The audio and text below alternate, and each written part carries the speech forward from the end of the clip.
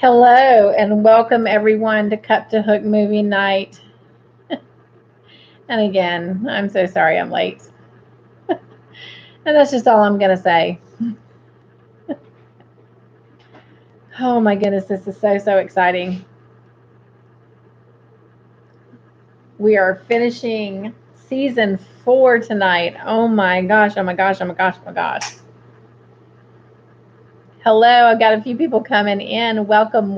How are you? Hey, Jen. She says, hi, I'm here. Oh my gosh, Jen. You know, like I knew that we were finishing up season 4, but always with the end of a season, there's always a cliffhanger. So glad that we do not have to wait.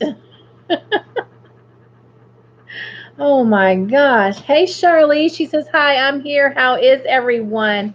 Hello, HD. HD says, hi.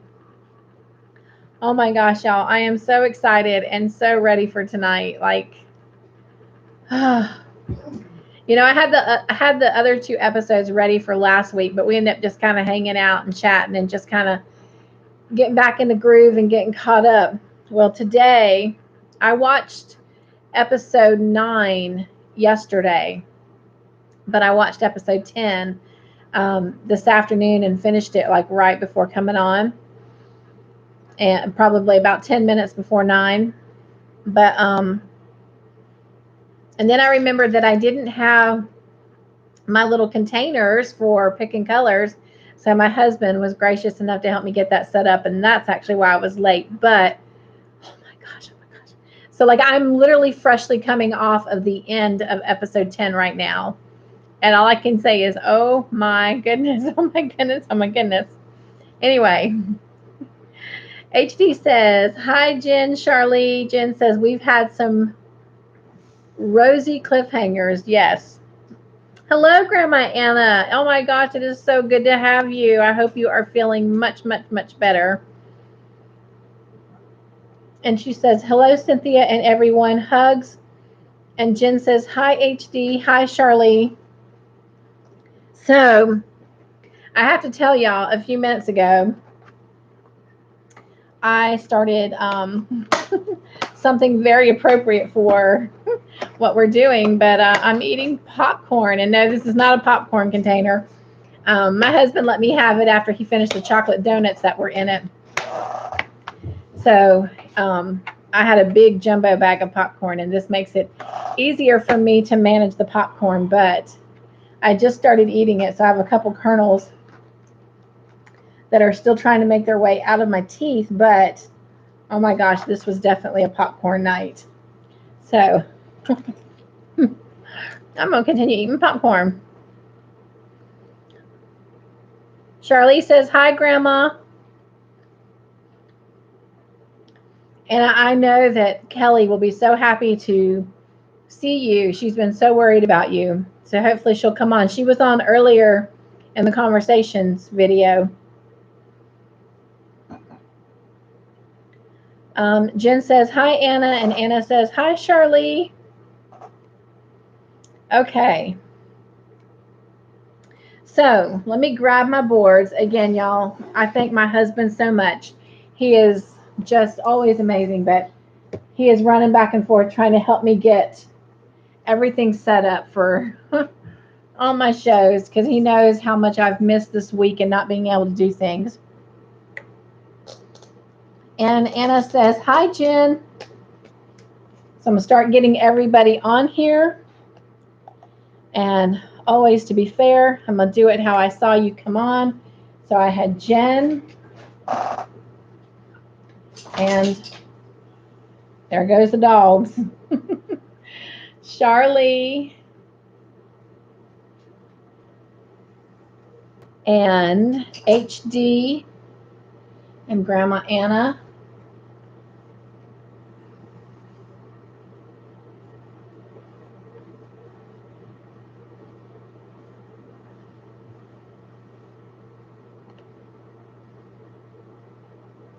And so far, I think that's the. So as we're getting ready to start playing, Jen says pitter patter of paws. Yes. And rattling their collar chains. They have collar chains that has their identification on it, and then they're awesome, awesome flea collars. And so when they rattle, it knocks up against the two, and it's just like clatter, clatter, clatter. Oh, isn't that true, Jen? Soon it will be violet pitter-pattering, and that is so true. And I will not be apologizing. I'll be like, yep, y'all, that's violet.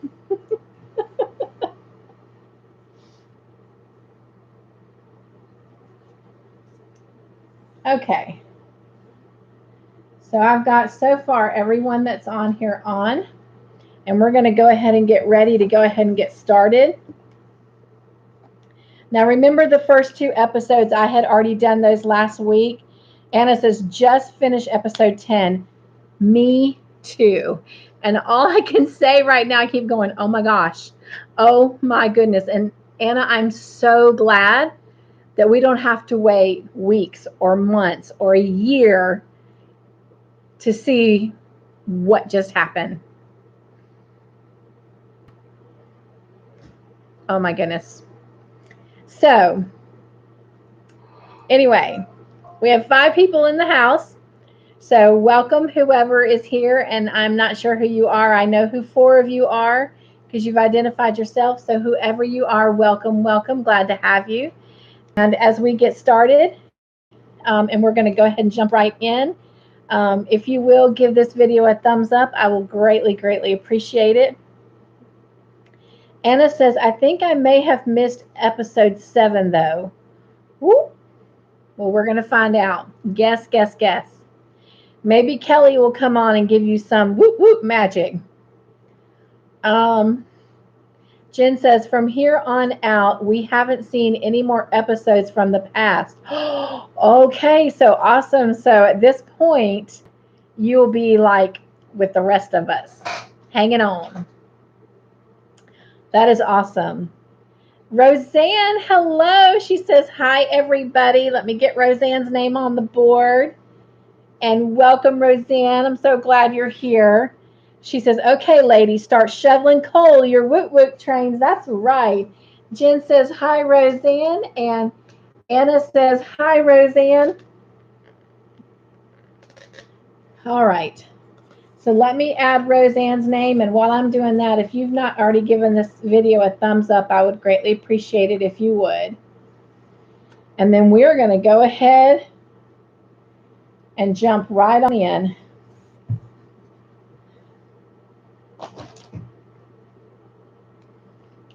Charlize says, hi, Roseanne.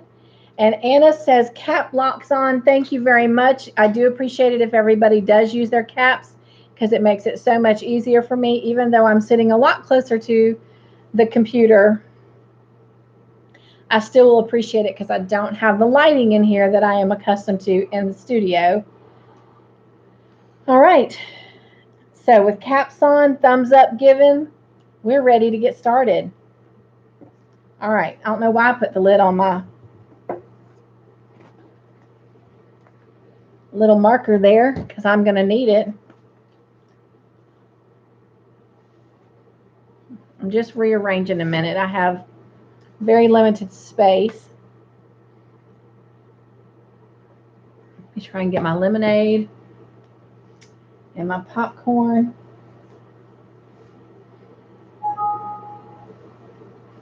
And before we get started, I'm going to try something. I hope y'all can still see me. I am currently trying to work on this Bible study and keep it going so I can get it out. And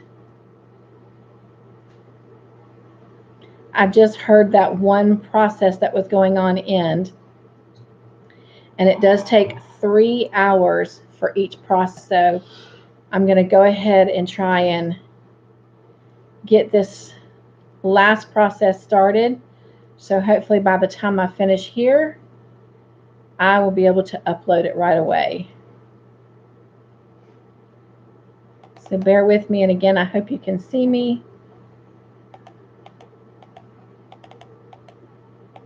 And in the meantime, if everybody will just, again, make sure your cap locks are on for me and give this video a thumbs up.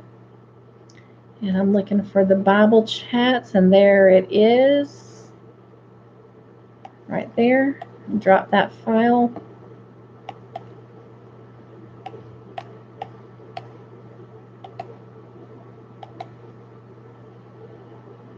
And I appreciate your patience while I do this, because I know my Bible study folks will definitely appreciate getting this video. It was a good one. A good Bible study.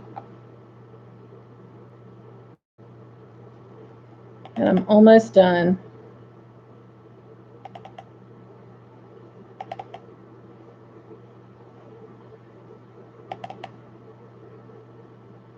It's so nice to kind of be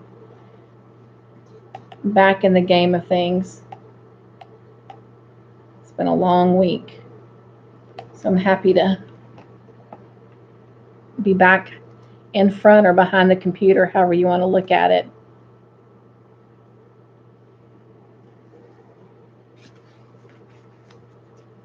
And I'll finish the rest of this when I get off. But let me just grab this title.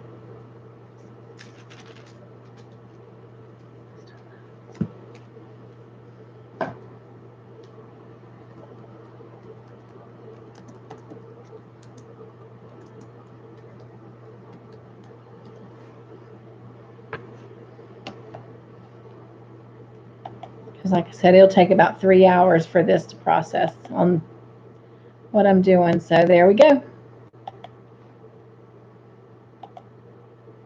All right, I'm back.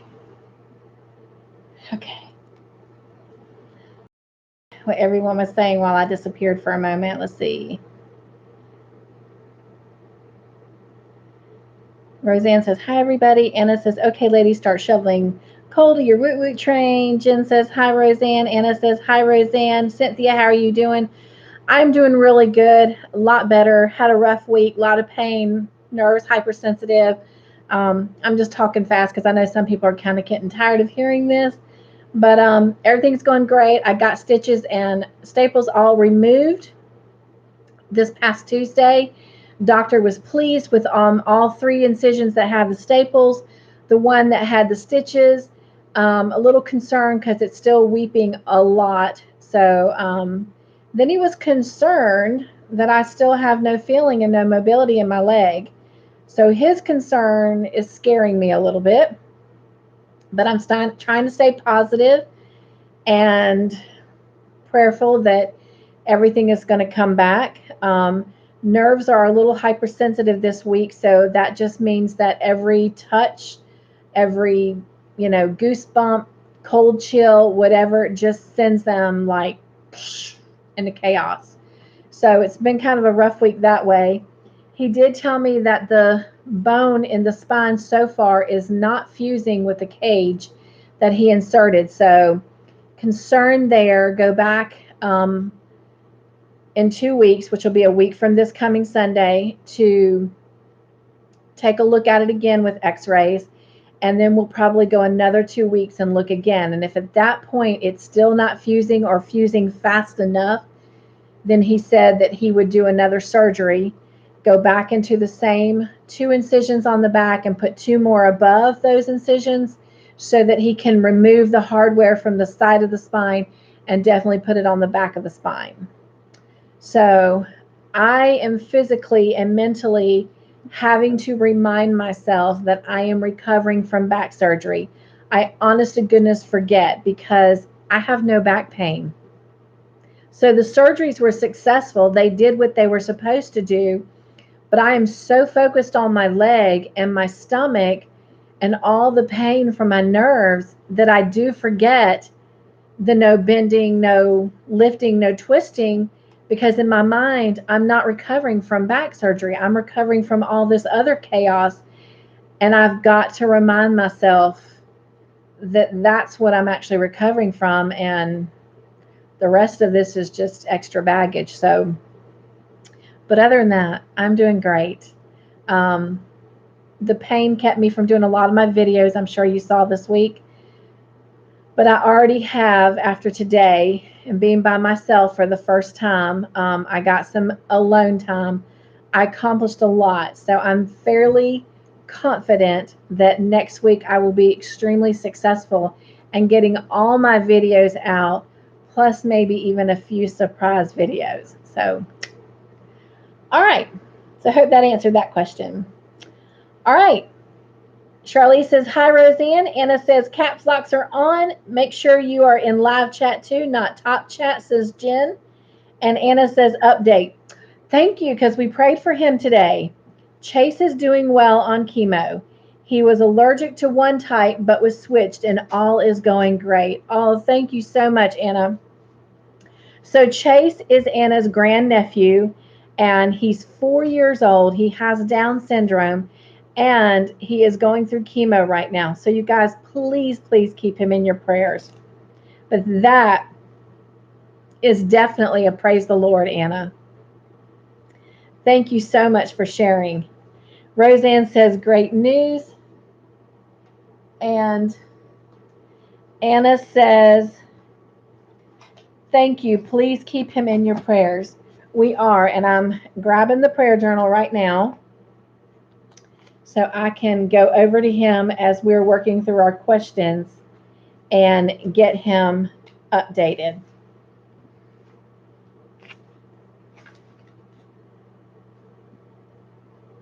All right, so there he is. So I will work on updating him as we're going through the questions. All right, ladies. So Chase Harper, yes, is his name. And I did say his full name when we prayed for him. All right. He has acute lymphoblastic leukemia. So, all right. So let me get my book for Longmire open. I got all these books on my lap right now. I look like a bookworm.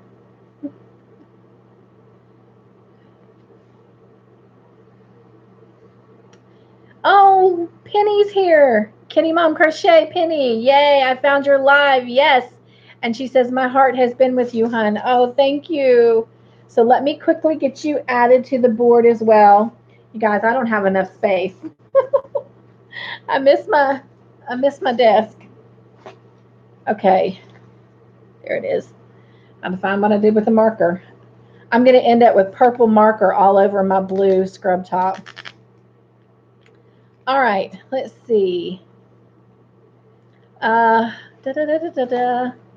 Whoops. Let's see. Penny says, so sorry I haven't been there for you. Oh, you all have been there for me. Anna says, pray God. Doc said 98% cure rate. Oh, that is awesome, Anna. Oh my gosh.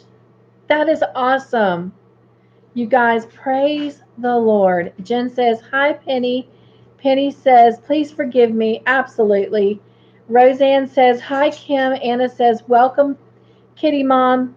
Penny says, hi, Jen. Roseanne says, Penny. Penny says, thank you, Grandma. Penny says, Anna. Penny says, hi, Roseanne. Charlie says, hi, Penny. Roseanne says, praise the Lord. And praying, clapping, praying, praising the Lord, because Chase has a 98% chance recovery rate. Oh my goodness, that is so awesome. Anna says, please use cap locks as it's easier for Cynthia to see. Yes, if everyone will turn on their cap locks, I will greatly appreciate it. Penny says, so glad, Anna.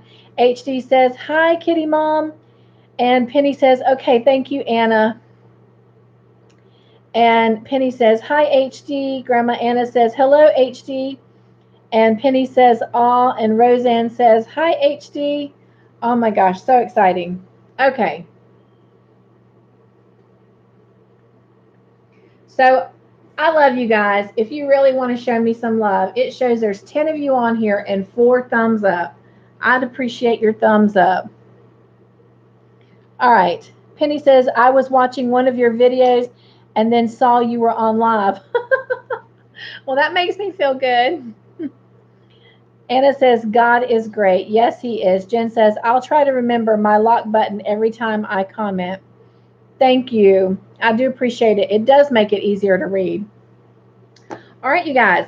So if you're ready, all right, I've got my prayer journal here to update Chase. Oh my gosh, Anna, I am still wrapping my brain around the fact of the 98% chance of full recovery. That is just, God is so good. God is so, so good. Okay, I'm going to close my popcorn until I can get some of this other stuff done so I don't spill it. Penny says, by the way, nothing like homemade lemonade. I sure miss my mom's. Ah, you must have been watching the conversation. Yes. And he poured me another cup, so I have a fresh cup for this time. Oh, wow. Jen says, I didn't get my notification. That's sad. All right, YouTube. Come on. All right, you guys. So we are starting with episode 7. And as I started to say, remember that I had already done these before we decided to add the extras. But we'll just kind of try to work through these a little bit quickly. All right, so episode 7. Now, the last 2, remember, I don't have as many questions because we purposely tried to keep them shorter. So, and I did a lot of true and false so that would help also speed up. All right, hang on a second. Anna says he doesn't understand what's going on and why nurses wake him to eat nasty medication. Absolutely. And that is one thing when I prayed for him today, Anna, that's what I said. You know, it's been hard for us to grasp our minds around a 17-year-old and an 11-year-old dealing with chemo. But now you throw a 4-year-old in the mix who doesn't even really comprehend what fully being sick means, and yet they're having to go through all of this. So yes, it's definitely a huge process for him. Penny says, yes, the lemonade is also the best upgrade for those hospital mugs, eh? Absolutely. Absolutely. All right. Penny says, or those. I knew what you meant. Gotcha. All right, ladies, let me get my little emoji ready. I'm so excited. So excited. Let's see. What should we use for tonight? Give me just a second to see what I can find. It's still February Valentine, so I think I found one. Don't know how it's going to show up yet, so I'll give it a go. And if it don't completely show up, then we'll do another one. All right, so here we go. There's my little emoji. I can't really see it, but it looks like 2 animals maybe kissing. I'll see if I can find something else in a minute, but that one will do for now.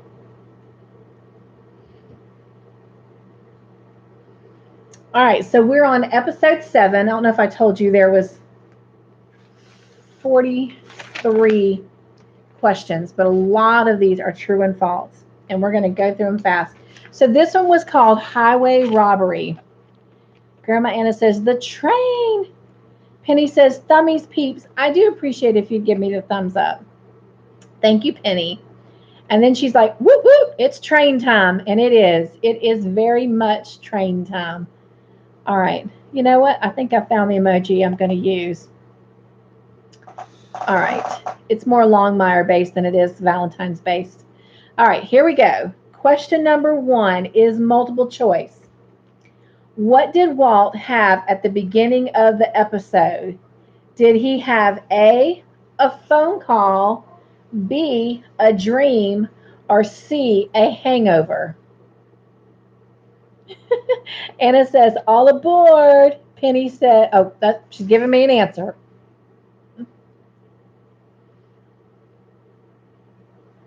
So let's see, at the current moment, I think I've got 1, 2, 3, 4, 5, 6 people answering.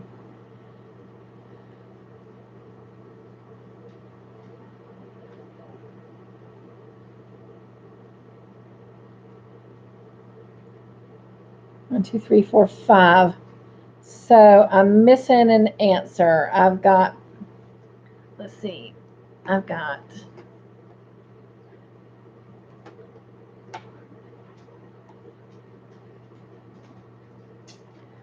Looks like I've got everybody.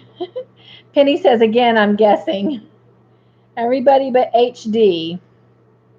All right. So I'm going to do a countdown of 3 and then we'll lock. That's right, Anna. HD is missing. I'm going to do a countdown and then we'll have to lock our answers in. And 3, 2, 1. Answers are locked. What you think about that emoji there? All right. I've got answers A and B, and most of them, if not almost all of them, are B for dream, and that is correct. And the person who rang in first is Grandma Anna. So Anna gets the very first point of the night. Todd, can I get your help a minute? You won't be on camera. I just need more table space. So if I can get you to move this crochet for me and my lotion. If I don't, I'm going to end up knocking stuff off and that will not be good. So just take that part there. That's okay. That hook went with that project. All right. He's helping me out a minute because you wouldn't have been on camera. That part's not even on. All right. He's playing with my gadgets. And now he's teasing the dog with them. Okay. Penny says, yay, Anna. Anna says, woot woot. And there's a choo-choo train. Woot woot. Anna says, thank you, Kitty. Kitty has smiley face emoji and says, you're welcome. All right, here we go. Next question. It is also multiple choice. Hannah says, woohoo. Jen says, thank you, Joyful Todd. You going to respond? I said you're welcome. Oh, he says, you're welcome. All right. Multiple choice. Travis pulled over to pee and found what? A, an injured man, B, a dead deer, or C, a cooler of beer?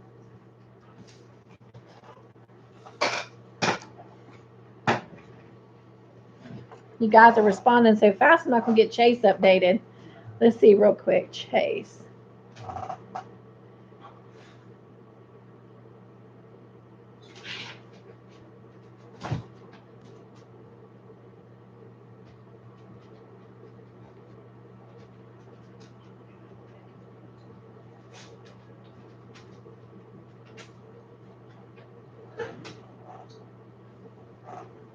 I'm sorry, I'm updating Chase real quick, and then I can get this book over to the side.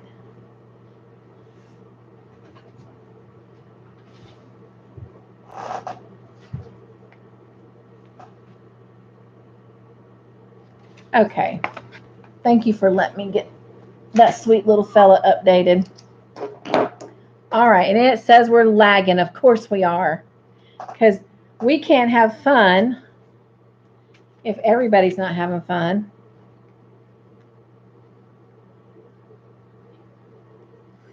Penny says, I'm guessing my guess is way off because she said C and everybody says A. And Anna says, hugs, Penny. And Penny says, hi, Charlie. And Penny says, aw, thank you, Anna. Okay. So, yes, of course, the correct answer is A. And the first person who rang in with that answer is Jen. So, Jen also has a point on the board. All right.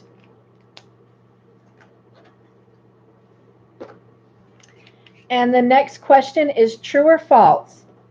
Travis called Walt to come to mile marker 13. True or false? Did I put my little emoji in? I don't think I did.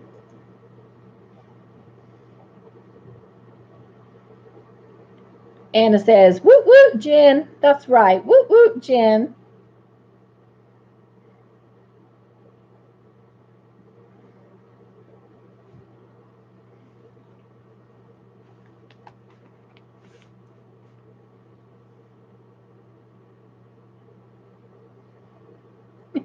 Penny says M for maybe. All right, so I believe all of our answers are in. And there's our little emoji. All right, so I got true and false answers given. And the correct answer is true. He asked him to come to mile marker 13. And Roseanne, you get that point, my friend. So, woo woo. I don't know why I keep closing this marker. I'm going to put the lid down so I won't do that. I think I do it so I don't write all over myself, but I'll try not to do that. Okay, next question is multiple choice. What did Travis discover after he called Walt? A, the injured man was faking. B, the scene was staged.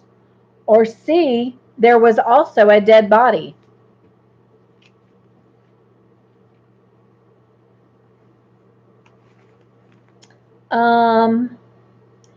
Jen says, I thought it was mile marker 10.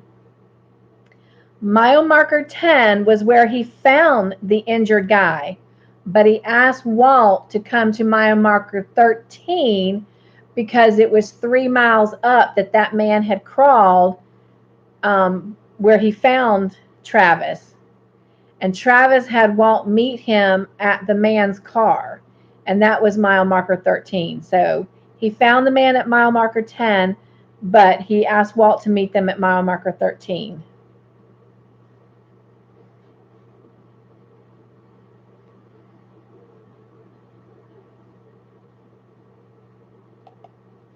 All right, emoji is in, answers are locked, and it looks like almost everybody said C, and then I have a couple that said B, and the correct answer is C,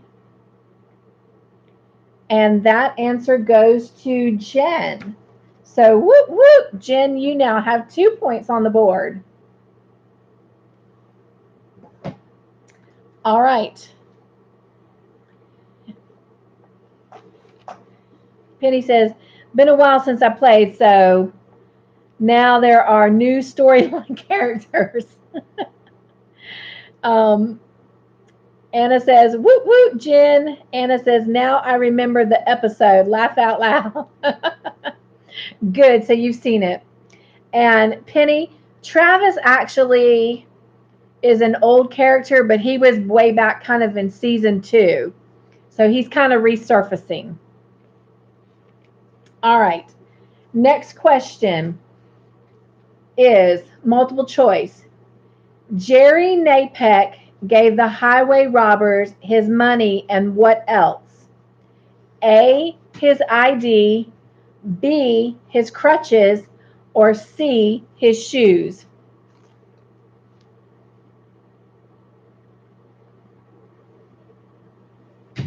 Penny says, yay, Jen, and oh, okay. And now we have answers coming in.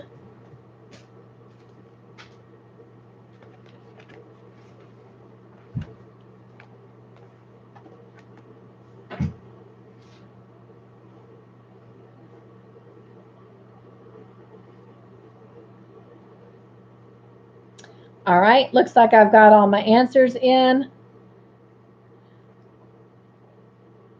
So here's my emoji locking everything in. And everyone answered B, and B is the correct answer for crutches. And Anna, you got that point. Woo woo! Sweet, sweet. All right, next question. It is also multiple choice. What did Travis offer Mr. Napeck for comfort? Was it Pringles and a water bottle, pretzels and a water bottle, or gum and a water bottle?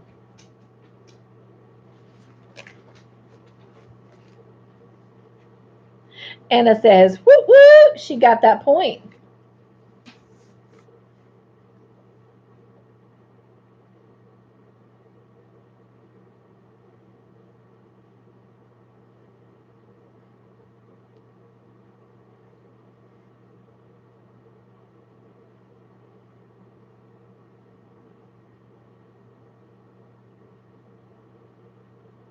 All right, I'm going to do a countdown for all answers to be final with 3, 2, and 1. Penny says, I went with the one not picked. And Jen says, laugh out loud. I don't remember this one. All right, so the correct answer was A, Pringles in a water bottle. And so that correct answer goes to Grandma Anna. Woo woo!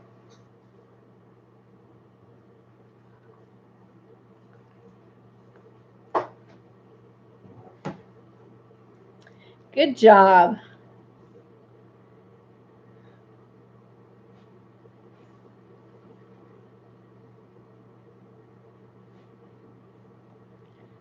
I moved my emoji, so I lost my emoji.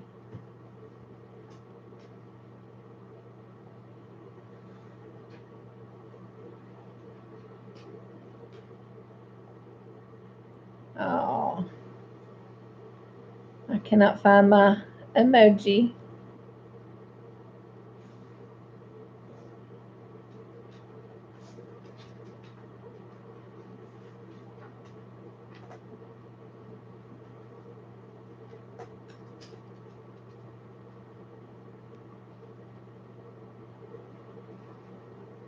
All right, there it is. Okay.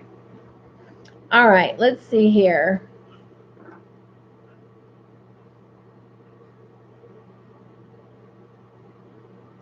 Grandma Anna says, hug gals. Hello, Bree. Bree says, wow, I missed the live chat, but there you are. Oh my gosh. Hello, my friend. So you guys, I was telling you on the Bible study, which is still haven't aired out because I just finished the last half of the process, and in conversation video at 7 o'clock. But you guys, Bree has been without power. She's in Texas where all that crazy snowstorm is going on. Bree, how are you guys doing? Please let us know. So she's been without power for days and still probably doesn't have power. And it'll probably still be a while before they have it.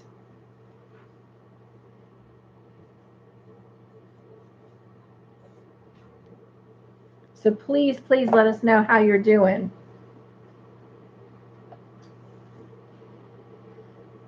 Penny says, I'll take the Pringles, right? So will Kelly. Kelly loves Pringles. Penny says, Anna. And then she's like, smoking. And then she says, Anna. And Jen says, hi, Bree. And Anna says, hello, Bree. I hope you and your family are okay in Texas, right? Roseanne says, hi, Bree. Penny says, hi, Bree. Penny says, absolutely, Anna. Prayers, Bree. And then she says, my heart goes out to all of you going through this. Yes, yes. Anna says, my daughter is in Lufkin and has not worked in a week. Oh my gosh, Anna. Jen says, Bree, you get the message earlier today from Cynthia? She's referring to the package. I sent you some text messages about the butterfly kisses for Alex. Penny says, oh, wow, Anna. Bree says, lights are finally back on, but every pipe under the house burst, so no water in the bathroom or showers and cold. So it must be the hot water heater. Well, she said every pipe under the house burst, so no water in bathroom and no showers, cold. Oh my gosh, bless your heart. Penny says, oh no. Bree says, we haven't gotten mail in a week now. I imagine it's crazy right now with everything going on. Bless your heart. Oh my goodness. Wow. All right.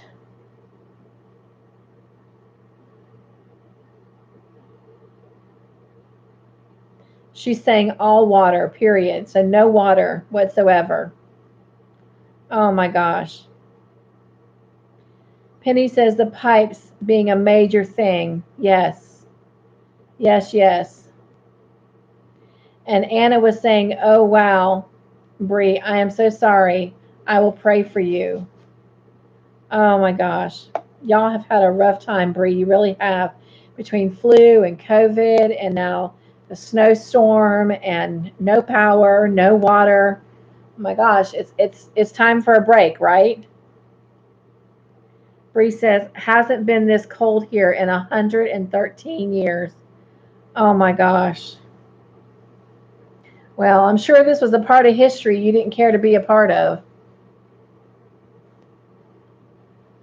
Bless your heart. Penny has a crying emoji. All right. So Anna got that last one. So next one is multiple choice. I'm sure you do, Bree. Anna says Texas is not prepared for that kind of weather. No, they're not. Bree says I feel beaten to a pulp. I bet so. And Penny says no, it isn't. Anna says hugs Bree. Oh, hugs and squeezing tight. I'm so sorry, my friend.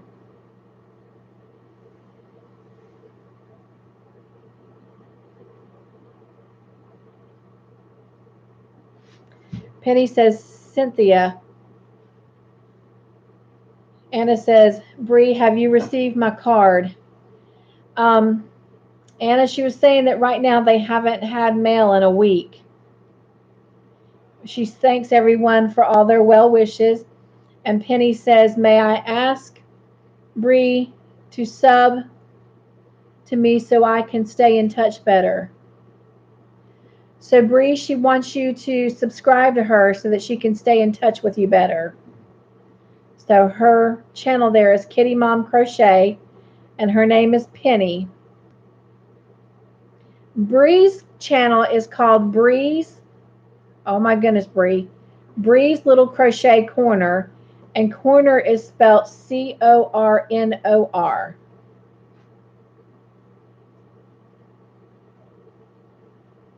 She says to watch her channel and so I can find her. Yes, please. There it is right there. Bree's Little Yarn Corner. My bad, Bree. It just automatically pops up for me, so I just feel special, I guess. But it's Bree's Little Yarn Corner. And she says, I'm there, Penny. So, and I know Bree's not blue, so let me make Bree blue. Maybe she can even drop her link. Oh.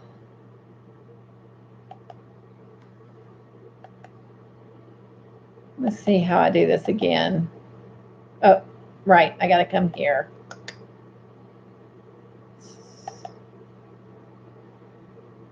Uh,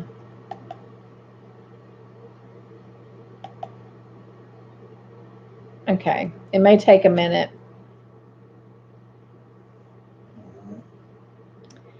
Penny says, "Ah, thank you, Bree. Going to get you now." Bree corrected me. Yarn corner. Bad, Cynthia. Bad, Cynthia. Penny says, "Whoa, that didn't come out right."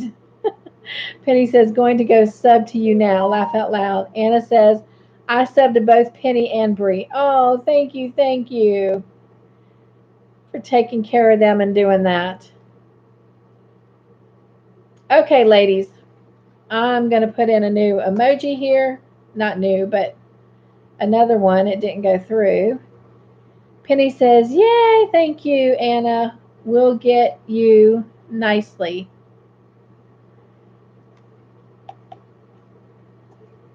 Okay, there we go. All right, next question is multiple choice. Who did Henry talk to at the Hector wall? A, himself, B, ghost of Hector, or C, Matthias?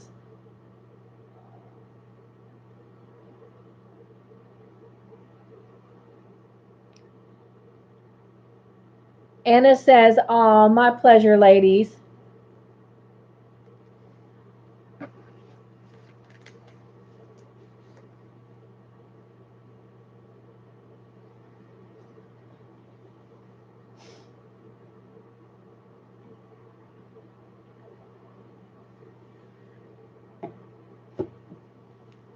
Bree says, thank you. When we finally get moved into new house, I'm going to bubble bath for hours. I hear you, my friend. Oh my gosh, I hear you. Anna says, sounds divine, Bree. Okay. So I have several answers coming in. Penny says, wait, is that Matthias, the guy in the bar in the apology scene? Oh my gosh. Penny says, yes, bubble bath. In the apology scene. Oh my gosh, I have to think way back because that would be before my surgery. And Matthias is the reservation's tribal police in charge guy, and he's got the long hair. He's the Indian with the very long, straight hair.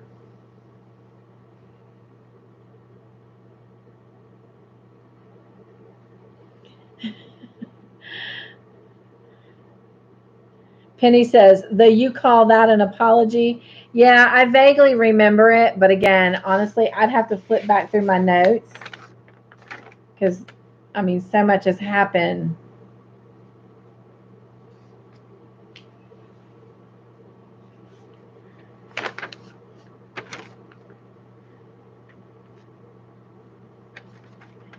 And it could easily have been Malachi. I'm not sure. Jen says they all have long, straight hair. Haha. Yeah, but Jacobus is kind of short, and Malachi's is kind of short. Now, well, and Sam Peyote's is kind of short. Oh, excuse me. Penny says, okay, no problem. Penny says, laugh out loud, Jen. Roseanne has a smiley face, laughing hard. And Anna says, Matthias is handsome. He is a pretty good looking guy.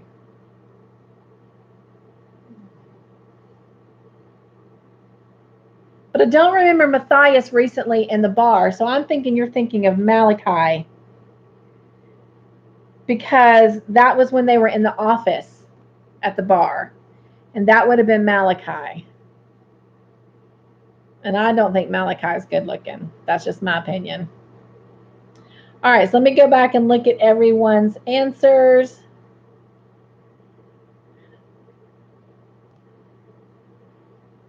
Jen says, sorry, that was not right of me.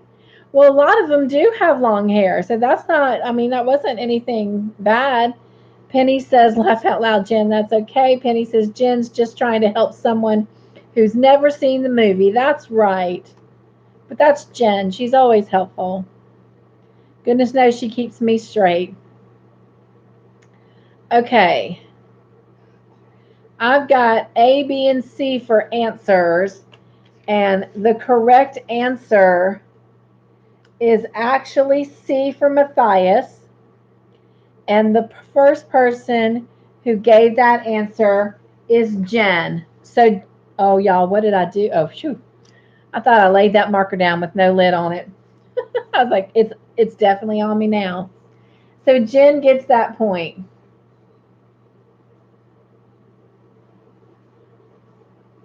All right, you guys, I'm going to have to ask Todd for some help on something. Todd,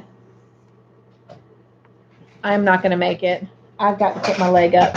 I was trying to sit with you guys in front of me, and it's not going to happen because my leg is screaming. So we can try to do that. I just know I got to get that leg propped up. I was trying to tough it, but I can't. He's going to try and get a stool so I can still keep y'all in front of me.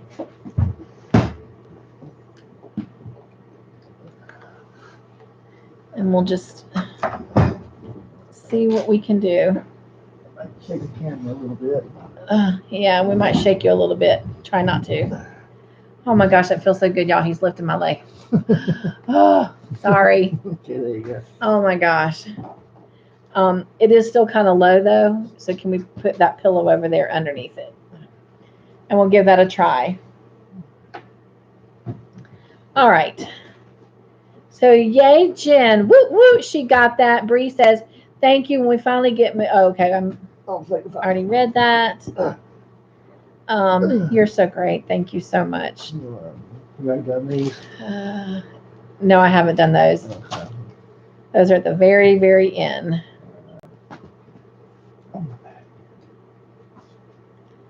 All right. I'm trying to get back here.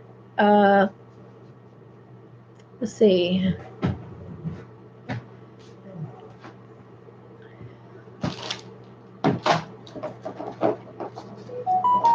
Penny says, woohoo, Jen. And Anna says, please take it easy, Cynthia. We can call it a night if you need. No, I just had to get that leg propped up. I did just take a pain med because it was hurting and I was trying to cut corners that way and thought maybe it would kick in because normally I respond fast to them and it wasn't. So I don't know if we'll be able to finish it all, but we're going to sure do our best. And I'm good for now. It's propped up, so that's all that matters. Until it gets to that point that I've got to bend it, because that happens, it's never satisfied, then we'll probably have to call it a night at that point. But for now, let's just keep going. Jen says, I was trying to be funny, but not stereotypical. Ha ha ha. I did not take it that way, Jen. I took it as funny. And so I think that's the way most everybody did. So if not, that's exactly how she meant it, was something funny. She did not mean it in any bad way. She's not designed or built that way. All right. Penny says, absolutely, Anne. All right, so here we go. We've got answers coming in. Oh, wait a minute. We have an answer coming in. I don't think I even read the question. I didn't even read the question, silly Penny. Anna says, that was how I took it, Jen. Yes, see, Jen. Penny says, too funny, Jen. It's all good. Penny says, oh, yes, sarcasm. I feel so stereotyped that I have long hair. Love ya. Anna says, I'm just happy I finished the 45 rows. You'll love the next parts, I promise. Sorry that this week didn't come out. Penny says, way to go, Anna. Anna says, I have long hair and part Indian, and I'm not offended. Penny says, no. Penny says, that wasn't an answer. Jen says, you guys are awesome. And Penny says, it was the last A for Anne for Anna. Oh, gotcha. Penny says, I left off the A. And then she says, by mistake. So it wasn't an answer. Gotcha. Okay, so I am going to enter my little emoji here, and we're going to move on to the next question. All right. The next question is multiple choice. What did Henry tell Matthias he was doing at the wall?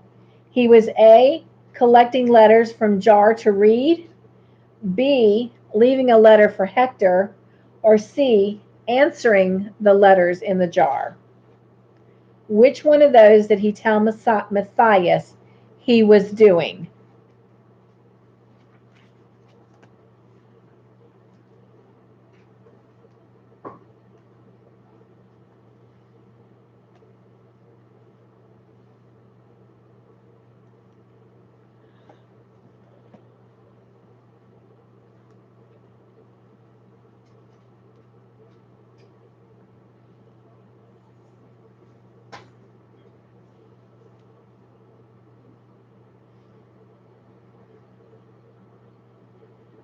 Anna says, it's all good. I think the coal fumes are making us silly. Laugh out loud. Absolutely. If Mare was here, we would say it was Mare's kitty cat's catnip. Penny says, phew, and laugh out loud. All right, so I think all my answers are coming in. I've got a few people I've noticed that have not answered. Anna says, away for a sec, laugh too hard, gotta pee now. I love it. uh, Penny says, Heidi's nip. There you go. Yep, that too. Yep, yep. All right. So we got all of our answers in. And I have B and C across the board for answers. The correct answer is B. He said he was leaving a letter for Hector. And Anna, you got that answer correct first. So you get that point. So whoop whoop, Anna. All right.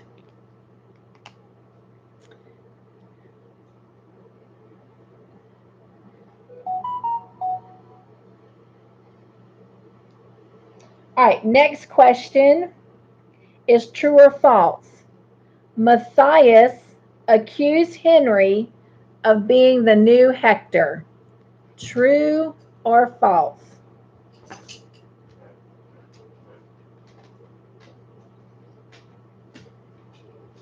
Penny says, woo, Anna.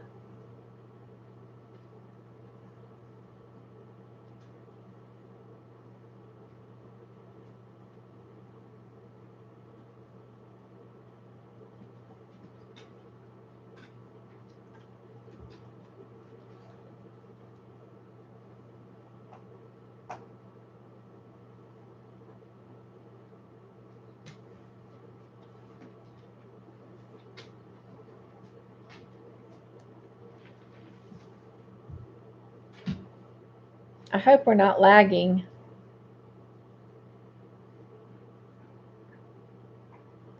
Anna's back. So, Anna, I did ask another question, my bad. And it was a true or false. Matthias accused Henry of being the new Hector. True or false?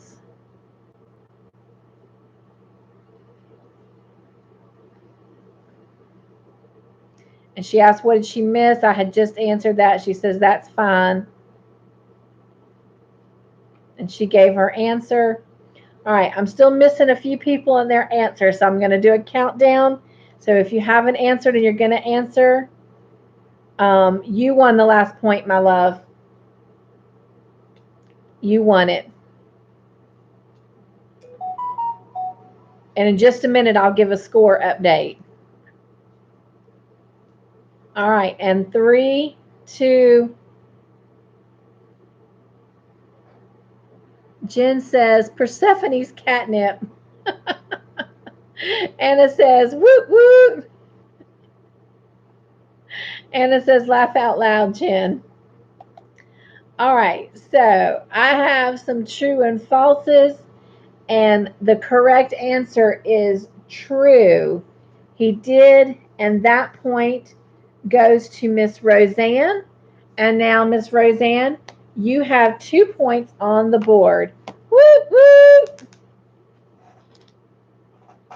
Oh, I was trying to figure out what this little line on my wall was, and it's not a line, it's actually the edge of my lamp, but the way the light's shining, it looks like there's a line on my wall, like right, I can't get pointed, like right, I can't get it, like in that area.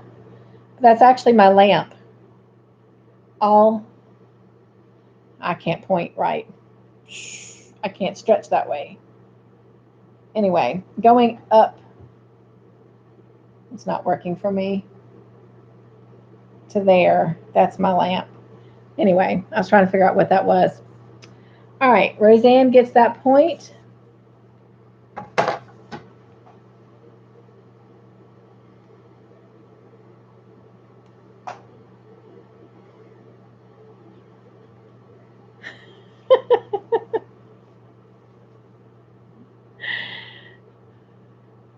Penny says, potent stuff, Persephone's nip.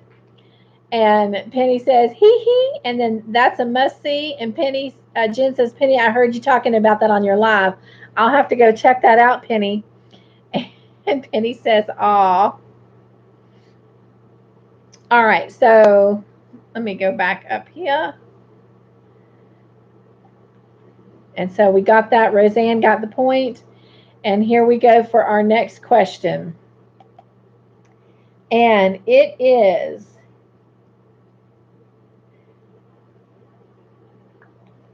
a multiple choice. Henry saw Jack about what? What? What?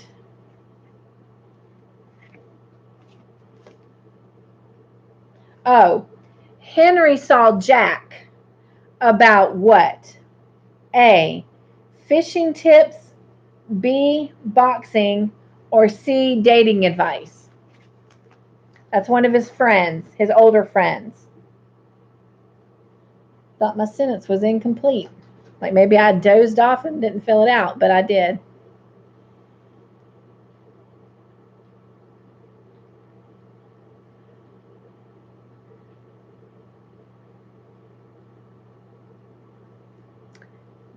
So Penny says, if you haven't seen the video we're talking about, it's Mad Mimi's cat Persephone, who got the knit box. And I haven't seen that, so I will go look at that. Mad Mimi's cat. That's going to be funny. Penny says, so not C.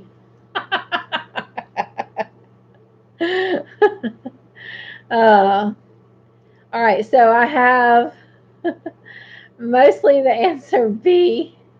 Penny says kitnip box. And Jen says Penny laugh out loud. All right, so yes, the correct answer is B, boxing. And the person who got that first is Miss Jen.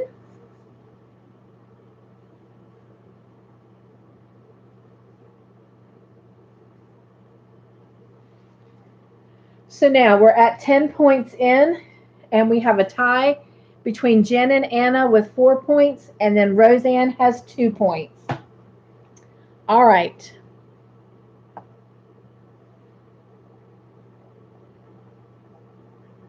Roseanne says, yay, Jen, and Penny says, yay, Jen. Anna says, whoop, whoop, Jen.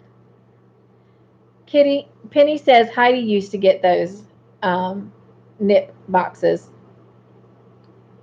Jen says, thanks, guys. Anna says, hugs, Jen and everyone. Oh, absolutely. We can never give out too many hugs, can we, Anna? All right, next question is multiple choice. What did Walt do when Jack asked him to warm Henry up? Remember, Walt comes in and Jack asked Walt to warm Henry up. And what did Henry do? What did Walt do? A, frown, B, walk away, or C, chuckle? All right, let's see. Penny says, sounds like a scary train ride. 2 conductors. Charlie says, yay, Jen. Anna says, my cat bosses me around. Laugh out loud. Penny, oh, now we got answers coming in. Penny says, laugh out loud, Anna. All right. So we're going to do a countdown for our answers. And 3, get them in if you haven't. 2, and 1. All right. Anna says he also hugs me to sleep at night and sleeps under the covers. Oh, that's so sweet. Penny says, so true here, Anna. Oh my gosh, and aw, that is so sweet, Anna. Oh my gosh. All right, so the correct answer is C. Walt chuckled. And Penny, you get that point. How about that?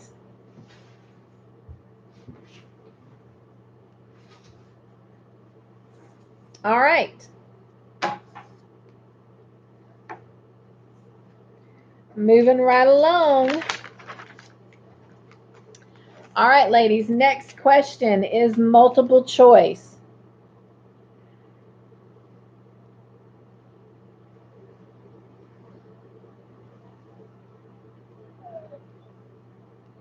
Anna says, whoop, whoop, Penny. Penny says, Heidi bosses me around.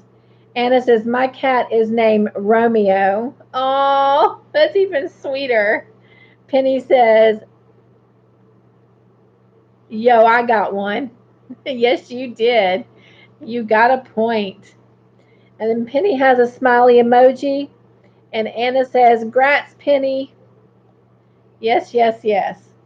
All right, so the next one is multiple choice. What did Travis ask Vic about dead bodies? About dead bodies and police work. A, do you ever get used to it? B, can a deputy hate the sight of blood? And C, does the smell bother you? Penny says, thank you.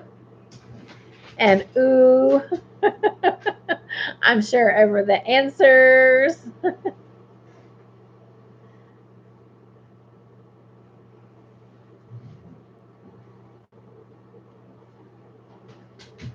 Wow. Okay. All right. All answers in. 3, 2, 1. Well, this is funny because Penny, you said getting one right calls for a cookie. How about the fact that you just got that one right too first? So you just got another point. Because yes, the correct answer is A. Do you ever get used to it? So, whoop, whoop, Penny. Oh my goodness, my friend.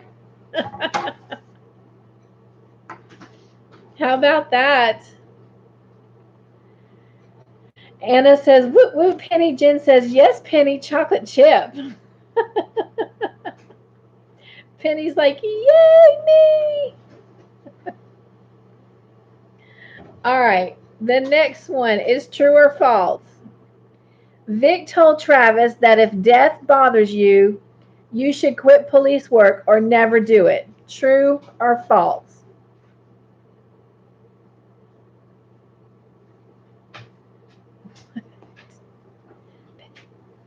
Penny says, AB, so absolutely, Jen. Absolutely, Jen. Jen says, Penny, you're stealing my answers. Anna says, way to go, Penny. Penny says, Chips Ahoy, chocolate chunk. uh,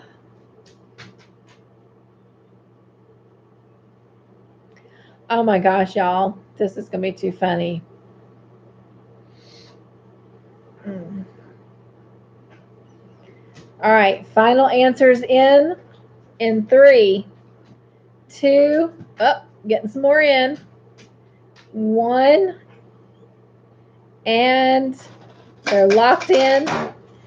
And Penny says, Jen, you weren't supposed to notice. And she's got an emoji that's kind of making a squiggly crazy face.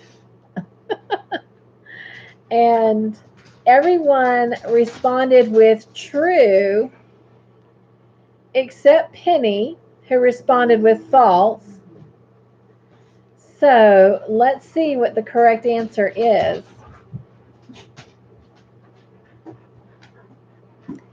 The correct answer is false. Vic told Travis that if death stops bothering you, then you should not be a police officer. So the correct answer was false. So Penny, you now have 3 points.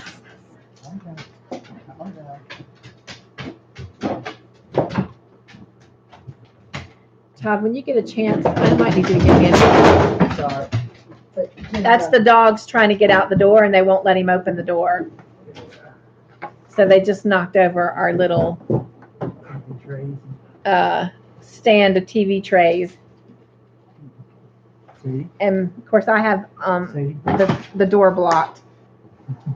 So let me see if I can. It's getting big dog through. Come on, Sadie. So, okay. It's cold outside, y'all. All right. So now, let's see here.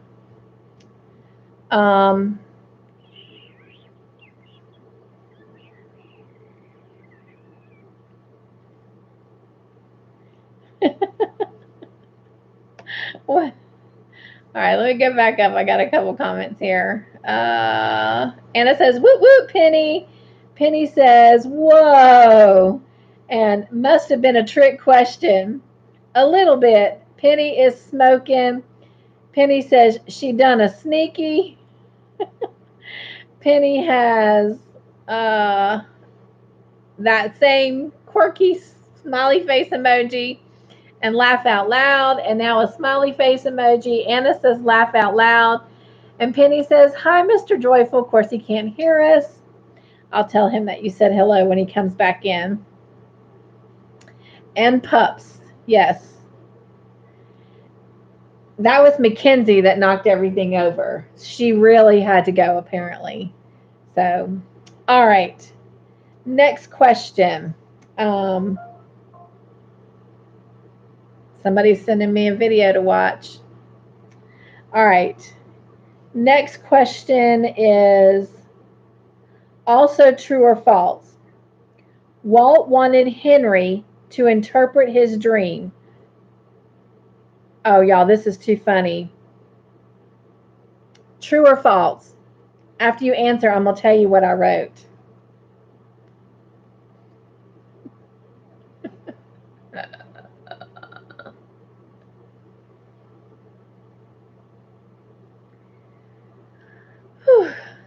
This is so funny.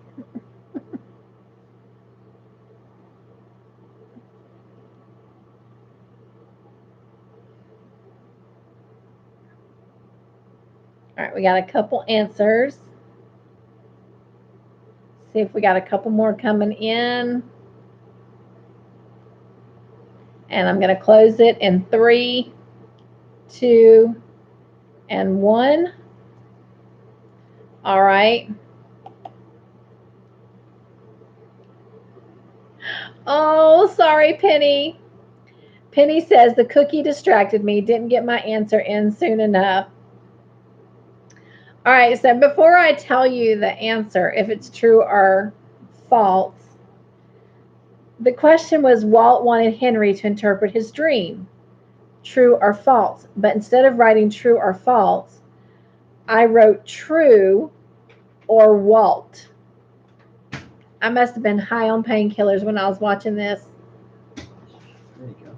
Everybody said hello, Mr. Joyful. Yeah, come on, little one.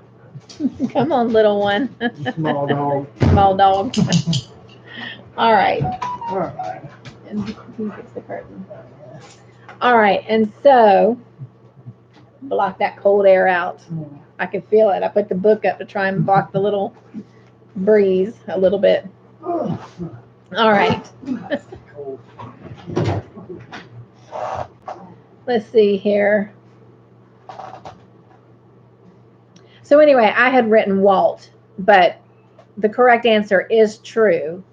And it looks like, Jen, you got that answer first. And Penny says, the cookie distracted me. Anna says, laugh out loud, Cynthia.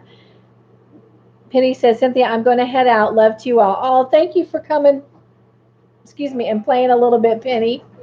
She says, thank you so much for the fun. Absolutely. She says, shalom. And Jen says, good night, Penny. Whoop, it's going fast.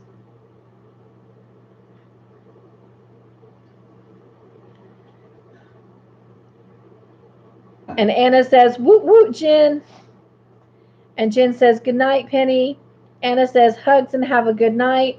And Roseanne says, good night, Penny. All right, so let me give Jen that point. That now takes her to 5.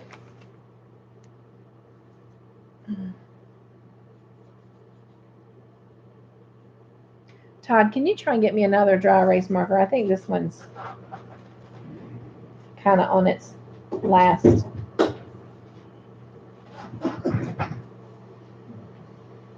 There should be some in that container right up by that dry erase board.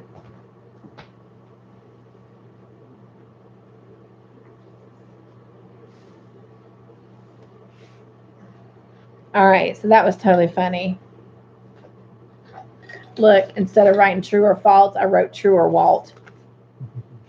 Oh, let's do an orange. Here, let me grab one more just in case it don't work, and that way you don't have to keep getting up. Okay, I'm good. All right. Let me fix Jen's here.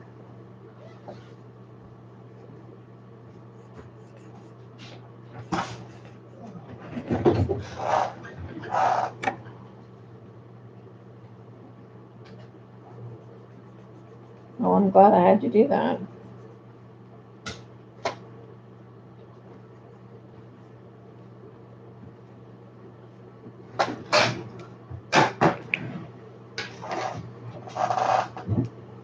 Hey, Mackenzie. My friend said you made a lot of noise. They said you're noisy. Oh, yeah, this one's working.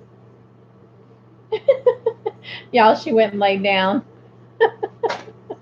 Oh, she's coming back.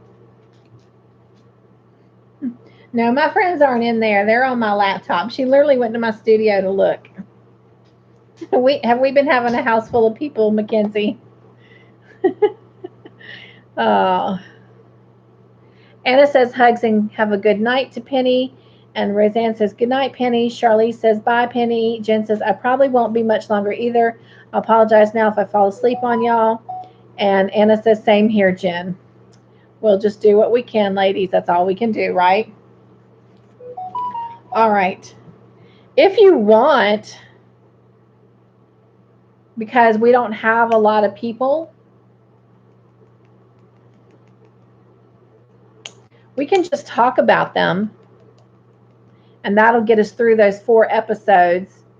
And it's up to y'all. And then we can pick our colors. Because I won't lie to you, an early night sounds good to me because my knee is really hurting. And now I can't find the lid for my purple, even though it's not really working. There it is. I don't want to take a chance. Anna says, okay, fine with me. Jen says, okay, fine with me. Roseanne says, yes. Okay. So let's just talk about it. Let me grab my books here. All right. So just kind of looking through here.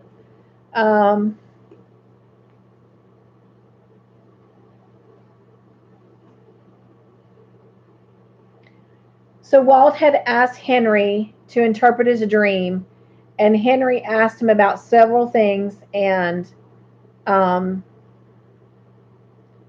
had asked, which item did Henry not ask Walt if it was in his dream? And the answer would have been a wife. But he did ask him about an owl and a wolf. Henry told Walt he needed to see a psychiatrist, and that was true. There we go. Good job, Jen, because that's kind of what I started to do. You're so good, Jen. How many? Can't read my writing. Oh, how many years in prison did Ferg find out Peter Hoyt, who was the dead guy, served? And it was 8 years. He'd been in prison 8 years. And how many years did Walt say was the max? And it's 10. Dr. Monahan, who we're going to start calling Donna, aka Donna from here out, asked Walt if he needed an apology receipt. And that was true. She did ask him that. Mr. Hoyt was so concerned about Jerry that he showed no emotion toward his son's death, and that was true. Mr. Hoyt said prison had made his son a stranger, and that was true. Peter Hoyt served his full prison sentence, and that was false. Apparently, he was supposed to serve longer, but Somebody helped him get out early. Peter Hoyt was responsible for Jerry Napex's injury. Jerry's the one that was the injured guy at the scene of the accident, and of course, Mr. Hoyt was, or excuse me, Peter was the one that was dead. And yes, Peter was responsible for Jerry's injuries. He beat him up really badly. Henry was looking at a book to help do what? Extract a tooth. He was trying to look at how to pull a tooth. Henry supported Katie's desire of working as a lawyer at the res. And at this point in the episode, the answer was false. He did not. Later, we know he apologized to her and did tell her he supported her. Jerry said, hate can set everybody free, and that's false. Forgiveness can set everybody free. Anna says he got off for good behavior. Actually, they say that Jerry had a hand in getting him out. And of course, later we learn why it was that Jerry got him out. Which in the end we now know was to actually kill him. The incident that happened to Jerry and Peter was an isolated incident. At the time, no, it wasn't, that they apparently had other highway robberies going on. One of the victims took out a loan through the casino, and that was true. So they had people that were taking loans out through the casino, and then when they left the casino, instead of paying their debt, they took the money and they were getting robbed. So now not only do they have the debt that they already had, they had the money also that they just borrowed. I apologize, y'all. Todd, my leg is falling off of this pillow. That's the only bad thing about my bum leg. The weight just pulls it down. Travis identified the guy from the stall by his what? And it was his boots. It was his ostrich blue boots. It's still not on the pillow, baby. Like, see how, yep. Oh, gosh, yes. Okay. All right. Of course, that stool is not, oh, I keep moving them. My good foot keeps swinging out. And just slinging y'all around. The man's ostrich blue boots identified him as Darius, and that was true. Travis spent the loan money of $1,200 on what? It was on craps at the casino. Katie went to Matthias about helping out with his backlogs, and that was true. Matthias let her help by giving her 1 hour to make copies of files. That was true. Who did Ferg see at the casino? He saw Monty. Monty was one of the guys that had tried to become a sheriff deputy. All right. Walt asked Donna on a date. This was true. She accepted. That would be false. She turned him down. Anna says, Jerry is the killer. Payback for crippling him. Exactly. That is correct, Anna. That's exactly what happened. He got him out early so he could kill him for crippling him. All right. Travis' mom gave Walt a warm welcome. False. Monte was Branch's friend.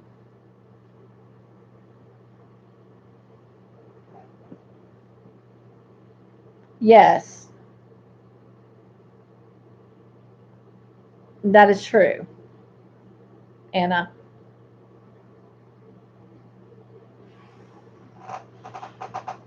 Henry brought Katie boxing gloves, and that's true. That's when he came to apologize to her. Henry took pictures of the men who raped Gab from Katie's file. That was true. He went behind her back when she went to go get him something, I think, to drink. Who killed Peter? It was Jerry, and as we've discussed, for revenge. Donna was surprised about what with Walt, and it was that he didn't own a cell phone.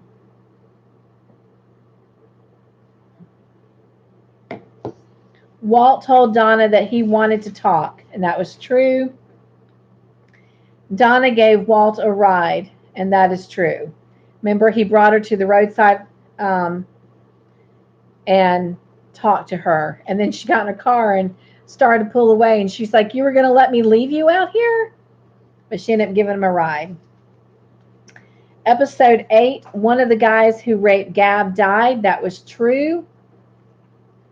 Ferg and Walt felt like Will Belant was killed because of his promotion. And that was true. At the time, that's what they thought.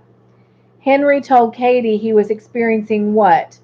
Car trouble. Because remember, she came out and saw him washing his car, his truck off or whatever. Walt felt like this had nothing to do with rape, talking about Will's death, and that was false. He thought it had all to do with it. Who did Walt take to see Gab? He took Henry. Gab said her mom was at a friend's house. That was false. She said that she was on vacation. What did Gab's mom buy before she left? She bought a big TV. Gab told Walt when her mom would return based on what? And it was the number of lean cuisines that were in the freezer. And how many lean cuisines did Henry say were in the freezer? And he said 6. But there was truly a lot more lean cuisines in there than 6. So I'm not really sure why Henry lied about that. I mean, I know what happens after all of this, but I'm not sure why that made such a difference to lie. Archer, the other rapist, is missing. True or false? And that was true. Walt and Henry found what with Hector lives on it, and it was a car. Walt questioned Henry about bringing Hector back to life. This is true. Of course, Henry denied it. Whose name showed up in the family names of Gab? And it was Sam Peyote. And of course, at that time, they did not tell us what Sam's relationship to Gab was, but he is her uncle, because we later find out that he is her mom's brother. Let me see. Jen says, I counted 6 meals. Okay. It just looked like a lot more than 6 were in there. But maybe there were 6 and he told the truth. So that would be my bad. All right. Serrano told Vic she needed what in her life? And the answer was a man. Who did Walt seek permission from to see Sam? I just said his name. I can't think of it now. To see Sam. I'm just going to say Sam. And it was Jacob Whitehorse at the casino. Walt asked Jacob if Sam was the new Hector. And this is true. And Jacob said yes. And that is false. Jacob says he knew nothing of a new Hector. What did Vic catch Ferg doing? Okay, so let's talk about this a minute. She caught him changing the name order on the sign. She caught him putting his name above Zach's, so it would read Walt, Vic, Ferg, and then Zach. What do y'all think about that? Anna says peyote. Yeah, for some reason in that moment, Anna, I was looking at it, but I just couldn't process it.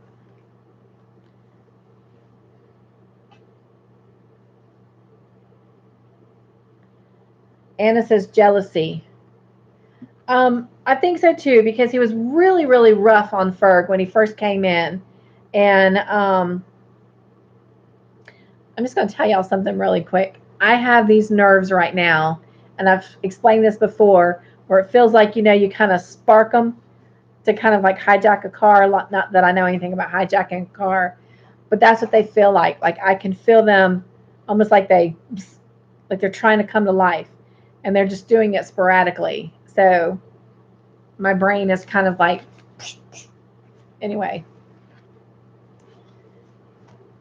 Yeah, she says my boy Ferg was jealous of Zach. But I agree, Roseanne. Ferg should be above Zach. I mean, he really should have. And I think what happened is when Walt took down Branch's name, instead of moving up, he just filled in Zach's name. But this is the thing. Does Vic did she have more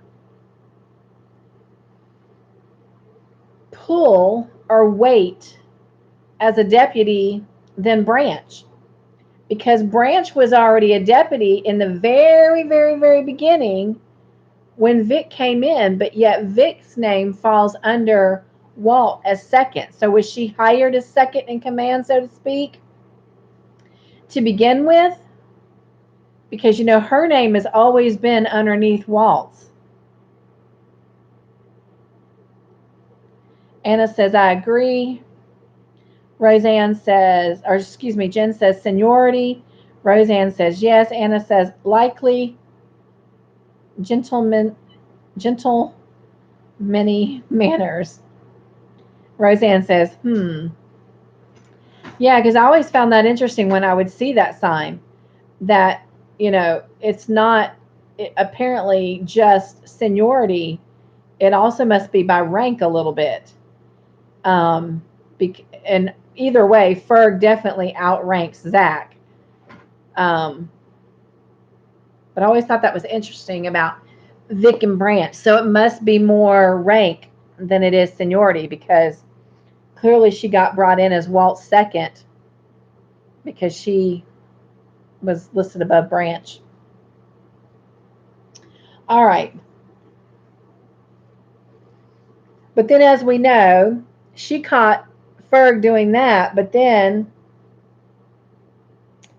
we later find Ferg catching her at something. So it says Vic found. Whoa, wait a minute. What did Walt call Ferg to find out about Will's autopsy? And that was if he was missing a tooth. Henry is looking at a book on how to pull a tooth, and then Walt wants to know if Will had a tooth missing. Vic found a post-it note in Walt's trash that said what? And it said the doe called.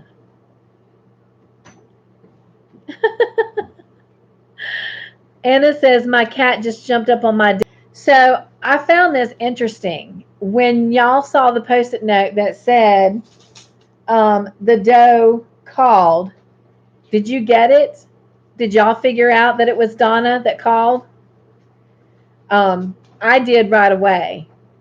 Normally I am slow, like slow to stuff like that.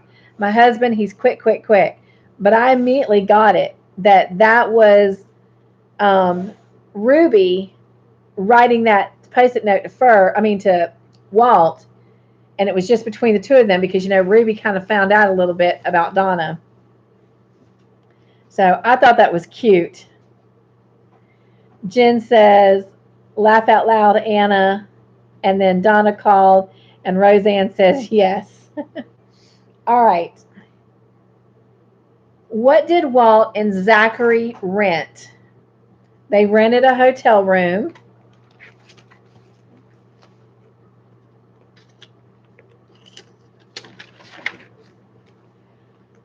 What did Vic give Katie? She gave her rent money because she was staying there longer than anticipated. Katie sure didn't turn it down because she said she needed it for the free stuff that she was doing at the res. Who does Vic have a date with? And of course, she had set up a date to have it with Archer, who is the other guy that was a rapist. Walt gave Deputy Eamon a new phone number for Vic.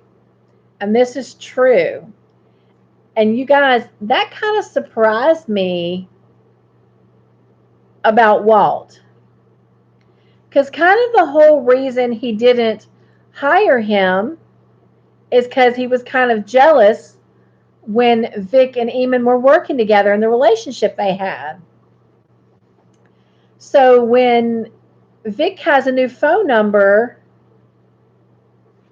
oh, Jen says, read Grandma Anna's comments above.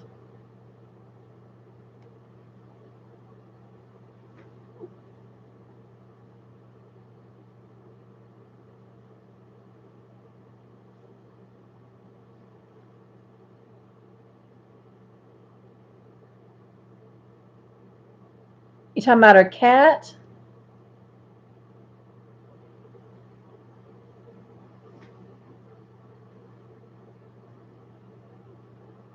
Oh wait, Jen says Shooty got caught. My boy Ferg was jealous of Zach. What am I missing, hun?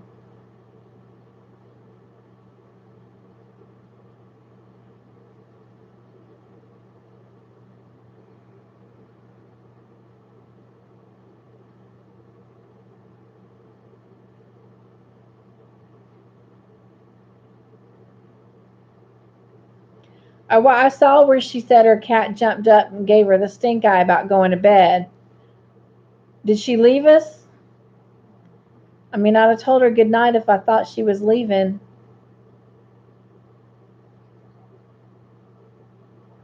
Oh, there she is. Romeo giving me the stink eye. She says, it's okay. It was just funny. Oh, it was funny. We did talk about it a few minutes ago.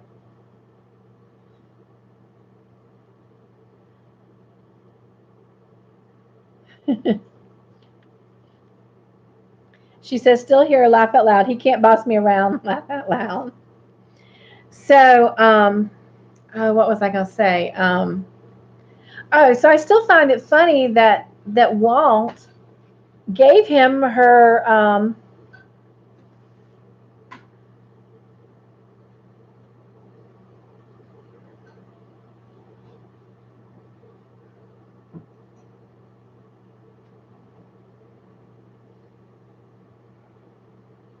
let's see. Roseanne says, good night, Jen. Anna says, sad but true, Jen. I just found it funny that Walt gave him her new number so he could get in touch. She says, okay, I'm just in and out with family. That's okay. I completely understand. I completely understand. They probably think we're all crazy. Um, anyway, I just found that just kind of funny that he gave it to her, gave it to him. Will was not missing any teeth, and that was false. He was missing a tooth. Henry asked Gab if she had ever written to Hector, and that was true. Gab told Henry there was no Hector or what, and she said that there was no Hector or Justice because nothing had happened to those guys. Oh, good. Jen says they can't hear. Good. What did Henry ask Gab to do? And he asked her to write to Hector. And of course, the reason he wants her to write to Hector is because then he can follow through with her request as the new Hector. Katie accused Henry about Gab's rapist's death, and that's true. Henry told Katie that he thought of all people that she would understand what, and that was having a calling and can't act on it.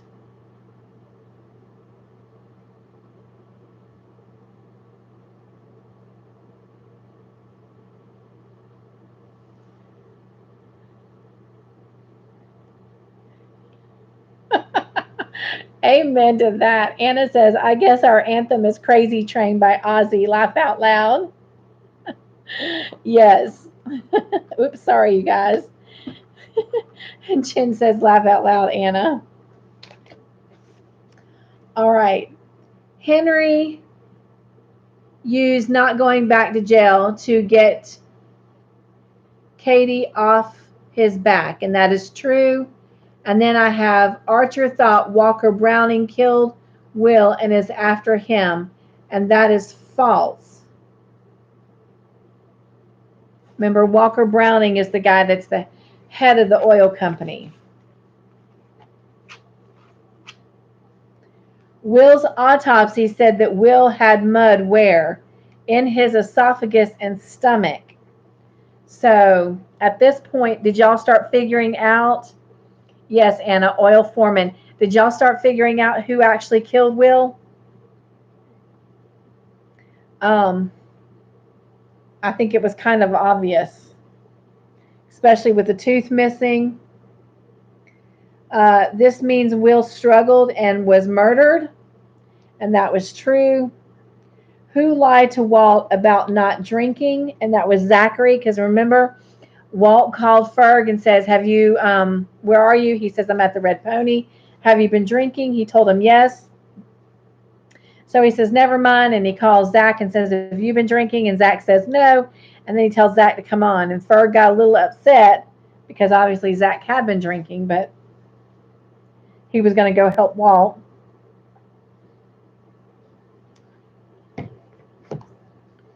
It says, who broke up the party? This is out on the res. And it was Walt, Zachary, and Vic. Henry beat up the guy raping the girl. This is true. And who shot the guy? Gab shot him. Gab dropped the gun. This is true. She told Henry about it. He went back for it. And that was the next question. Henry left the gun behind. That was false. He went back and got it.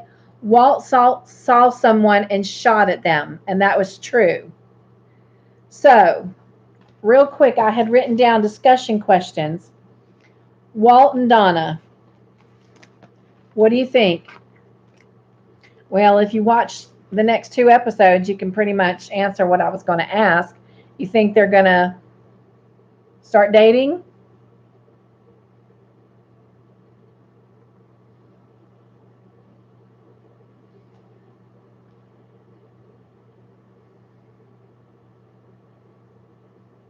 Anna says, woozy, wow, wow. Jen says, cute couple. I definitely like Walt better with Donna than I do Vic. I just still am not quite on the Walt-Vic train. Jen says, Anna, ha. Roseanne says, I know, racy scene. Yeah, when you skip ahead to that scene, yes, it was a little bit racy.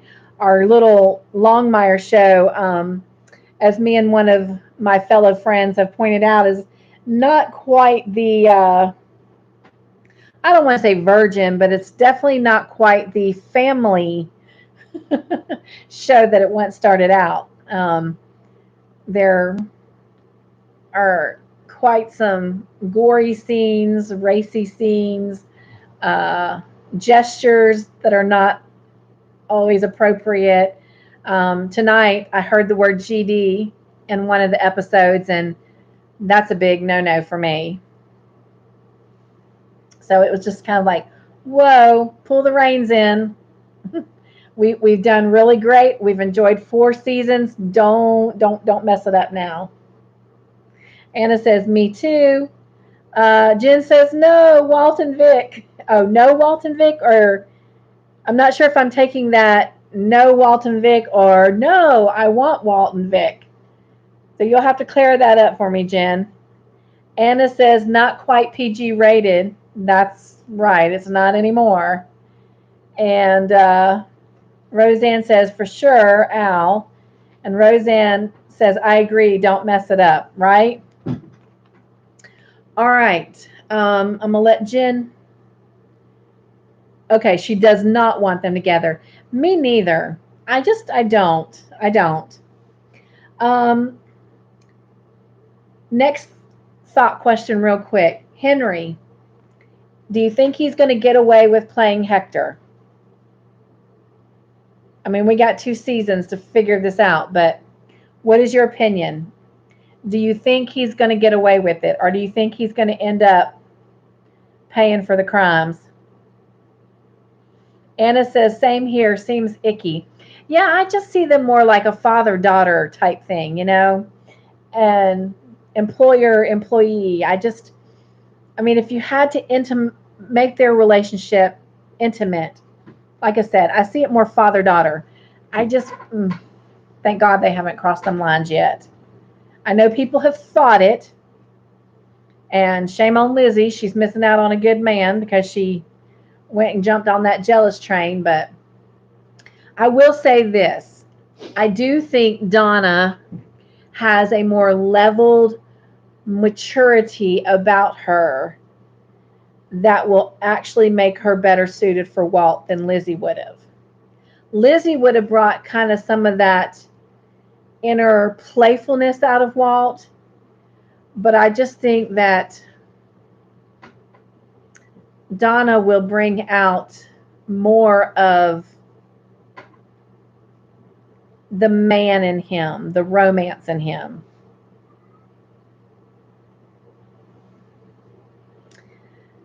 Some of you are saying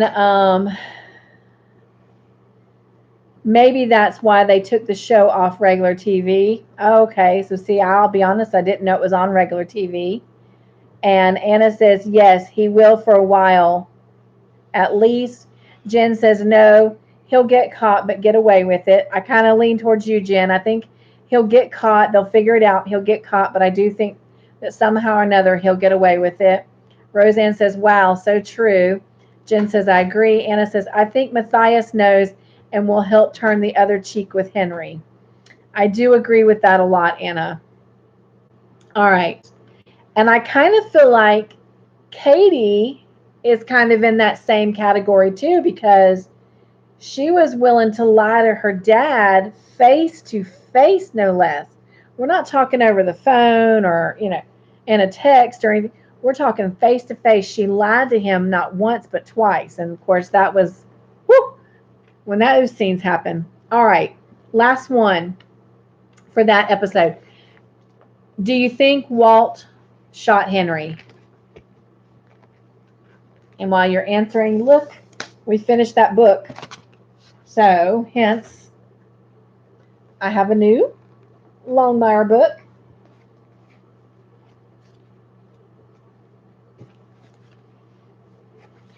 Katie pulled client confidentiality on Walt. Excuse me, in the end, when it came to Henry, when he confronted her about lying, absolutely. She sure did, Anna. But in the beginning, when he just was casually asking her if there was anyone with Gab, she said no. And she said it twice. And I think it's because, if you remember, and what prompted me to even write that question was when Katie was talking to Henry, it's like she got this sense about him. She felt like something was up. And then she was like, is that Gab? And he was just like you could tell he was stalling for a moment. And then he told the truth and said, yes, we're just out for a walk. And then you could see Katie kind of like processing. So, yeah. But anyway, so I think when her dad started asking her questions, she immediately defensively lied to protect Henry, not so much from her dad, but just, she felt like maybe he was up to something. So, which clearly he was.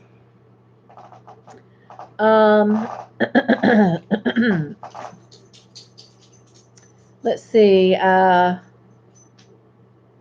Jen says Katie played that scene great. Oh my gosh, yes, she really did. Now we're talking to where she is being, confronted by Walt about lying, and she pulled the attorney-client privilege card. Oh my gosh, it was a very beautiful scene, and she knocked that one out the ballpark. Roseanne says no. Anna says yes, Walt shot Henry, just doesn't know it. Roseanne says Yes, she did. Uh, Roseanne says, yes, she sure did. Fingers on working keys, laugh out loud. Jen says, Walt doesn't know that Henry was hurt or shot. Roseanne says, right, Jen, not yet. Yep, this is all true.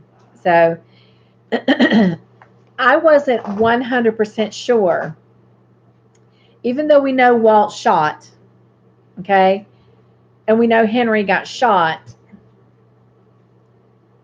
I wasn't like 100% confirmed, but then I think about it, there was no other shot. After Gabby shot um, Will, there was only one more shot, and that was from Walt. So he had to have shot Henry. But I think when Ferg found the second, blood trail, and Walt confirmed that the bullet ricocheted off of the rock, I think that's exactly what happened.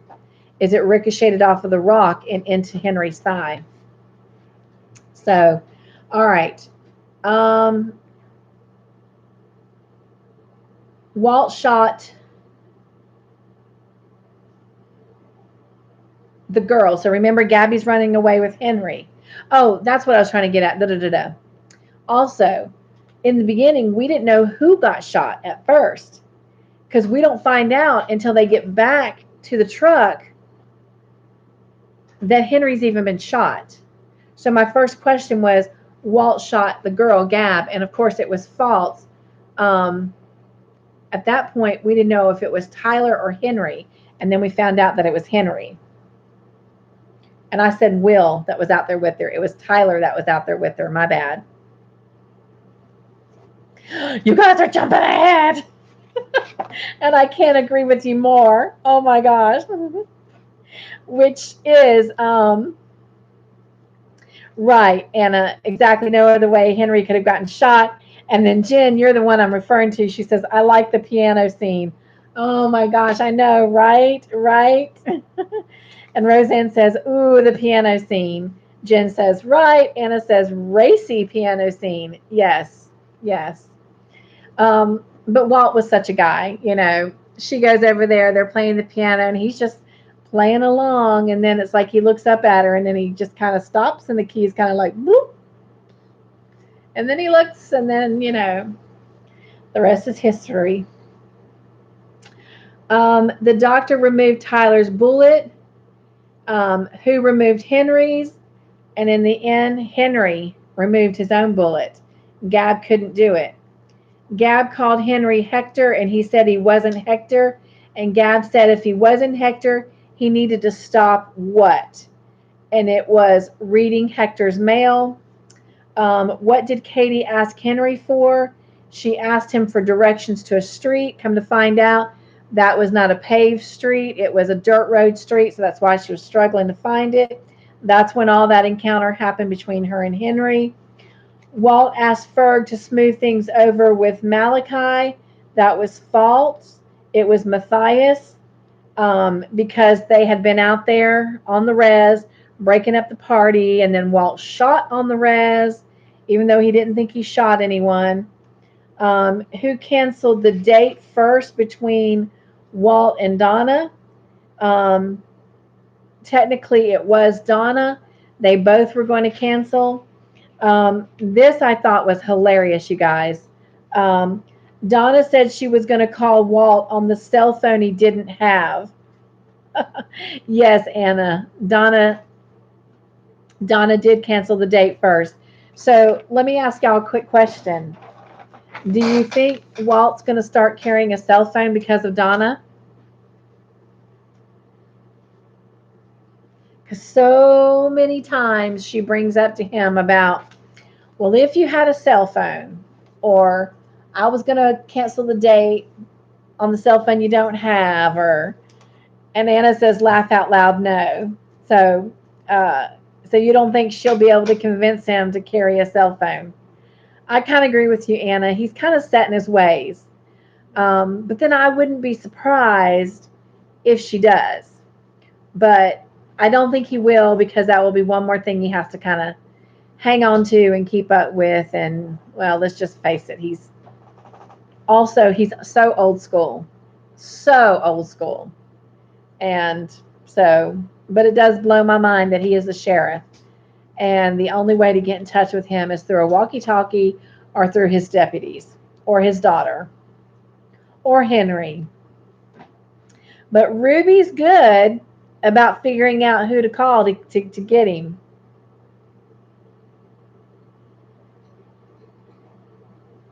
Roseanne says, I hope not. Jen says, I believe he might, but not right away. Jen says, he knows how to use one, though. He does know how to use one. This is true.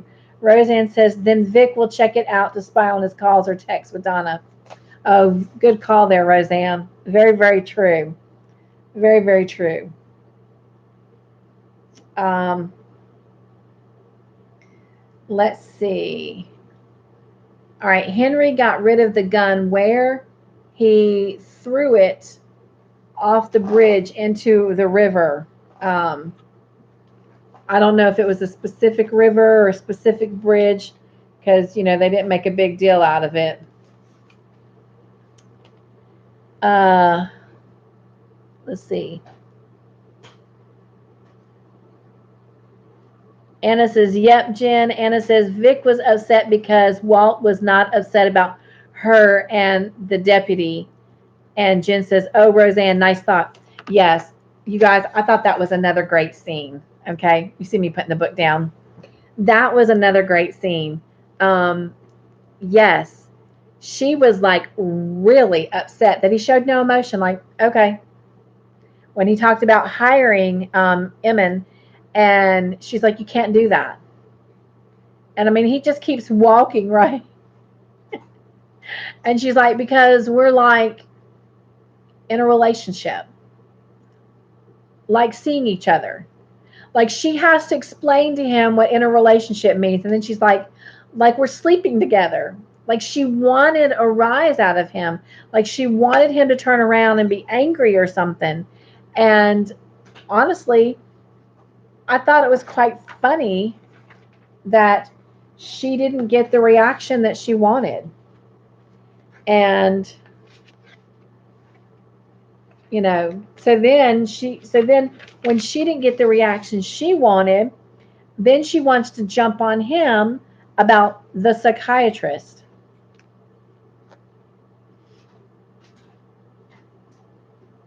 Roseanne says, yes, Grandma. Jen says, right, Anna. Roseanne says, she jumped on him like that was her last night on earth. Oh, I know, right? I'll be honest, it was kind of, I agree with you, Roseanne. It was kind of creepy. Like,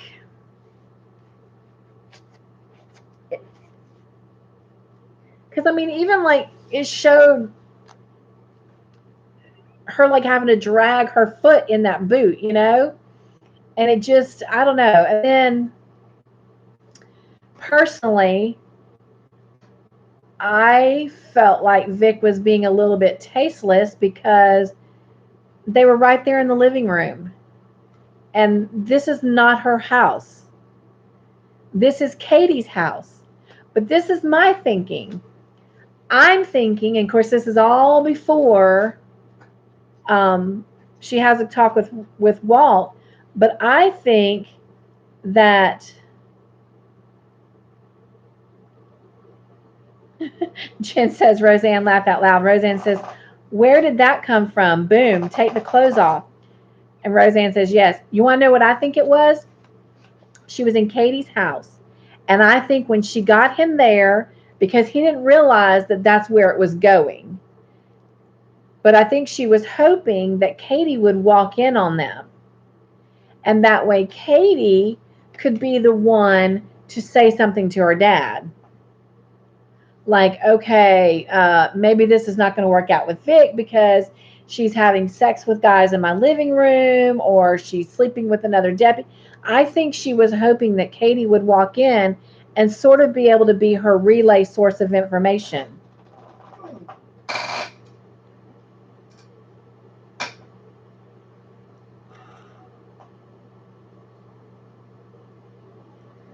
Grandma says Vic was slutty. I'm sorry if that offends.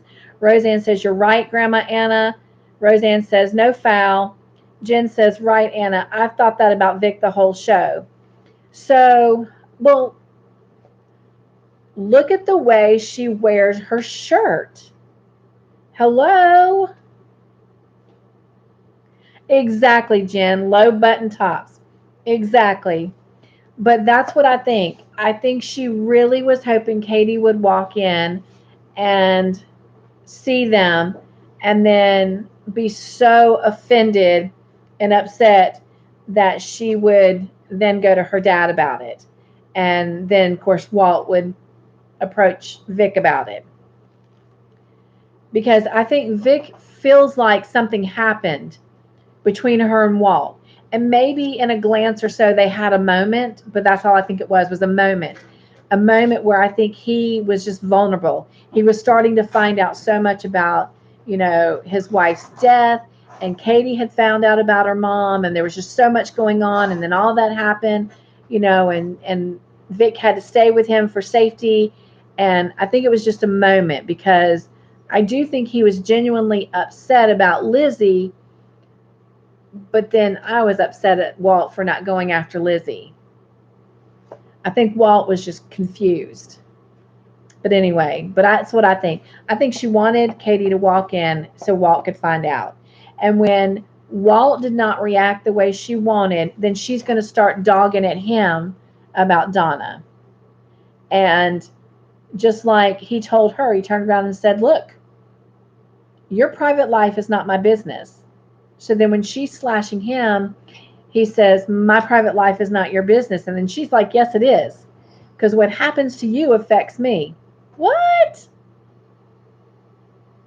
Don't you think what happens to him would affect his daughter more than it would affect his deputy?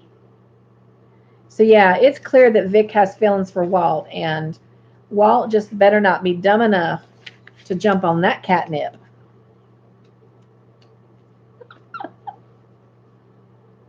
Okay, let me see what you guys are saying.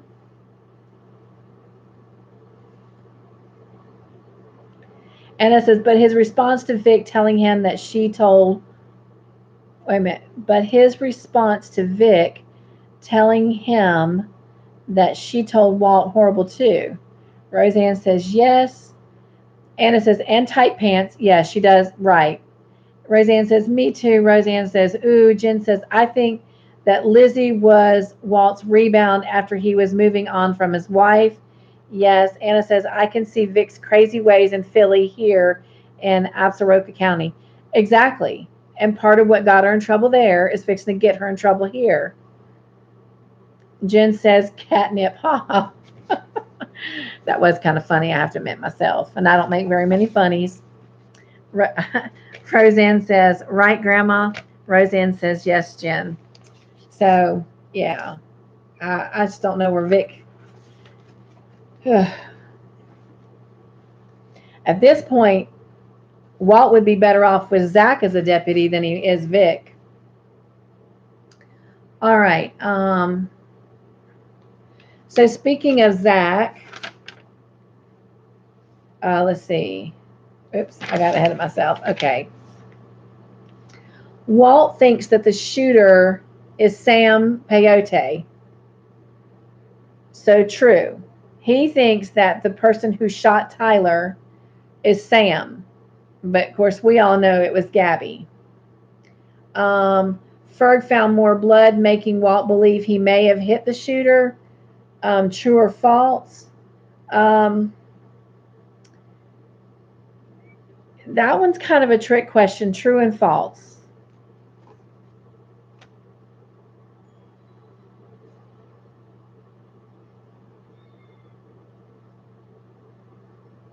Roseanne says, yes, Jen. Jen says, go watch Mad Mimi's video. So funny.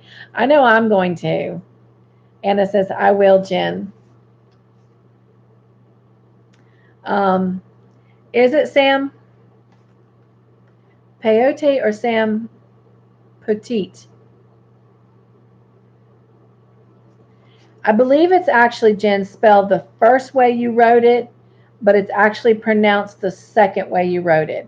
I think it's petite. Sam Petite. But it's written, I think it's spelled the first way you spelled it. And Anna says petite. Yes. So I just keep saying it wrong. But it is spelled the first way but pronounced the second way.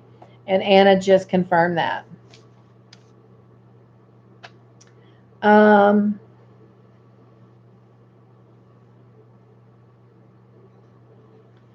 And then I had Henry took Gab to the Navajo reservation. That is false. He took her to the Crow reservation. Jen says I was kind of confused. Got it. And I think that's kind of why I was struggling with it earlier. Because I see the way I've got it spelled, which is the P-E-Y-O-T-E. But I wasn't getting the correct pronunciation out.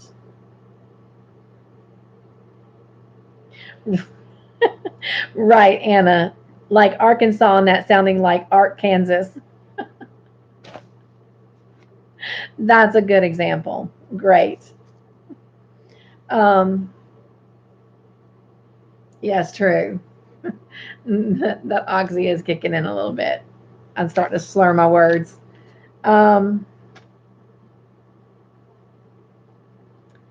Sam P said he was at the Super 8 in Billings to pick up his sister, Linda, who is Gab's mom. That is true. Vic asked Walt if he was seeing someone because he did what? This was something else, y'all. So let's bring this in. Roseanne says, laugh out loud. Jen says, that's what Ladybird calls it, Arkansas. That's funny. That's hilarious.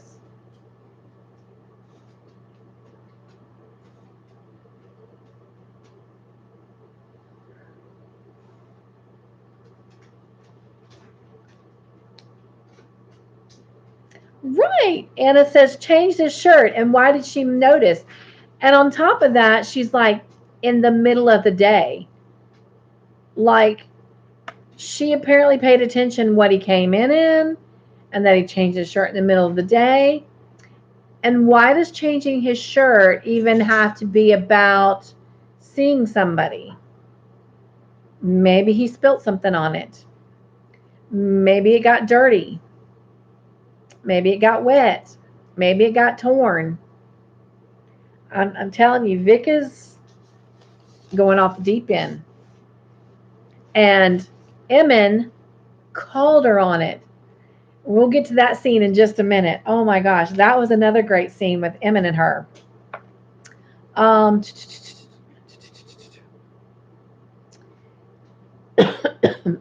Henry helped Gab do what?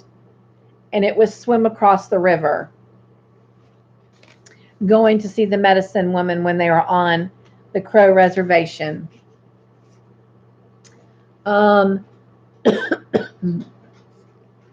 Sam's arm was bandaged because Linda had bit him. That was true. Remember, Linda's his sister. Linda is Gab's mom. So that makes Sam Gabby's uncle. Walt bought Donna a coffee. That was false. He got her a tea. Roseanne says, good for him. I know. Oh, we're so close to talking about that scene. All right. Yes, Anna. He bought her a tea. And Sam is Gab's uncle. Then I put Vic and Emin made out. That was true. Walt and Donna's. Oh, did y'all see this? Oh my gosh. Okay. So the question was Walt and Donna's leg or foot were touching while they were talking. When they were at the hospital and they were just sitting there talking, there's actually a chair in between them. No, there wasn't a chair in between them. They were sitting side by side, but their leg and their foot were touching. Did anybody else pick up on that? I was sitting here eating my Cracker Barrel food that my girlfriend bought for Todd and I for dinner tonight. And I was sitting here eating my chicken and my country gravy. And I took a bite and I looked up and I was like, what? And I scared Todd half to death. So I'm sitting here trying to rewind it. And he was like, what? And I said, their leg is touching. Their leg is touching. They just seem so comfortable with each other. So I was really excited about that. So Anna says, I didn't see it. Roseanne says, yep. Jen says, yes, I saw it. Jen says, so cutesy. Anna says, laugh out loud, poor Todd. I know, right? Y'all, he's probably so thankful for tonight being Friday night and I'm hanging out with you guys because, bless his heart, he's getting a break. um, although I have to tell you, I'm so excited. He's off the next 2 days. Like, this will be our first time that we've really had together, other than a couple hours of trying to bathe or do this or do that we just get to hang out with one another. Granted, Angel and Violet will be here at 7 o'clock in the morning and until 5 when Angel will go to work and Isaac will come in. And then Isaac and Violet will be here from 5 o'clock tomorrow afternoon till 10 o'clock tomorrow night, and then they'll repeat that same schedule Sunday. But still, I'm just so happy to have some time with Todd. And he just melted my heart. He come in from work last night, and uh, Angel had already left to go to work, and Isaac was here, and he had Violet sitting in her car seat because actually he was going to leave and go hang out with some of his friends here. Um, until Angel got off work and Todd walked over to her car seat and just knelt down and started talking to her. It just made my heart smile. Anyway, um, Jen says, I wish I could give Todd a break to spend time with you. Oh, thank you. And Anna says, woo, grandbaby time for you. Oh, yes, I have been eating it up. Um, which I hate to say this, but I was so thankful in the end that Isaac ended up going and hanging out with his friend because I honestly was in so much pain last night that I know that I would have been stubborn and still tried to have held Violet and played with her, even though I was miserable. And so, right after they left, I actually ended up going to sleep. So, it turned out to be a good thing. But yes, I am loving all this grandbaby time. All right, let's see here.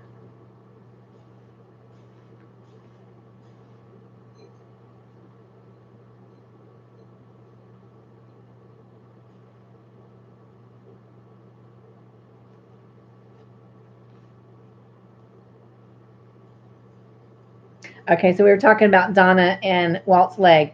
All right, Katie told Walt she saw Gab with Henry. And of course, that was false. She said she saw him with no one. Oh, I know, Anna. I know. She says, I love what ended up happening to Gabby. Me too. Me too. I'm not going to say anything until we get to there, but I agree. And to me, it couldn't have ended better. The writers did a phenomenal job with that. Um, then it says Henry and Gab were shot at by the Crow medicine woman, and that was true. Then we go into episode 10, and the medicine woman told Gab that she could change her name and what, and it was social security number. Walt arrested Henry. That was false because he was on the res. He actually ended up letting Henry go and did not turn him over to Matthias. And as we talked earlier, Matthias has kind of been really supportive and working with Walt on a bunch of things. And definitely when it comes to Henry. And Walt took Zachary's badge and gun. You guys, let's talk about that a minute.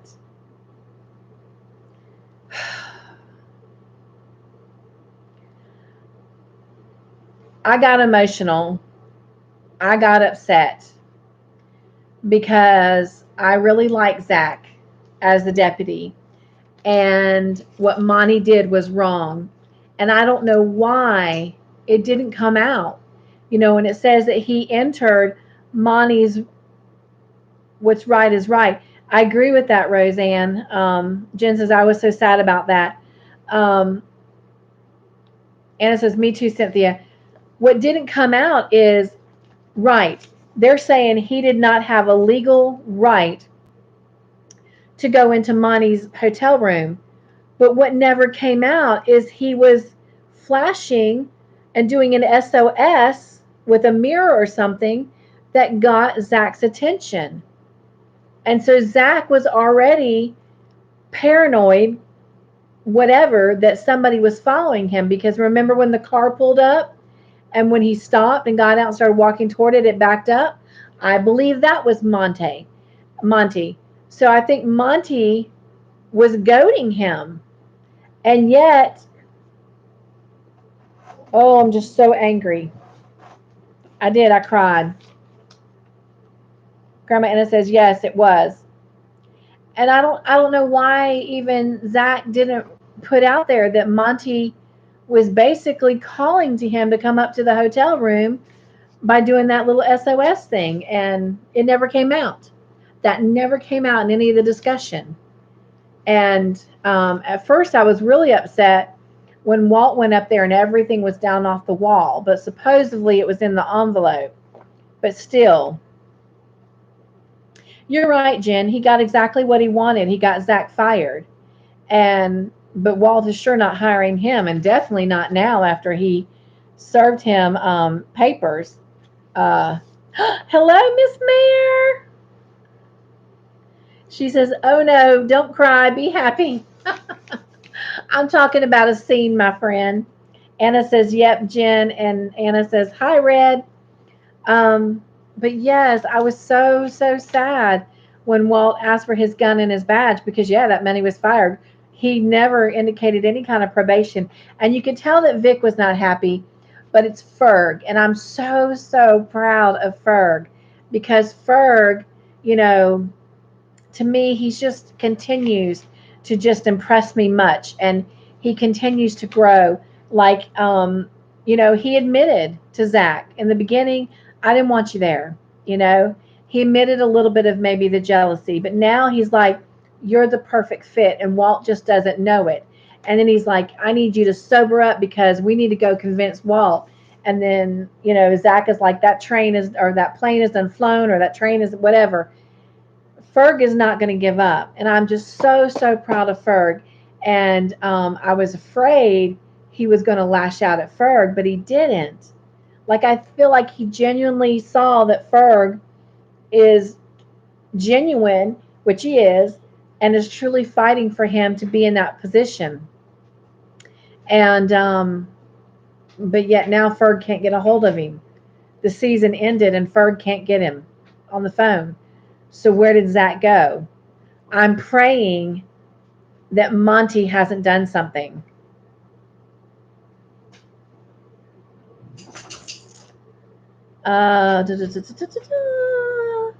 Roseanne says, hi, Mayor. And Jen says, I hated that Walt wouldn't listen to Zach, but I understand why. I do too. And there's just so much going on that, Walt is caught up in a bunch and no, he had not been served those papers by Monty. But still, I do get from the position he's in and what happened with Zach out at the oil, uh, industry rig thing. And then now that's two strikes. And I get that. And but even Ferg was like, all the guy wants to do is help people, and so I don't know. We'll see. Roseanne said Walt was being Walt. Very true. Mayor says, sorry, I'm late. Was on the phone with friends in Texas. Oh, no, that's more important. That's real life, Mayor. And those Texas folks are just going through so much right now. So, and I know how encouraging you can be. And that's exactly where you needed to be, was encouraging them. So God bless you for being in the right place. But I'm glad you're here with us now. And I definitely appreciate all the calls of encouragement that you've given me. I did see where you texted me, and I did plan on texting you back. Um, thank you for just being that almost daily voice in my head that just keeps encouraging me. Like, you have definitely been a life preserver, and I thank you for that. Anna says, Ferg is my boy. I know. I'm just so proud of him. Oh, I'm so proud of him. Mara says, hey, Jen. Hi, Sin. Hey, Anna and Roseanne. Anna says, me too, Cynthia. Anna says, I was hoping Walt would only suspend him. Me too, because once you fire, you pretty much really can't bring him back. But at least with a suspension, it would give you enough time to try and gather all the facts. Because that's kind of what he did when he went to go see Monty. He didn't really, honestly, completely go to apologize to him. I felt like he went to go see if he could gather some evidence. So I felt like Walt, deep down, felt like there was something else there, that something was fishy. But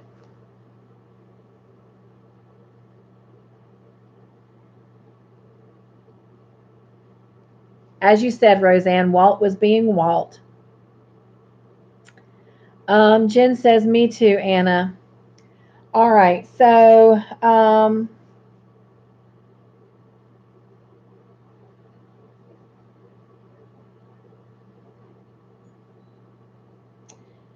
if Katie talked to Walt about Henry, she could be disbarred.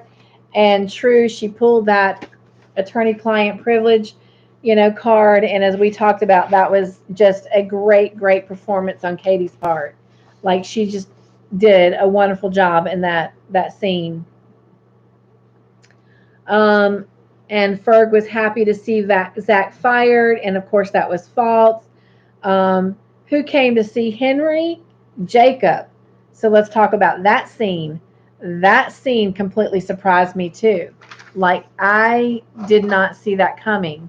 Um, and if you want, we can even tie in when he talked with Katie. So Jacob, I mean, he's done a lot of wrong things and he's done a lot of bad things. But Zach was trying to protect Walt.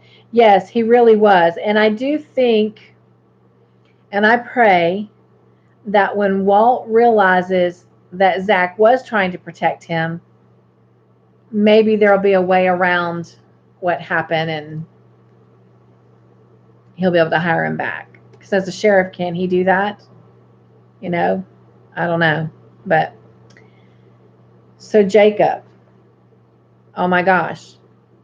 Not only is Jacob trying to do the right thing now that he's found out what Malachi is really up to, but he's trying to do it like the right way, like legally. Like, he's trying to do it on the up and up to some degree, because in a way he's asking Henry to kind of go like under the table, but with Katie, he's trying to pay her now to give everybody on the res equal representation and improve the reservation. So I do think Jacob is trying to be a better man. And quite frankly, I would be happy to see Malachi taken down. That way Henry gets the red pony back. And I do believe that Jacob is trying to do right with the casino and bringing in schools and all of that kind of stuff. But it just surprised me, and it surprised Henry, and it surprised Katie, because at first Katie was like, I'm not here to listen to your speech, and then he's like, wait, and so he got his message across. But anyway, um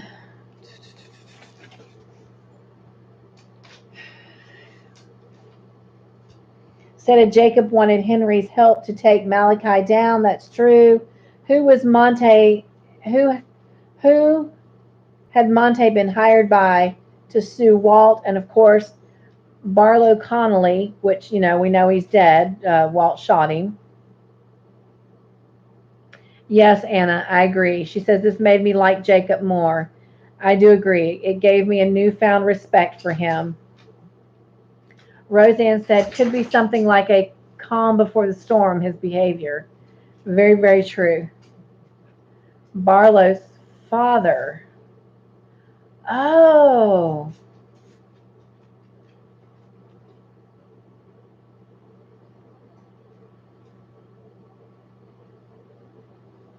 I didn't catch that. So thank you, Anna.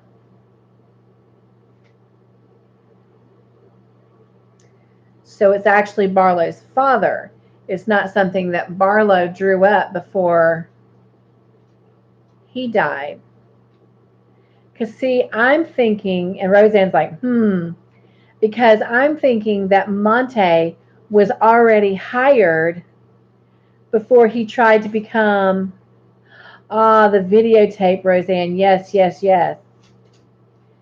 Because I believe Monte was hired to sue Walt before he tried to become deputy, and it was in hopes of becoming deputy that he could get more, dirt on Walt and stuff.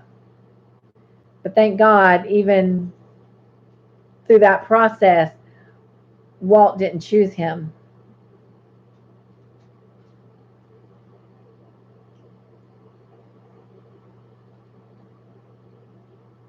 And it says, isn't that who is suing Walt?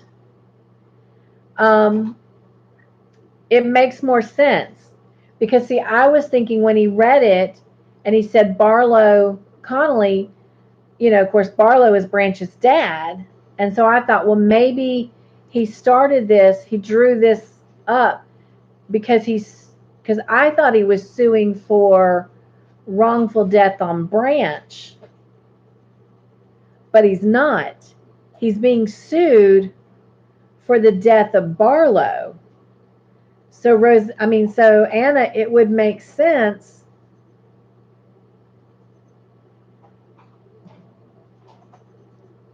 either that or it's Lucian, the uncle, but Lucian's always been more on Walt's side.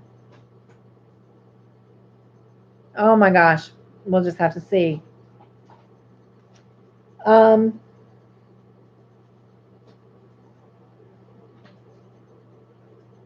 Vic told Walt about Emmett and her. That is true. We talked about that already. Donna gave Walt and Vic her patient's name that probably caught her van on fire. That was false. She did not give it up. Oh my gosh, y'all. And Browning going in and beating up Mandy. Oh, I just wanted to jump through that TV and just punch that man. My husband's like, this show is developing a violent streak in you. Oh my gosh. I mean, y'all, he was like really slinging her around. I know, Anna, poor gal. Um, let's see. Oh, wait a minute. Roseanne says he'll need her for his defense.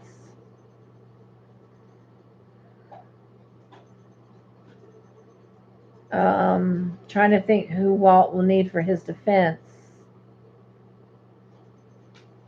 Unless you're talking about Katie. Anna says can't cause Barlow. Can't because Barlow killed Branch. Walt killed Barlow. Yeah, I'm not sure. I'm confused now on that, to be honest. Roseanne says yes, like a rag doll. It was awful, y'all. Roseanne says use Katie and Jacob. This is true. This is true. Oh my gosh, it just broke my heart what he did to that girl. And then she went to Walt, which of course is how Walt learned that Katie had lied to him. But I'm so proud of Mandy for doing the right thing and like you've got to protect Gabby. But oh, that man. And then here we go. We kind of breezed through this, and I said we'd wait and talk about it. Emmon was happy when Vic told him that Walt wanted to hire him, but couldn't because they were in a relationship. Oh my gosh, y'all. He was like not happy. It was like almost glorious to see somebody kind of put her in his place. He was like, I pick you up from the hospital and we go home and have sex, and that puts us automatically in a relationship. Like, I was just like, whoop, whoop, you go, Emmon. And then he was like, yeah, I'm upset. He told her, you knew I wanted to be here. You know I don't like my supervisor. You know my time is short lived there. Like, why would you tell him no? Why would you even tell him we're in a relationship? I mean, let's face it, that was the closest that they had been on a date. And, he was even kind of joking with her about it wasn't really homemade food if they were in a bar. And she tried to pull it off. Well, Henry is the cook here and he lives here, so it's technically his home. And he's like, that's still a thin line. I mean, oh my gosh, I was so happy. He stood up to her and was like, and he's tall as it is, but he stood up to her and he let her just have it on so many levels.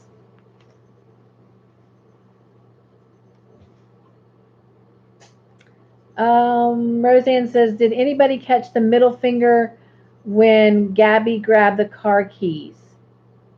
Um, I know we talked about that earlier today, and I did not see that. But then again, that doesn't mean anything because, sometimes I have to look down and write questions. So I am going to go back and look at that. Not that I want to see her throwing her middle finger up, but um, Anna says, how Walt knew Gabby was in danger. I think because of Mandy. Because Mandy and Gabby had that word exchange when she came asking for the car. And then she threatened Mandy, if you don't give me your car, then I'll tell them that, he's a rapist too, or whatever, talking about our boyfriend. Which,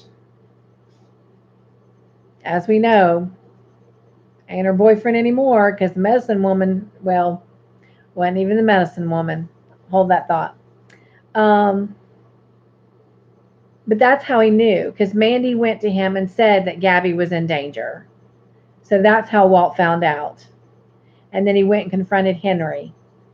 And then Henry came clean and drew him the map on how to find her.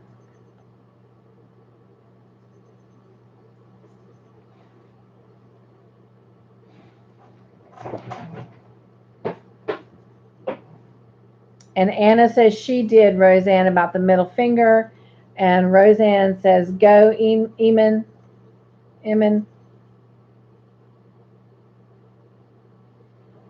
Anna says, I did even. Roseanne says, a rough date. Laugh out loud. Yeah, that was a rough date. And technically that was their first date. And at the moment, their last date. Roseanne says, what a smack in the face that was for Vic. Yeah, and he basically called her out on it. He said, all of this doesn't matter until you figure out what you want with this whole thing with you and Walt. And I loved how he said, Walt didn't hire me because he was jealous of our relationship. How did he say that? Walt didn't hire me because he was jealous of our relationship, but he threw it back on her that she didn't want Walt to hire him. But anyways, in other words, he called her out on it. You have feelings for him, and you need to work through that. And I do. I think she has deep feelings for Walt, but I don't think Walt reciprocates those feelings. And I'm happy about that.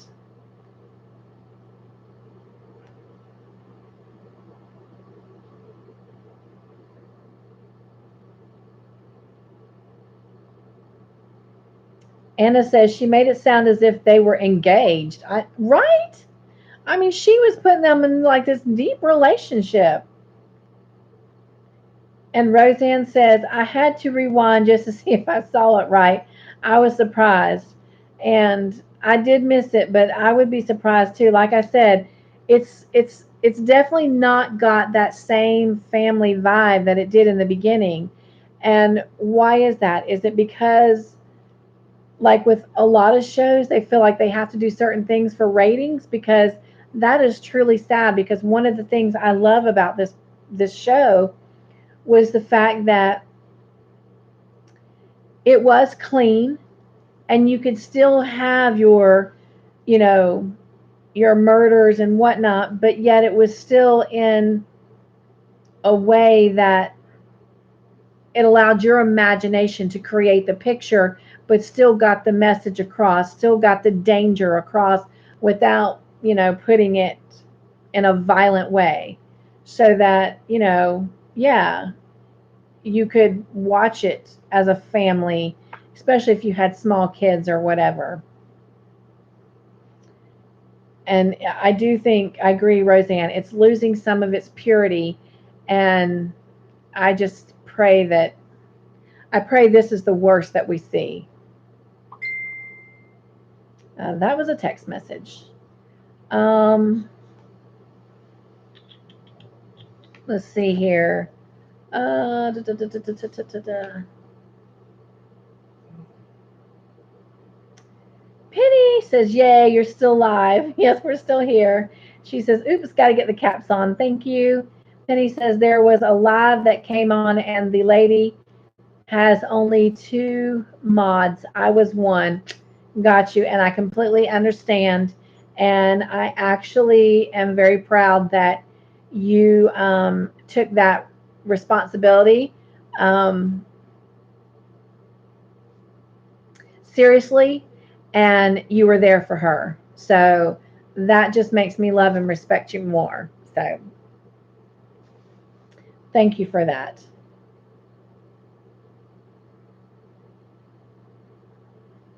Anna says, "Welcome back, Penny." Penny says, "So sorry. I'm glad I came back in here." Well, we're glad you're back. And let's see, she says, "Thank you, Anna." Who won? Well, we kind of just started reading through the questions and just kind of discussing it. So we really didn't per se have like winners, but we do still have to do the color drawings, which we're going to do in just a minute. Um, and as Roseanne just said, it ended up kind of as a discussion thing, which in some ways I kind of like. Not saying I don't like the questions, but might start doing, I don't know. I'm putting a lot of thought in things. I have a lot more free time right now, so it gives me that opportunity. I do like the questions, don't get me wrong. I love the competition, but I also love it when we have the discussion part of it like this. So I'll be really praying about how to make things even better going forward with Call the Midwife.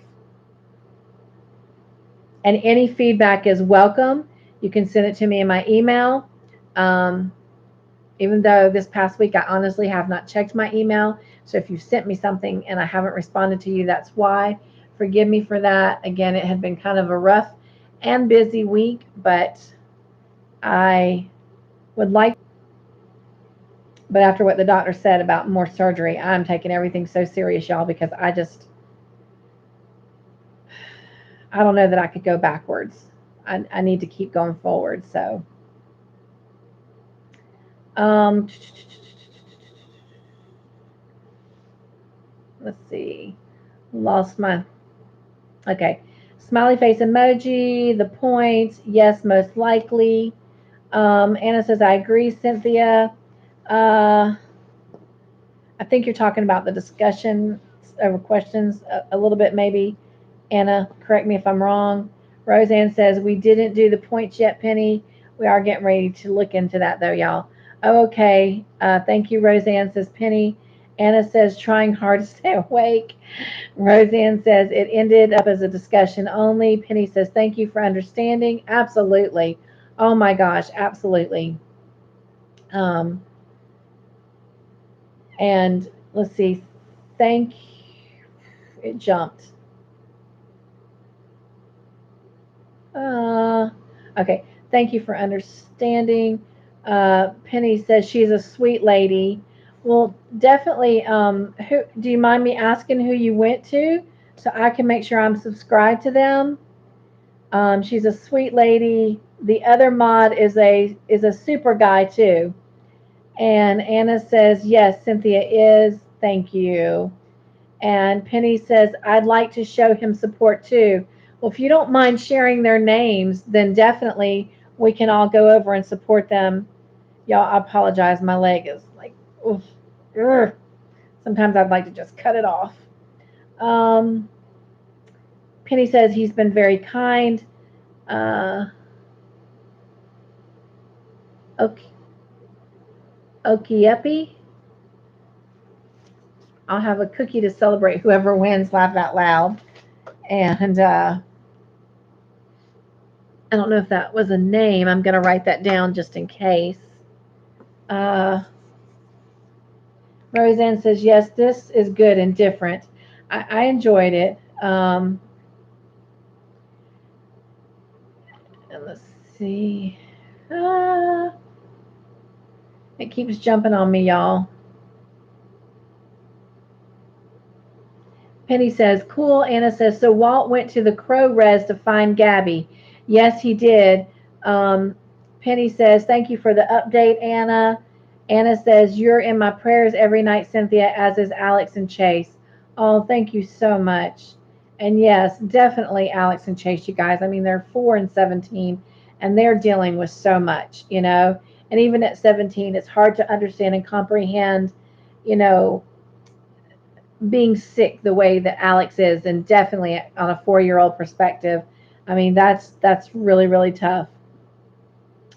Roseanne says God has you in His hands, no worry, and I know that, and I thank you for that reminder and all of your prayers. Penny says Donna unboxes, and thank you so much. Okay,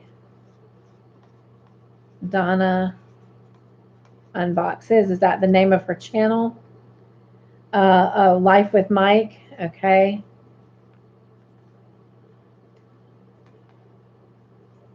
I will definitely look them up. Um, keeps jumping on me. That was Penny. Okay. Um, oh, that would be great, Penny. She says she'll get their links. Oh, that will be awesome. If you can even throw them in here. She says, thank you, Occupy. Oh, I got you now. And she says, that's my way of saying okay. Mare says, hi, Penny. Penny says, Occupy. And Anna says, whoop, whoop, whoop. Okay, sub to them both. Oh, thank you, Anna, for going over and do that. And she said, Penny says, hey, Mare. And so there they are right there. Um, I'm just going to try something. I hope it doesn't mess up my channel.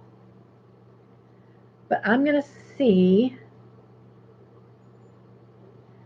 Oh, it's taking a hot minute. I hope you guys are still with me. Oh, this is taking a hot minute. Okay.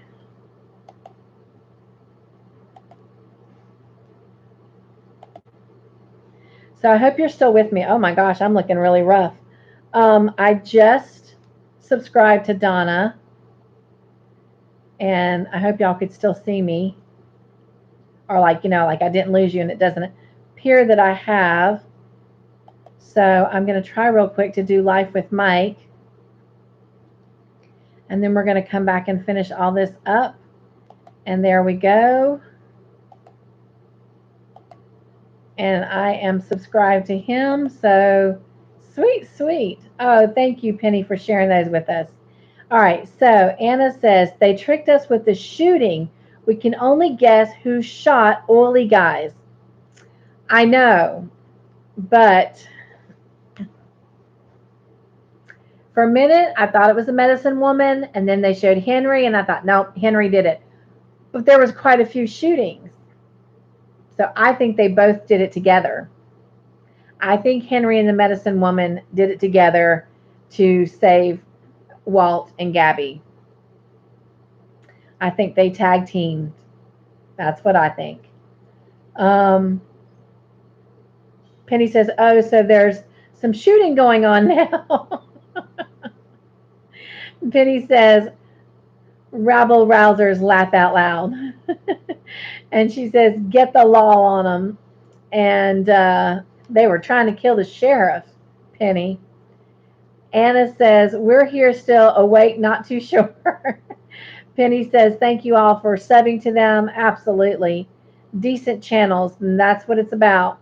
Mare says, I am balling up some violet yarn. I have 550 yards of 3 weight and need to decide what to make with for the birthstone cow. Oh, wow. I've not heard of the birthstone cow. You'll have to tell me more about that, Mare. Anna says, you're welcome, Penny. Anna says, maybe both. I agree that it might have been both of them. And she's like, ooh, violet yarn.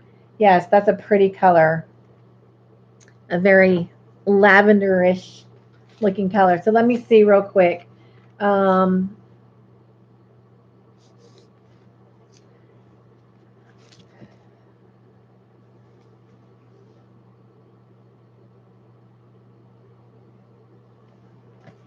Walt found Gab. Yes, he did. Browning cornered Walt and Gab. Yes, he did.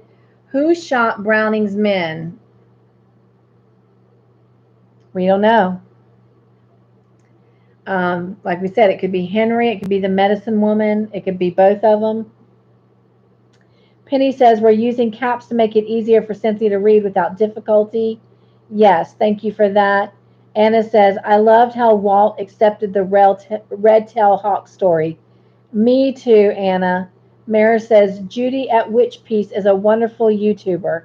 Okay, I will go check out her birthstone cow then. I've heard of Judy at Witch Piece. And you know what? I'm subscribed to her, and I am 100% sure she is subscribed to me as well. So I'm surprised I'm not receiving her videos.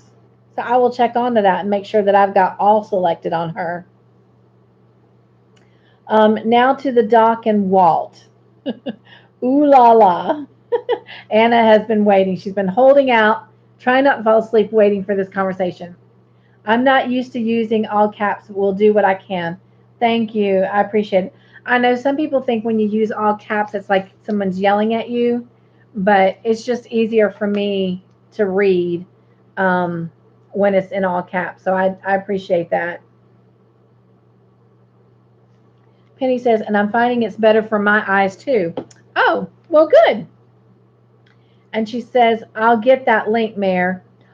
Oh my gosh, that would be awesome, Penny, because then I have learned that even on here with you guys, I can click over to it. Oh, that would be so great. I would really appreciate that, Penny, if you could do that.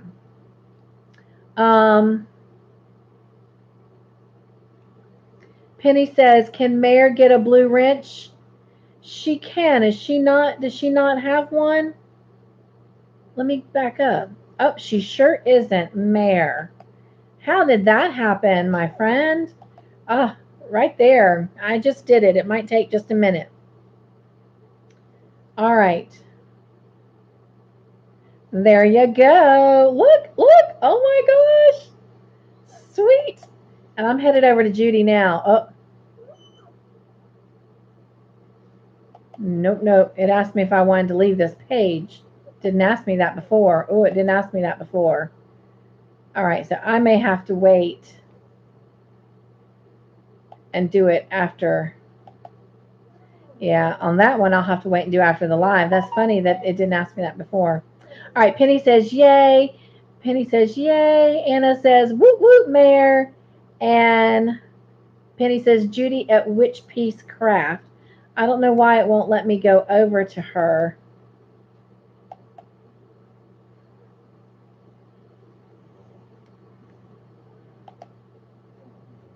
Okay. Well, I will do it afterwards. Okay, Anna. Here we are. She says, let's talk about Walt and the Doc. In an earlier videos of hers, she explains how her channel name came to be. Oh, I will have to definitely look into that. Thanks, Judy does wonderful charity work for children. I love it. Penny says, Judy does, I mean. I figured out what you meant. Um, I threw yarn in her window. I want to make sure I'm pretty. I know she's a subscriber to my channel. Penny says, indeed, she is a very dear lady.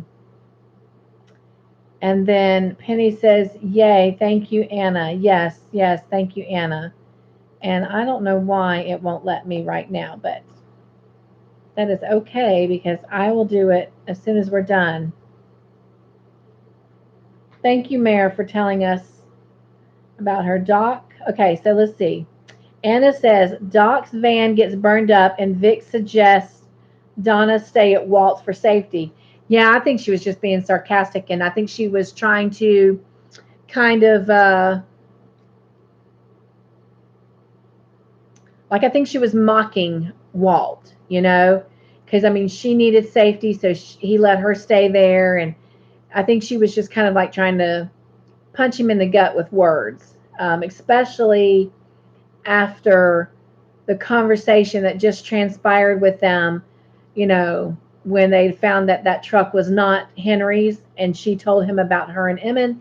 And then when they got back into Walt's car, and she confronted him about Donna, and then Ruby called and they had to go to see Donna at the clinic. So I think she was just being jealous and being ugly, and I just don't like the way she's behaving right now. Very good way to put it, Anna. She was being a mean girl. She really, really was. Penny says, oh, wow. And then she says, Anna. Jen says she was goading Walt. Yes, she absolutely was, Jen. Penny says, what's her name again? The Longmire woman? Vic. It's short for Victoria. Ah, yes, Vic. She sounds snarky. She's a lot of things right now. Penny says Vic does. Anna says she was acting snarky. Yeah, she really was. Um,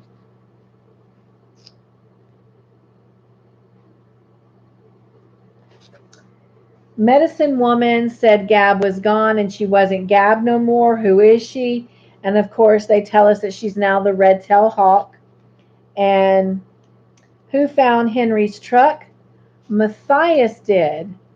So let me ask y'all, I kind of got this vibe between Matthias and Henry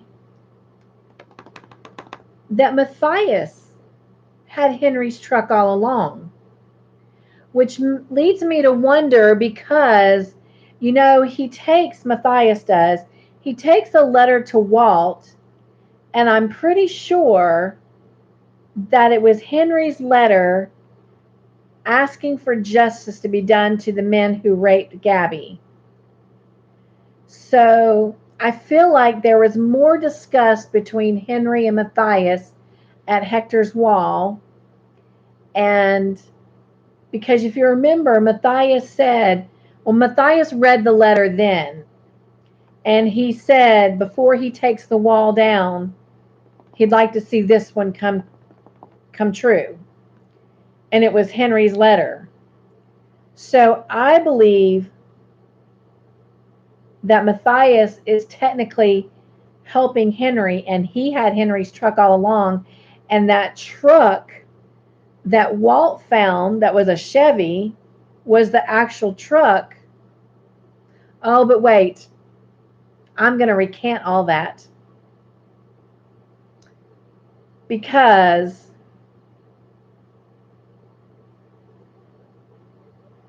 if you remember, when he went to turn the truck over to Henry, he says, but we need to discuss all the blood.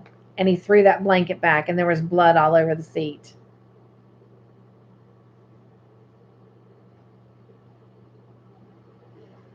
Penny says, there's Matthias again. And Anna says, I think Matthias will help Henry. I do think Matthias will help Henry. Penny says, whoa. Roseanne says, Henry's truck was in the ditch. Yep. And Roseanne says, right, the blood. So I do think Matthias found Henry's truck.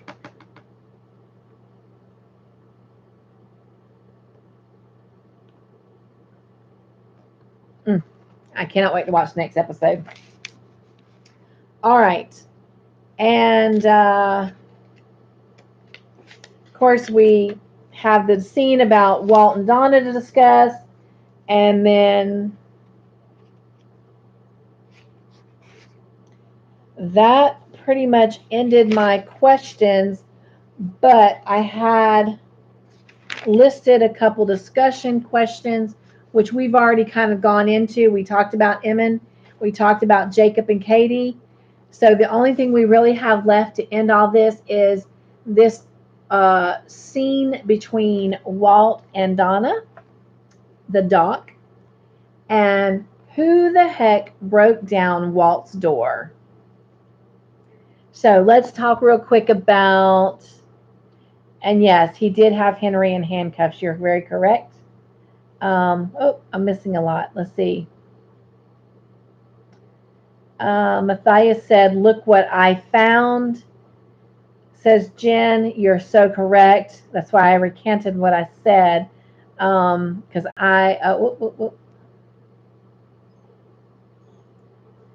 Anna says, now to Walt, Donna, and the piano. Y'all, she's been waiting so patiently. Even though her cat has been telling her it's time to go to bed. Jen says Henry was handcuffed. Yes, he was. Anna says, I really like Walt and Donna. I hope they don't screw them up. I completely agree. I really do. And whoever comes through this door, I hope they don't screw them up either. I don't think Donna would be the type of person to run over something like that. Roseanne says, just as a protocol, Jen. Penny says, ruh-roh. And she says, as Scooby would say, that's right. I just watched that the other day with my little Violet. She actually watched it, y'all. I fell asleep. Watched Scooby-Doo with my kids a lot growing up.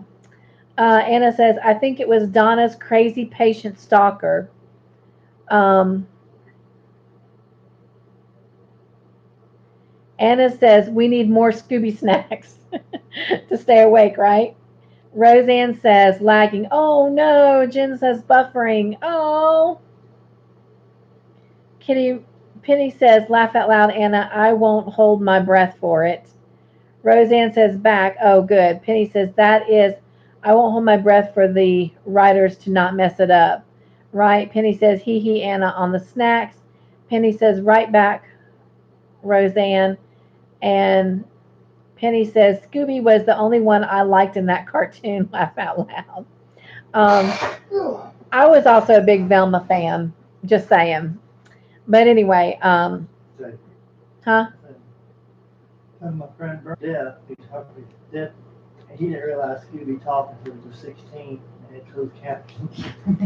Todd was telling me that one of his best friends growing up, which, I mean, I know him, I've got a close relationship with him too, but his name is Bernie, and he's deaf, he's hearing impaired, and it wasn't until he was 16 years old that he realized that Scooby talked in the Scooby-Doo shows because, you know, he couldn't hear them, he could only watch them, but then when closed caption came along, that's when he realized that Scooby-Doo could talk.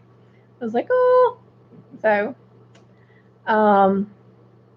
Anna says, I liked Velma too. Yes, she was one of my favorites as well. Oh my gosh. So backing up. Okay, so Anna, yes, that was some scene between Walt. We have talked about it a little bit. You know, they were sitting in the bed, which first off I thought was kind of really odd. You know, I thought, is he dreaming again? Because remember when that one scene opened up and he had the dream about her? And they were very familiar with each other in that dream.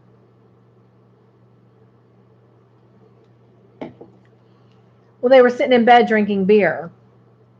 And I thought, this is obviously clearly the first time she's been to his house. Why are they not sitting like on the porch drinking beer or sitting in chairs drinking beer? No, they're sitting on the bed drinking beer. Then she gets up and walks over to the piano and encourages him to come play. He didn't really want to play. Well, he wanted to play, but I don't think he wanted to play the piano. And so he starts playing, and then they start kissing, and then whamboosh. I mean, clothes start flying and they are in the bed, and then it starts showing all these scenes for someone to come bust down the door. And yes, it leaves us with several.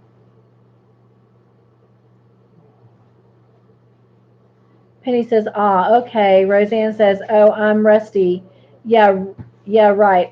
What? Whoa, again. Anna says, thought, geez, that was fast when I saw them in bed.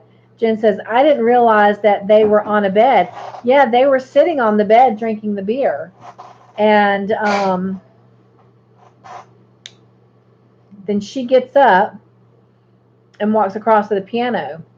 And she passes those two chairs that kind of make up his living room. I mean, they could have been sitting on a couch, but I'm pretty sure it was a bed because it showed them both sitting and their legs were straight and crossed, like she had her legs crossed over like that. So for us to see that, um, it would have to indicate sitting like on a bed or a day bed or something like that. Roseanne says, who do you think is coming to bust down the door? Jen says, I'll have to go rewatch that part. Absolutely. Anna says, I typically avert my eyes during love-making scenes. I don't really enjoy watching them. Mare says, that sounds like a rating scene, a racy scene. It was a little bit racy. And Roseanne, I'm a lot like you. When it comes to love-making scenes, I do kind of look away. And if I'm watching something with my husband and we're both actually watching it together, we'll actually both look at each other and we just start laughing. But not so much what's going on the TV, but just the fact that both of us looked away and we're looking at each other, Because I do feel like, and this is just me and this is just my biblical Christian, stand. I feel like sometimes when I watch stuff like that, like I'm being disloyal to him, I'm cheating on him. Because more than not, they're not always discreet in what they're showing and not showing. So, and I just think it leaves room for the mind to wonder. Now, kissing, I will, I'm so sorry, y'all. Oh, I will watch a kissing scene only if it's sweet. And what I mean by that is I can't stand it, when I'm watching something and I see two people kissing and I feel like they're about to eat each other's faces off, or there's a lot of smacking and drooling. I just, oh my gosh, I cannot personally stand that. And Todd, I really need to bend my knee. I'm so sorry. It's, oh my gosh. Sorry, you guys. Please just pull that, the stool out. Please just pull the stool out. It's doing that electric. Oh, I'm so sorry, y'all. I know that wasn't a pretty picture. Oh my gosh. I'm sorry, y'all. I'm trying to get them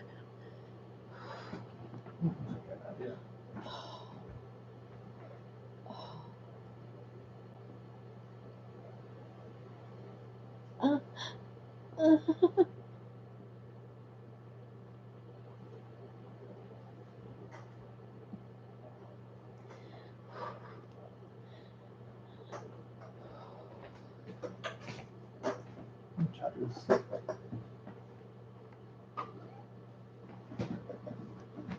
That might be really good.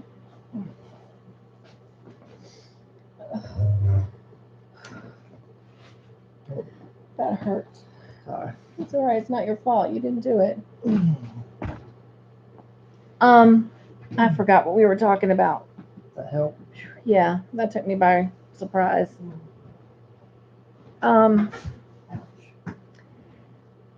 My opinion of who might be coming through the door is the Browning guy, because they zoned in on his hospital room and it had his name on the door and it showed it empty. It showed the bed empty. So I kind of got the feeling that it was him, but somebody up there a minute ago said Donna's patient, and that's very good. Excuse me. She's being very secretive about who the patient is, and I know there's a you know, doctor-patient confidentiality, HIPAA.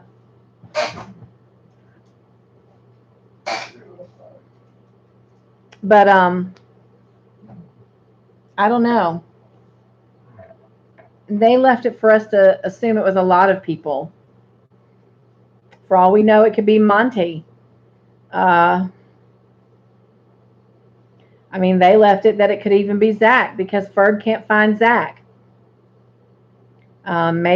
Maybe Zach found out something and he was coming to protect Walt, and it just happened to be the worst timing ever. I don't know. Let me see what y'all are saying.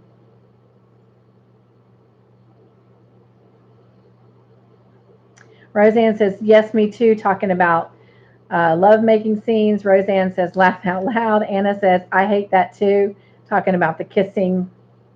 Jen says, laugh out loud, right? Anna says, please be okay. Oh, I am. It's just those nerves. I don't know how to really describe it. I just call them lightning bolts so that Todd knows what I'm talking about. But they literally feel like they go bzz, bzz, like they're zapping, and like I can truly feel them. I was even at the doctor's when one happened, and literally, that's just the only way to describe it. It literally feels like they're trying to ignite. They're trying to come to life, and I literally feel them just zapping. But that one hit really, really hard, and it was very sharp. And I've picked up a few words that are not a part of my vocabulary that I'm not proud of, and I am just so ever grateful that I didn't say one of them. Um, I have begged God to take those words out the same way that they've come in, quick and fast, because that is not who I am, and I don't want to be heard saying them. And just because I'm in pain doesn't give me an excuse. And so I'm just thankful I didn't say one, but that hurt. It took me by surprise. Um, One of the things I talked to him about is when I was 10 years old, my brother accidentally shot me in the knee with a BB gun, and two bullets went in. One went all the way through, and one got stuck. And after I finished, wearing the leg braces and all that healed, I have not had any problems with that ever since then. So we're talking, 40, almost 42 years ago that happened. I've not had any issues. Um, I went on to play basketball and softball and do sports and work out and run and all that. And now all of a sudden, more the entrance area, not the exit, but the entrance area, it has been so painful and really hurting.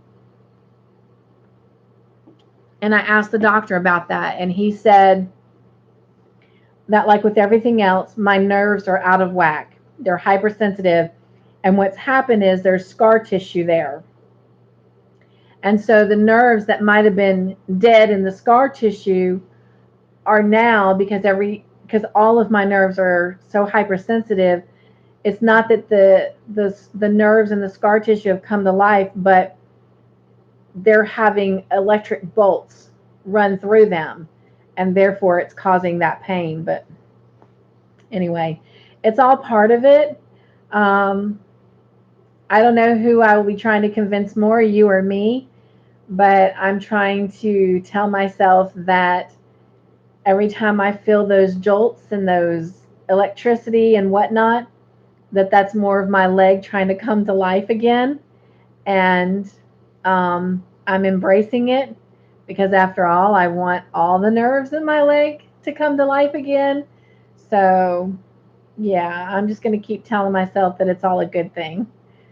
But anyway, let's go back to.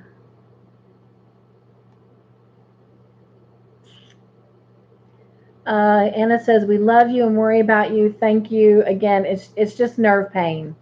Um, I promise you, there are people that are far worse than I am, and even on our prayer list that need prayers more than I do. Um, but I appreciate your concern." Jen says, "No sorries. Be careful. Thank you." Anna says, "Steamy scenes." Yes. So I feel like maybe we're not saying enough, Anna. So telling me what we're not saying. Mary says, "Is it time for pain meds?" Actually, I secretly popped one in this video. So currently at the moment, no. I am technically an hour and a half away from the next one, but doesn't mean I'll wait that long. Because when I get off of here, I'm going to upload the Bible study video, and I'm going to finish filling in the description boxes for this and the conversation. And then Mr. Joyful and I will probably retire to go to sleep, um, say our goodbyes. Because he's still, well, I don't know. It's the weekend. So usually during the week when he has to work, he goes and sleeps in the bedroom. But he might lay out on the couch over here beside me. So, which will be cool. We can turn off the light and tell stories. We can talk. So, Lock the door and turn the light down low. can y'all hear him? How's that song start again? Oh, no, it's lock them doors and turn the lights down low. Listen to some music on the radio. Anyway, like he said, something like that. Um, Thank you, Mayor, for asking me and checking on me about that. And I owe you a conversation. I promise I'm going to get back to you, and I'm going to check into your text message also before I go to bed. Um, it keeps jumping on me. Uh, that was Anna. You're the one who said you thought it was her patient, and it very well could be. Um, let's see.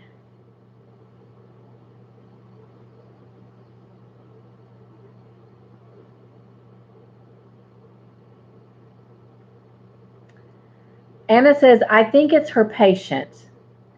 All right. Roseanne says, interesting. Jen says, "Ooh, could it be Monty?" I don't know. It could be. Um, but Anna says she's covering the crime of burning her van.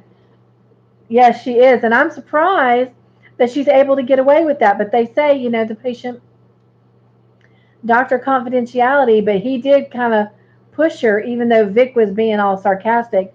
He was like, "Are you really going to pull that when someone just burns your van up?" And she's like, "Yes, they have 4 more sessions." So, oh, weird. My screen just turned green. I don't know what that means. Um, Jen says, "I don't think Zach." I don't think it's Zach in like the idea of harming them, but maybe, I don't know. But I think it's Browning. I'm thinking it's Browning or Monte. That's my call. Y'all want to take a vote and we can see who's right next week? Or yeah, next week. Y'all want to do that? Baby, can you get me one more dry erase marker? All of these actually are dead. This red one, I was getting a little bit out of it. All right.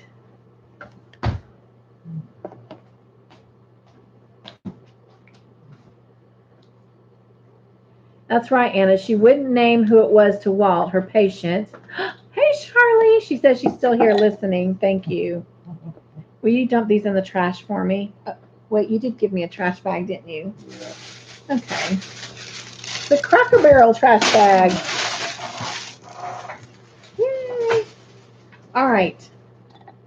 So, everybody tell me, who do you think it is? I'm going to take a poll and we'll see who was right.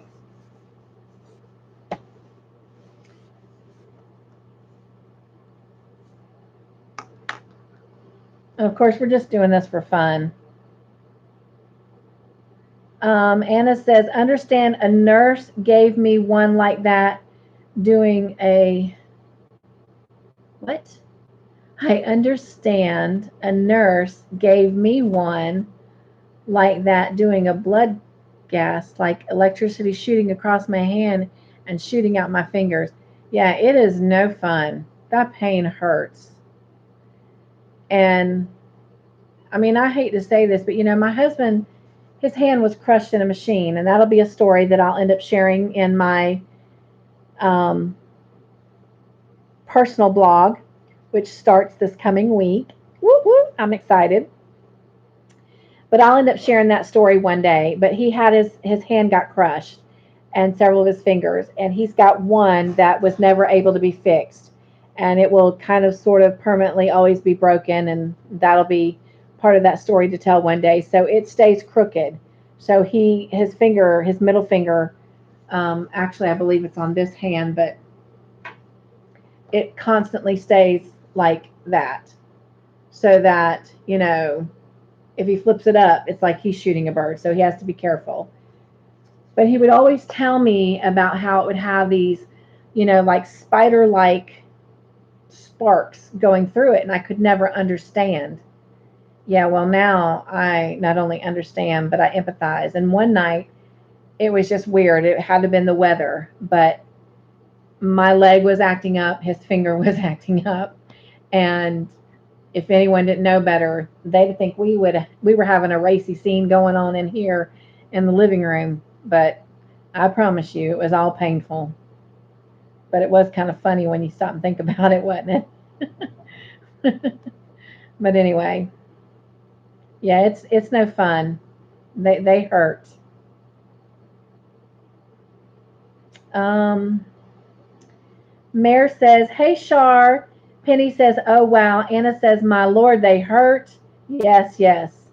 I know, Charlie. I know you're dealing with some of that, my friend, with what you're going through as well. Um, and I really pray for you because what you're going through is what I was going through before my surgery. And oh my gosh, my back is so amazing. I wish that for you. I really do. Um, I wish there was a way though for you to get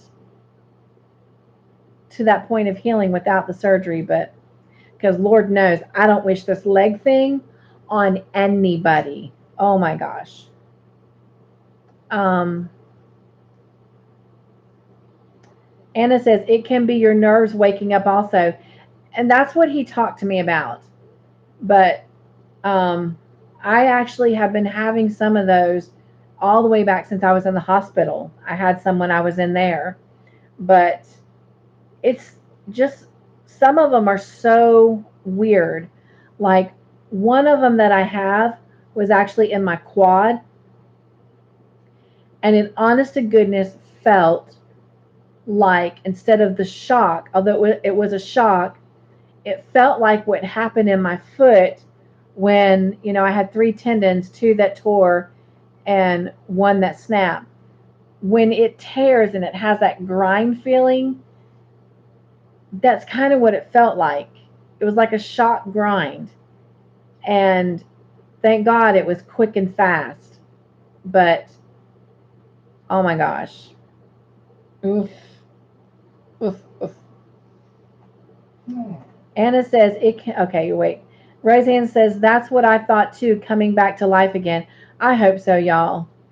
Like, he really made me nervous when he was shocked that when I walked in there. Well, actually, my husband rolled me in the wheelchair, but I made him go to the car and get the walker because right now I'm more comfortable and used to using the walker than the wheelchair, and I felt safer on the walker. But anyway, especially when I was going to have to stand for them to remove my staples and stitches because not having the leg, they didn't want me trying to get up onto this bed. And so, yeah. But anyway, when he was shocked that I still had no feeling and no mobility, and he was more shocked at the mobility than the feeling because I've been told you can walk and have no feeling, but you can't walk without mobility. And so he was really more shocked that I didn't have the mobility back. And I'm like, so what are you actually saying? So again, trying to stay positive. But that would be great if it's coming back. I would say, bring on the pain. Not really, but you know what I'm saying. All right.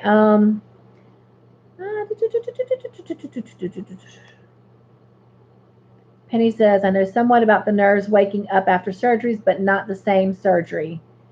It's still the same, I think. I mean, you would think that electrical shock wave going through, right? So, um, Penny, Mayor says, I sent you something on stuff that helps. Whoop, whoop. Dang it. It just jumped really high. I sent you something on stuff that helps with nerve pain. I saw some of that, and I saw the video too about, was it things you can eat? Like I said, I saw it come through and I glanced at it, my friend, but I was so busy trying to get this Bible study done and get ready for these lives. So I haven't fully watched and read the text message all the way through. So please forgive me for that. Um, Penny says, not more, just for different things. And not more prayers, I mean. Gotcha. All right. Charlie says, hey, Mayor. Roseanne says, smiley face. Jen says, I like that song. Oh, I know. Isn't that a pretty song? I know which one you're talking about, the one Todd and I were doing. Mayor says, we're being serenaded. Yes. He's got a great voice. Like, he really can sing.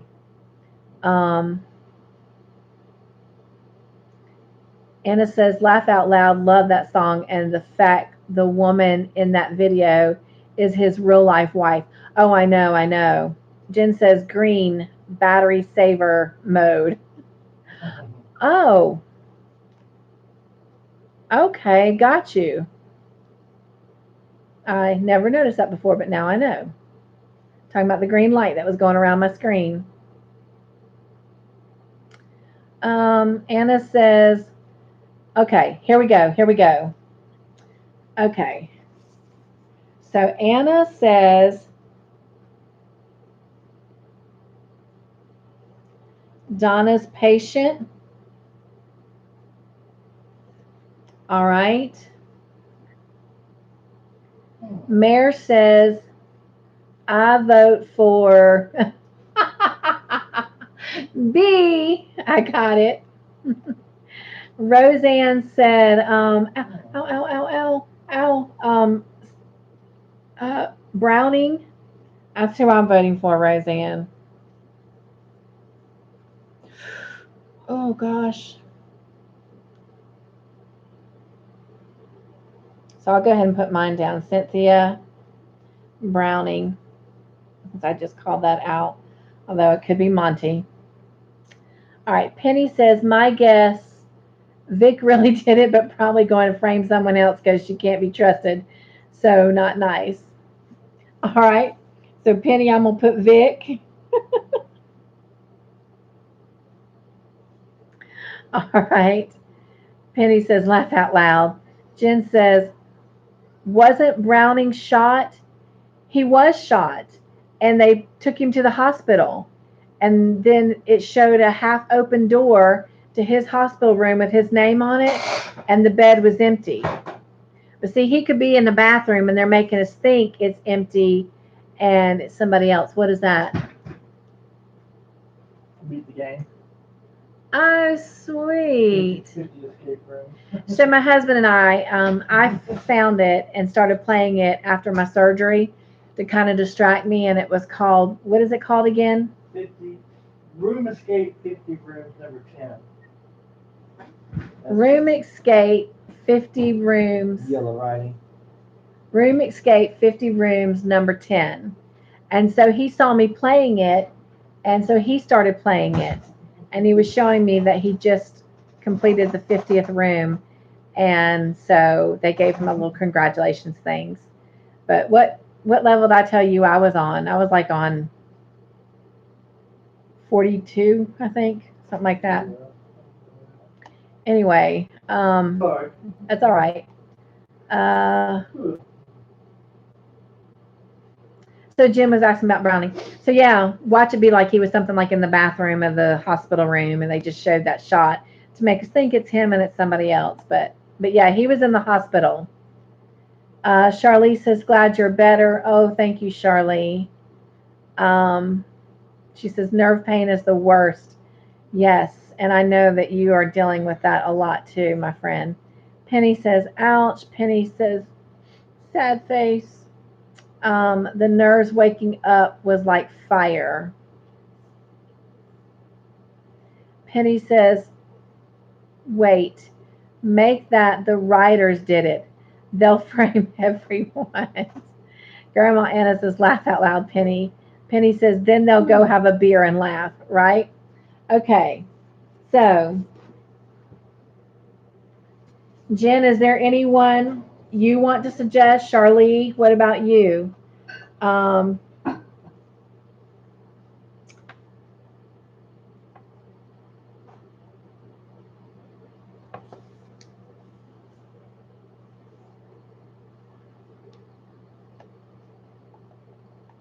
Again, this poll is just for fun, just to see. But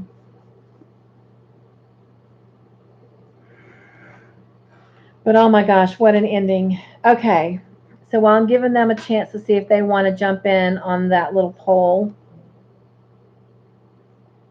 I am going to show you something new. So these are my February, in January, we use the little change purses for our little color choices.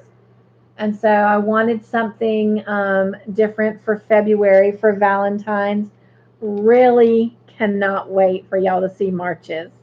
Like, I am so in love with what we will use for March. But anyway, so this is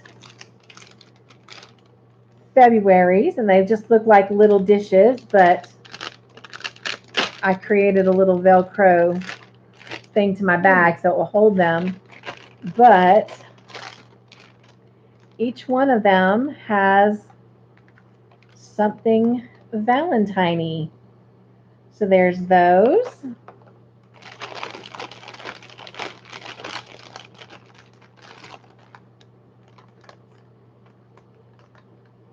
Hannah says, laugh out loud. Jen says, I will say Browning, but I think it'll be someone else they were not used to seeing. But that's a good thing. So I will put Browning for you, and then I'll put ...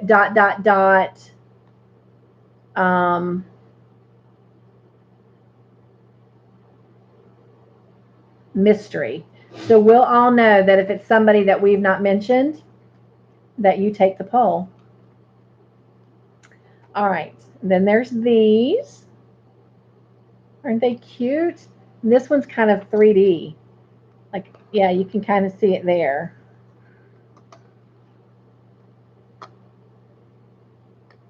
So, like, I can stick my finger inside that heart. But there's those. And then I have these. And again, they're kind of a little 3D-ish.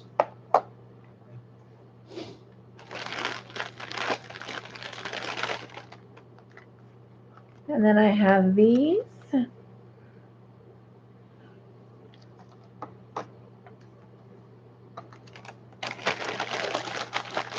And there was actually 10 containers to a bag. So, you know, we never know what the future may hold. So I went ahead and did all 10. And so here are the last two.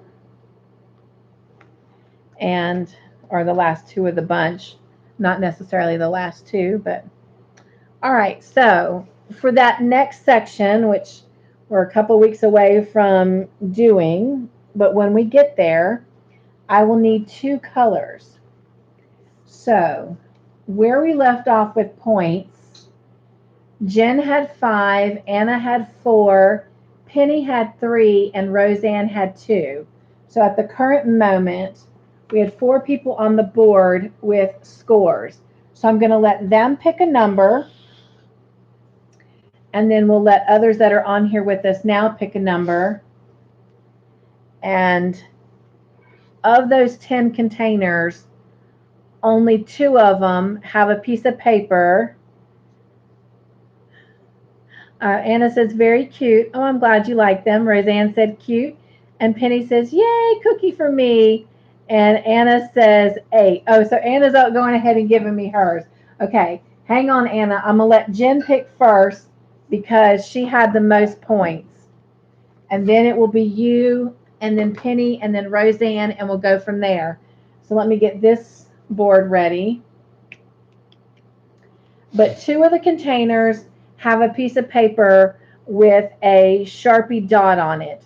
And those will be the ones that get to pick the colors for that section.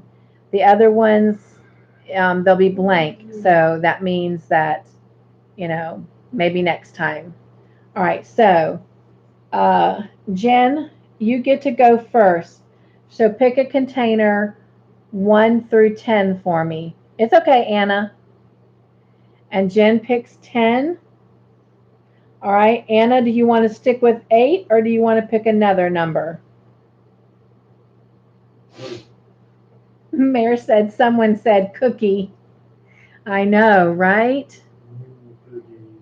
My husband has some chocolate donuts. I may have to grab a chocolate donut. Those little small donuts. The closest I have to a cookie myself, and it won't be that yummy chocolate chip cookie that Penny's been talking about, but I've got some Lance peanut butter crackers. And you know what else he brought me tonight? A pumpkin flavored Pop-Tart.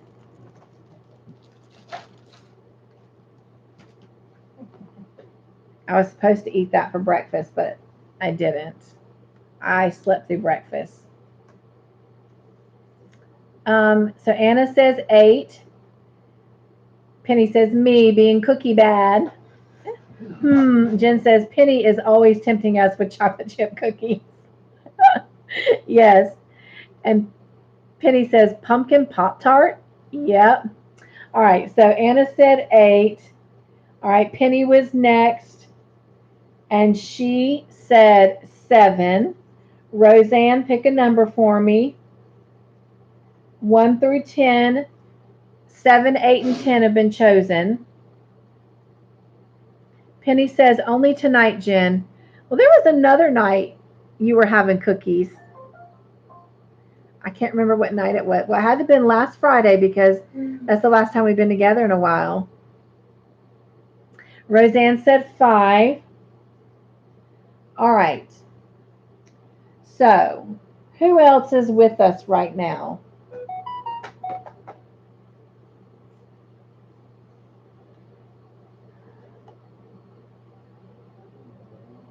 Charlie, you're with us. Charlie, pick a number for me, love.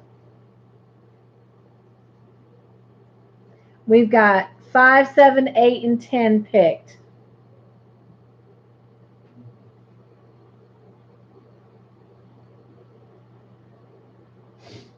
Oh, yes, Mayor.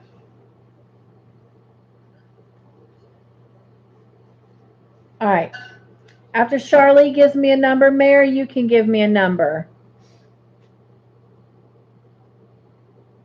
Oh, has it, Penny? So maybe it was the Friday before my surgery. She said she didn't think she was in then. It's been longer than that since she's been in. And Anna said, Mare. Penny says, and I truly don't recall other cookie talk. Jen says, Penny, you know you're all about the cookie. All right, Charlize says 6. So, Mare, we have 5, 6, 7, 8, and 10. So basically, we have the numbers 1 through 4 and 9 left to pick. So which number do you want to pick? We've got 1 through 4 and 9. Penny says, oh, well.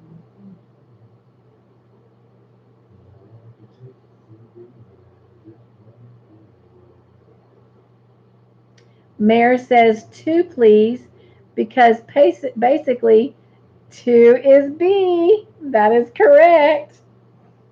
All right. I need four more people. 1, 2, 3, 4, 5. Yep. Are there 4 other people here? I've got 1, 2, 3, 4, 5, 6 answers, and it says I've got 9 people in house with us right now. So is anyone else that's with us? Would they like to choose a number and possibly be a part of history on the Longmire blanket?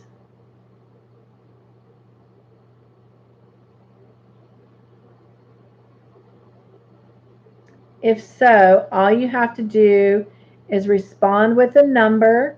And right now we have 1, 3, 4, and 9. Penny says, come forward, Lurky Peaks. Mare says, Todd, would you like to choose a number? We have 1, 3, 4, and 9 available. I can tell y'all what number he's going to pick. I knew it. I know why, though. Why? Because you are number 1 and you're so awesome. All right.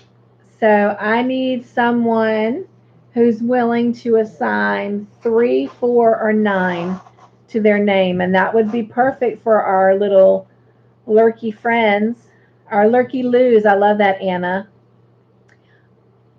Roseanne, I'm not sure if Mike is on here with us.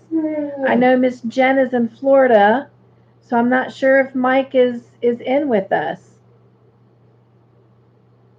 or not. Penny says your turn to pick a number, Mare. She did. She picked number 2. I know. I was trying to see if Bree was still here. Penny says she'll take 3. Jen says, Penny, are you going to do a tutorial on making your cookie? And Jen says, I don't think he's here. Uh-oh. I just lost that pin top. I didn't realize that I was jabbing it into my leg, and it actually knocked it off. Like I couldn't feel it, so it's probably down here in the blankets. We can get it in a minute. Well, I don't need the dog to find it. Okay. Oh, thank you. She says, yes, she did say 2. That was Penny, yes. Laugh out loud. Jen, no cooking on my channel. Penny says, no good setup for it. All right. So we need 3 more. So the fairest way I know to do it would be to go off of how we stopped. And that would be the people with the most points where we stopped. So Jen, if you'll pick another number for me, you have 3, 4, and 9 available. And Penny says, and the phone won't behave for it. Jen says, it's not cooking, it's baking.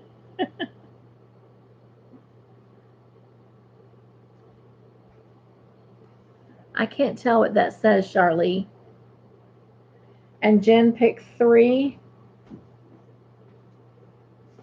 Oh my gosh, you guys.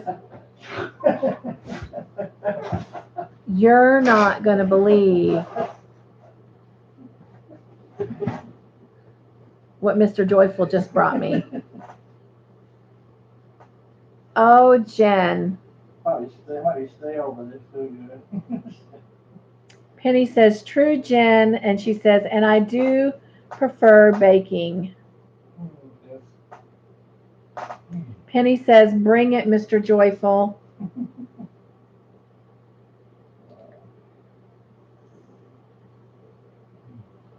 Anna says, a cookie. 2. So, like, I could share. Mail it. Y'all, they're, smell it. That's in mail. Oh, mail it. Penny says, gas. Jen says, yummy. Penny says, ooh. There's no telling with this man. If there's a sweet, there's just no telling with him. Like, how is it that I am not that big of a sweet eater? Not saying that I'm not one. I'm not a big one. And I'm the diabetic. He, I think, eats sweets as his primary meals. And he is not a diabetic. Makes no sense to me.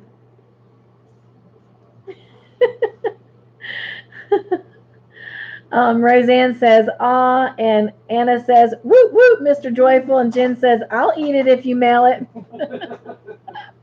All right. Anna, you are next. I need you to pick 4 or 9. And then Penny, whatever's left would be yours. So whatever she doesn't pick.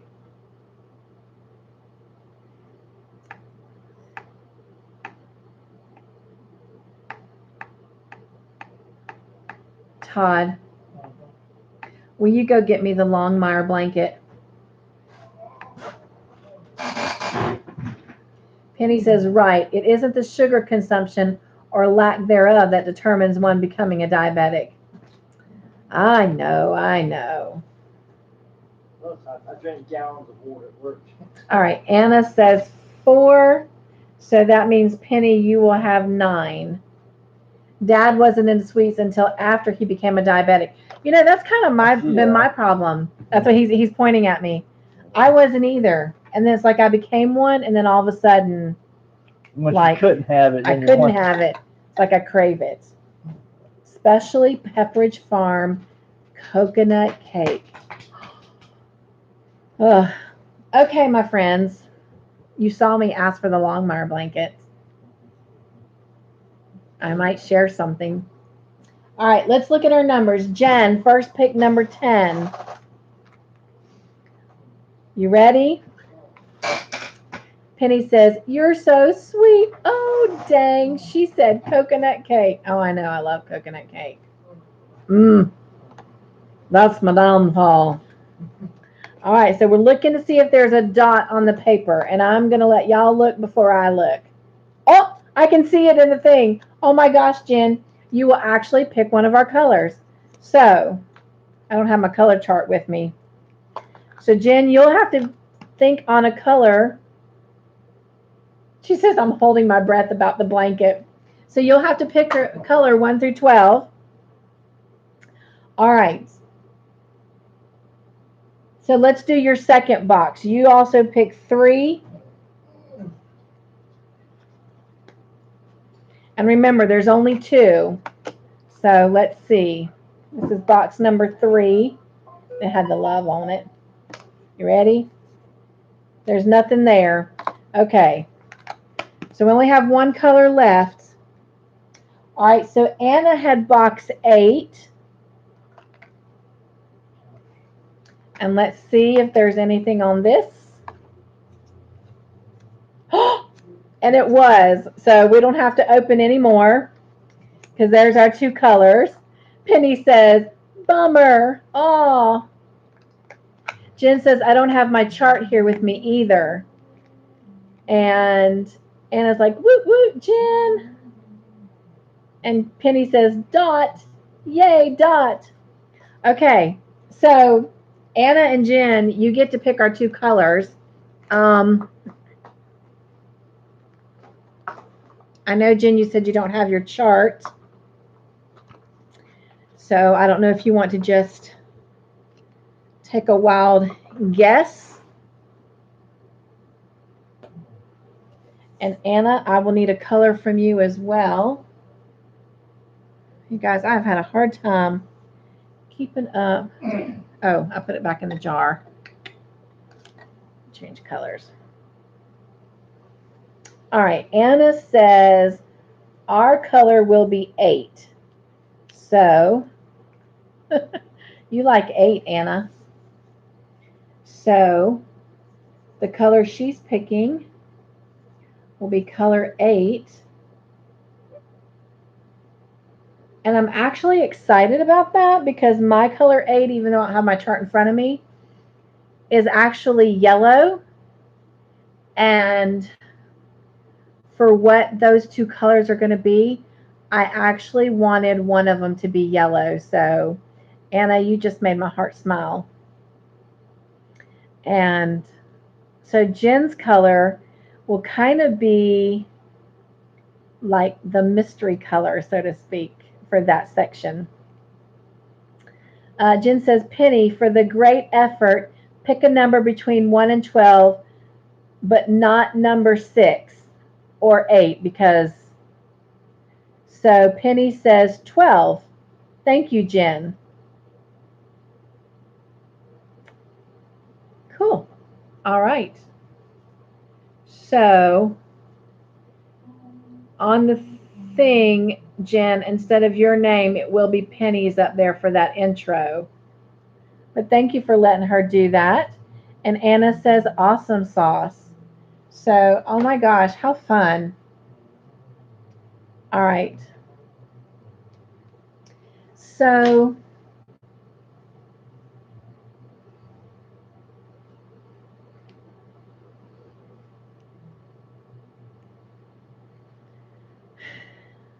I might come up with some different way.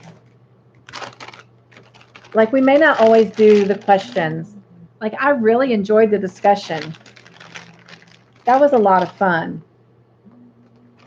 And I'll just have to come up with a different way for us to pick our little containers. But I got to get busy because after this section that we just did, that we just picked colors for, I'm not 100% sure what's coming next and how many colors. So I got to get busy. But as soon as I put these in, and I know I'm killing Jen right now.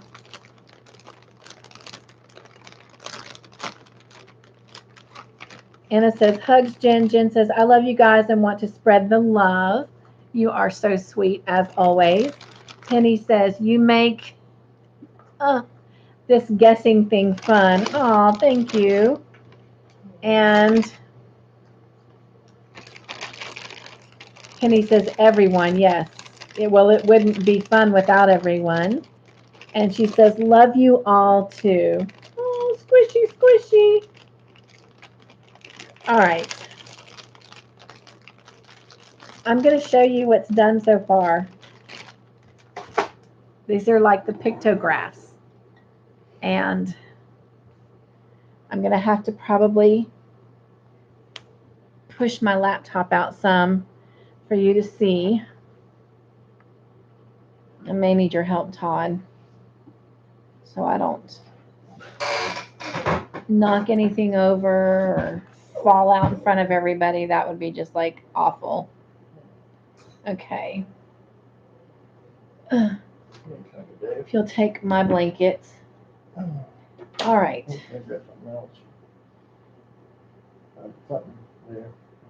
Oh, that's my yarn from my project I was working on that I measured out to sew my bag together. Okay. All right. Let me see if I can get to the edge of my seat here. We got you on the edge of the seat. Yeah, they got me on the edge of the seat. I think you have to take this pillow. Oh. Bear with me. This is not the graceful part of it, but I want to go ahead and be sweet and share some things with you. So that light is really bright back there. Can y'all see around that light? All right, here we go. Let me get this facing the right way. This pillow is making me nervous. Can you bring that stool around over here so I can use the handle for support? This one? Yep. Like right here. Okay. Remember, these are the colors you guys picked. Okay. All right. So here is one of the first, or the first arrow pattern. And that's what it looks like. I can't hold it and look at the same time, so you're going to have to kind of, so what you think? And so that's what you're going to get this coming Monday. That's what should have been this past Monday. So I'm sorry you didn't get that. And then I'm going to open this up. And this is what will come out the following Monday. And this is the body of the top part of the dream catcher.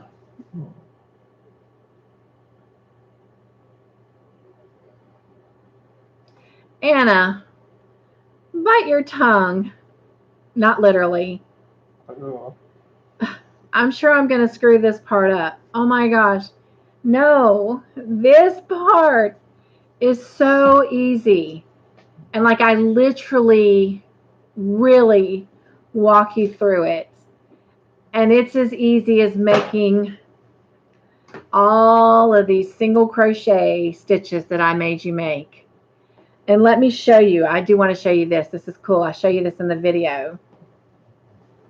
This is the back of it. Like this is what it looks like. So like going forward, if you want to make future projects and do something like this, look at how cool it looks on the back. That's the back of it. Like that's just as cool.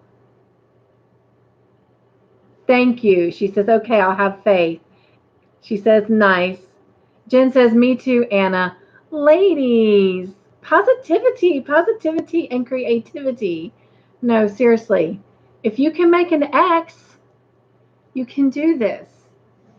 And like I literally, I kid you not, every stitch I make, I'm on there with you. With the exception, there's a couple of the rows. You know, when I say row, I mean the color. Like, I know I do definitely the first 3, if not 4 with you, and then it's just a repeat each time. So I leave you to finish those, but then I come back and I show you how to space, and I do several of these and let you finish like the last couple by yourself. And same thing with this. I walk you through it. Let me show it to you closer if I can. Well, let me pull the laptop to me, because if I go too far forward, then it won't be pretty, because y'all will see me fall.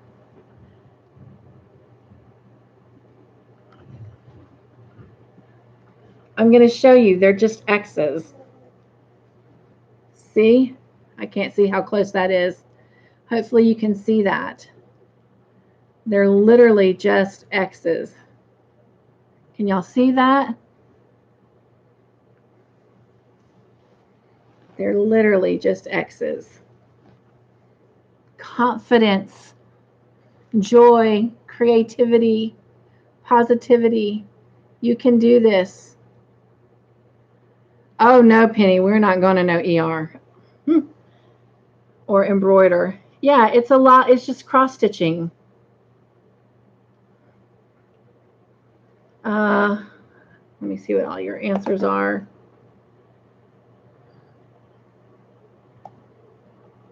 Whoops. Yes, can see. Oh, wait, let's see.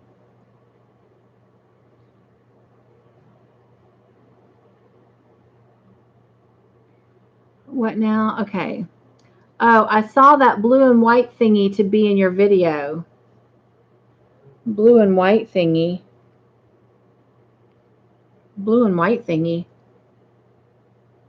What are you talking about? What's the blue and white thingy?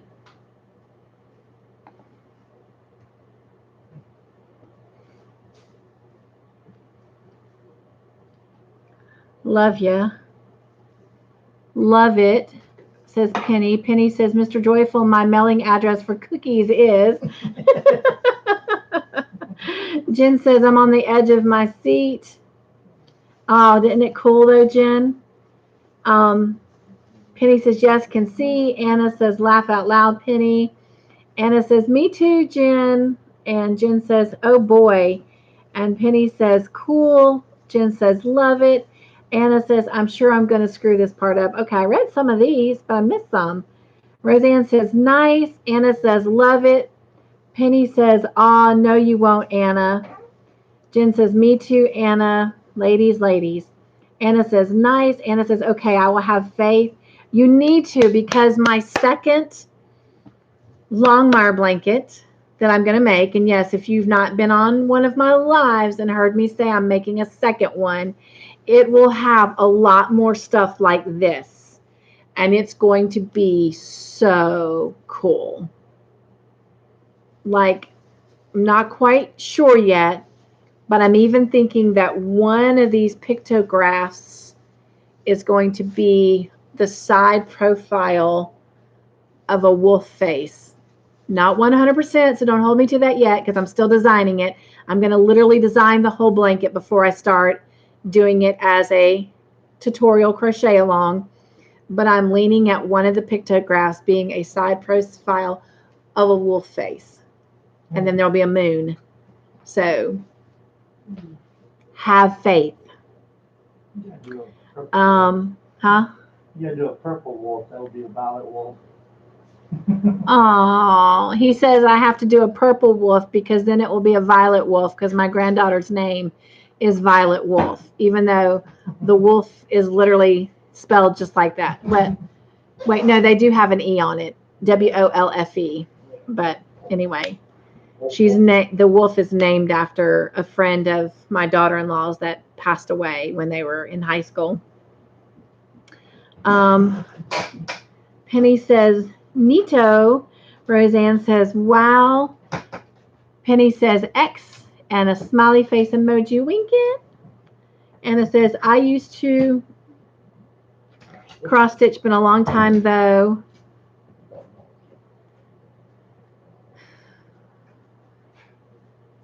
Penny says, I'm so not a sewer.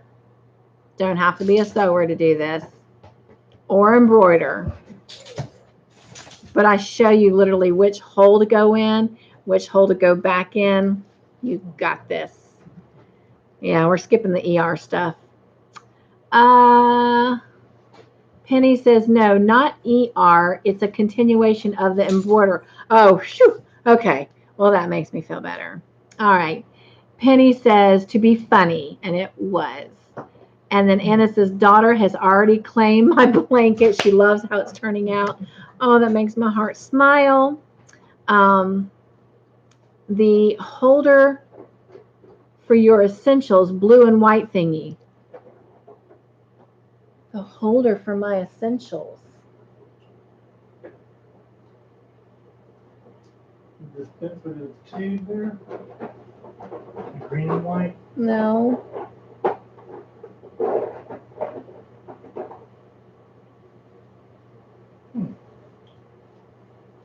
Because all I can think about is, oh, this little box. No.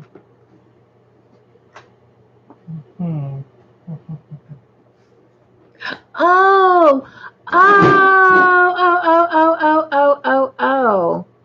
You're talking about, okay, I can't reach it. That. This thing? Duh, the light bulb just went off. Yes. You're talking about the project that I'm working on, I think. My little bag I'm making, right? Is that what you're talking about, Penny? And Jen says, it's cool looking. Oh, I can't wait to see that. I'm assuming you're talking about the wolf thing, which I haven't, like I said, 100% decided, but I'm working on it.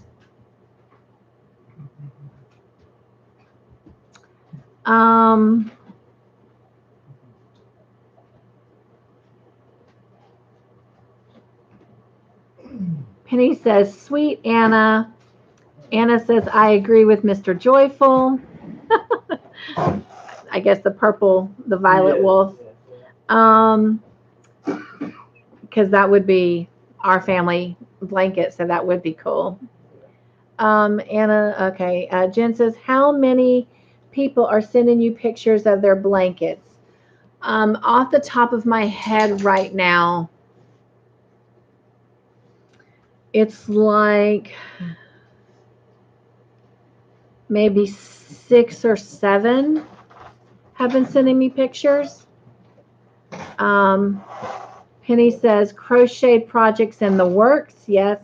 Anna says, I need to take a picture of my blanket and send to Cynthia. Yes, ma'am. Because again, when all this is done, I am going to do kind of a Longmire closing out video, and it will have all the pictures that each individual person has sent me.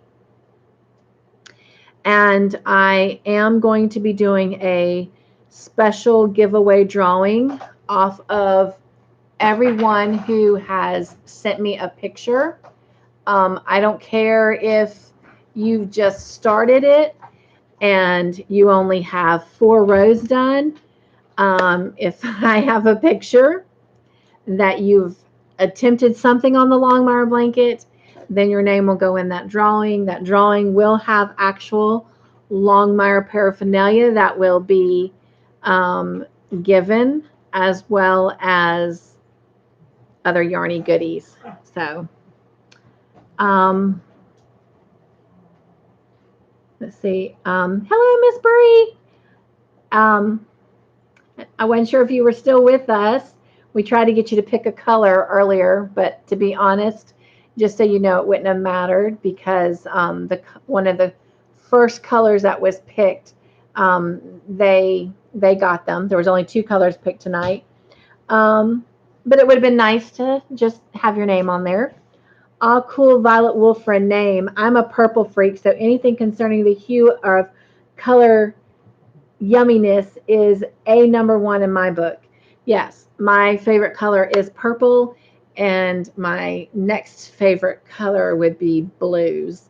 But anyway, although we keep noticing, and this is hilarious, but I am drawn to bright pink. And growing up my whole entire life, you could put any color in the world on me, but do not put pink on me. But all of a sudden, I'd say in the last year, I have been drawn to the color pink, but purple is my favorite color, which is why Kelly Platter, when she made my goodies, y'all, and I did those unboxings, that Christmas tree that she made me was done in purples. So anyway, I haven't had the heart to put my Christmas decorations in my studio away because I'm enjoying them. And the only thing that will never be put up is the Christmas lights across the top of the yarn wall. The what? Put away. What did I say? Put up. Oh, he's corrected me. He said put away, not put up. Well, not, oh, I get it. They're already put up, so they have to be put away. But the Christmas lights will stay because those were given to me by Kelly to put up for you guys to have as kind of like your enjoyment all the time. But I know she's not with us tonight, and that makes me sad. But I have to tell you, and I'm sitting here looking at them, so that's what I'm looking at over here. I have to tell you how much they've been blessing me because every night since I've been home, they are technically my nightlight.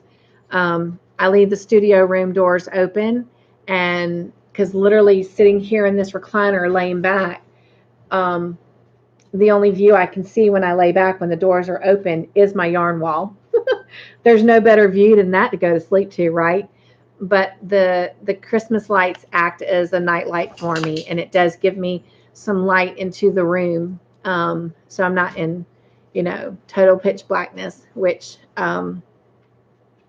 is cool because that was not cool the night that I woke up from my second surgery in total blackness and didn't know where I was. So, and anyway, so ever since that night, I have literally slept with a pillow that I hug. I had the hospital get me a pillow that I literally held in my chest, and they always question it because every night, you get a new nurse and they're like, well, is your chest okay? And I'm like, yep.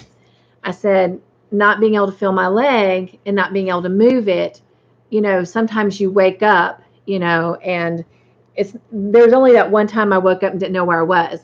After that, I always knew where I was, but sometimes when you're groggy and your mind is not processing everything,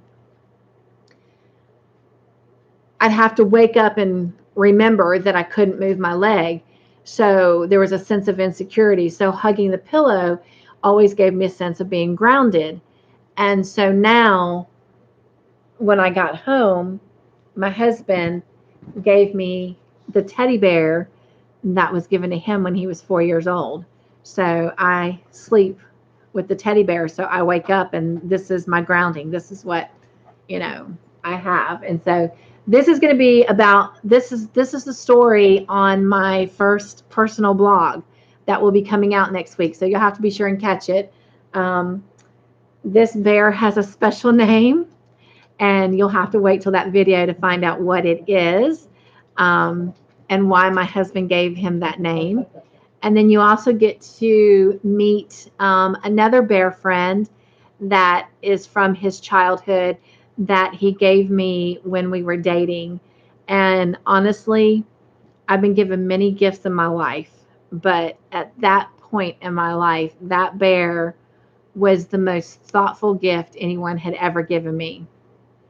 So, anyway, yeah, my first personal blog is going to be about the two bears that my husband gave me from his childhood. So, hope you'll come check it out. Anyway.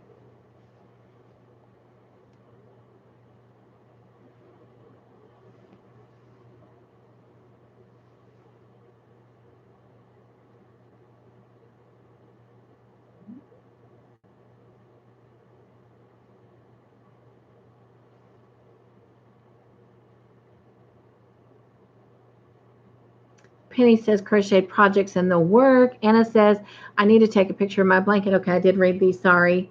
Bree talked about color purple. Penny says yes. Penny says bingo. Okay, so she was talking about my little bag I'm making. I will have it done next week for y'all to see.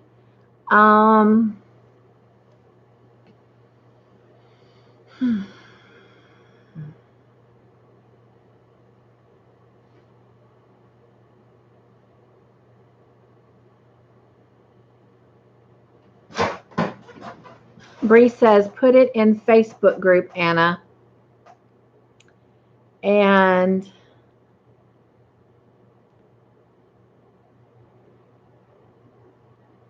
yeah, you can share it on my Facebook too. But if you can, try to email it to me as well, because it makes it so much easier for me to upload into my videos. I mean, I can get it from my Facebook, but there's just so many more steps for me to get it from Facebook and then get it to the video process. So, Penny says, or Blingo, if you're on Steals the Show Crochet and Chefs on Sunday nights. And Jen says, which that's another great channel to check out if you have not already. And I know I haven't been on there on Sunday nights, but a couple times, and it's been several months ago. And part of that is because I'm really trying to work hard where Saturdays and Sundays right now are kind of given to my husband. When my life changes and I no longer have to work a day job and I can focus just on my channel, and being retired and being a grandma, then that'll be different because, we'll be spending so much time together that we both probably will love to have Saturdays and Sundays where we can kind of do our own thing. But, and maybe we won't, because right now we're constantly, when we're not at work, wanting to be together. So I don't know. That may change, it may not. Because, when we get older, we get really, cranky. So, all right. Jen says, I can't wait to see everyone's blankets. I know. It's going to be a real treat for y'all. Because as I've said, same blanket setup, different colors make them look like entirely different blankets, and they're all so beautiful. Anna says, I need to go to bed. Hugs, love, and stay safe and warm, everyone. Oh, good night, sweet Anna. Thank you for hanging out. I know it was really hard because I know you're really tired. And I know that your body is going through a lot as well. So I, for one, have been truly blessed for you staying with us and hope it was worth it. You got to pick a color and you got to see the future, which I wouldn't do on our conversation video. So shh. Bree says, or my channel too. I have Facebook in the same name now. Oh, sweet. That is awesome. Penny says, take care, Anna. Roseanne says, good night, Grandma Anna. Penny says, rest well. Jen says, it jumped, Jen. Give me just a minute. I hated pink all my life up until about 5 or 6 years ago. Isn't that something? Like my high school and college friends, they know that about me. And I can remember a couple camps we worked at, and our shirts were bright pink. And they would just laugh. Or that very soft, cotton candy light pink. And they would just laugh because they knew I did not like pink. But now I'm like in love with the color pink. So who knew? I love all colors in general because I just love color. I love light. I love life. But yeah, I still have purple as my favorite color. All right.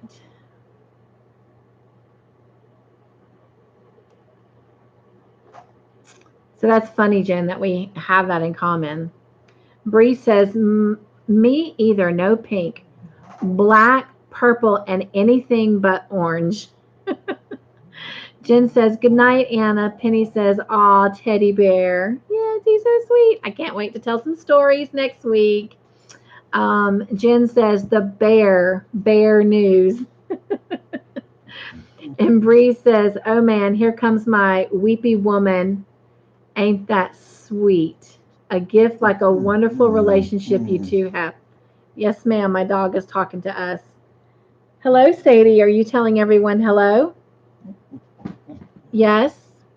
How can we help you? What is it that you want to say? She wants me to pet her. She's literally trying to move my hand to pet her head. Are you needing some loving? This makes me think of Krista from the Secret Yarnery in Churchy. Always begging her for attention while she's on the video. She has her head on my lap and she literally is pushing her head up under my hand for me to pet her. I guess she's saying that I've given y'all enough attention and now it's her turn. Now watch this. I'm going to stop. Let me find where we're at first. Okay, here we go. Bree says, oh man, here comes my weepy woman. Ain't that sweet? Y'all hear her? A gift like a wonderful relationship you two have. Always wanted that, but never could find it. Aww.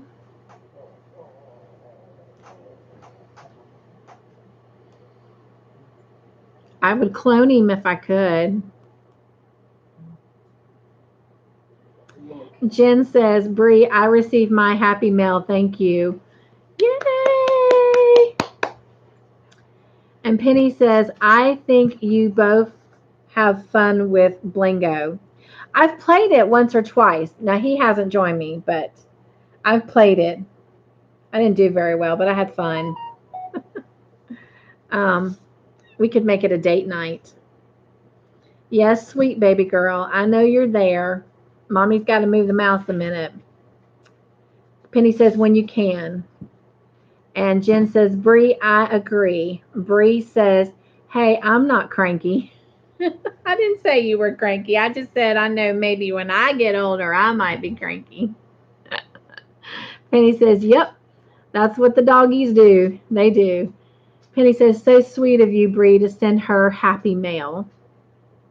Yes, she got happy mail for doing butterfly kisses for Alex. And again, if y'all weren't on, well, the Bible study video hasn't gone up. As soon as I get off here, I'm going to plug that in, and then I'm going to bed. But, and I've got one other site I've got to go link on and subscribe to. So, got to do that. Then I'll go to bed. So if you weren't, so no one's seen the Bible study yet. So nobody was on that yet. And if you weren't on conversations, you guys, Bree has given me fantastic news about Alex. Well, she still needs our prayers, definitely.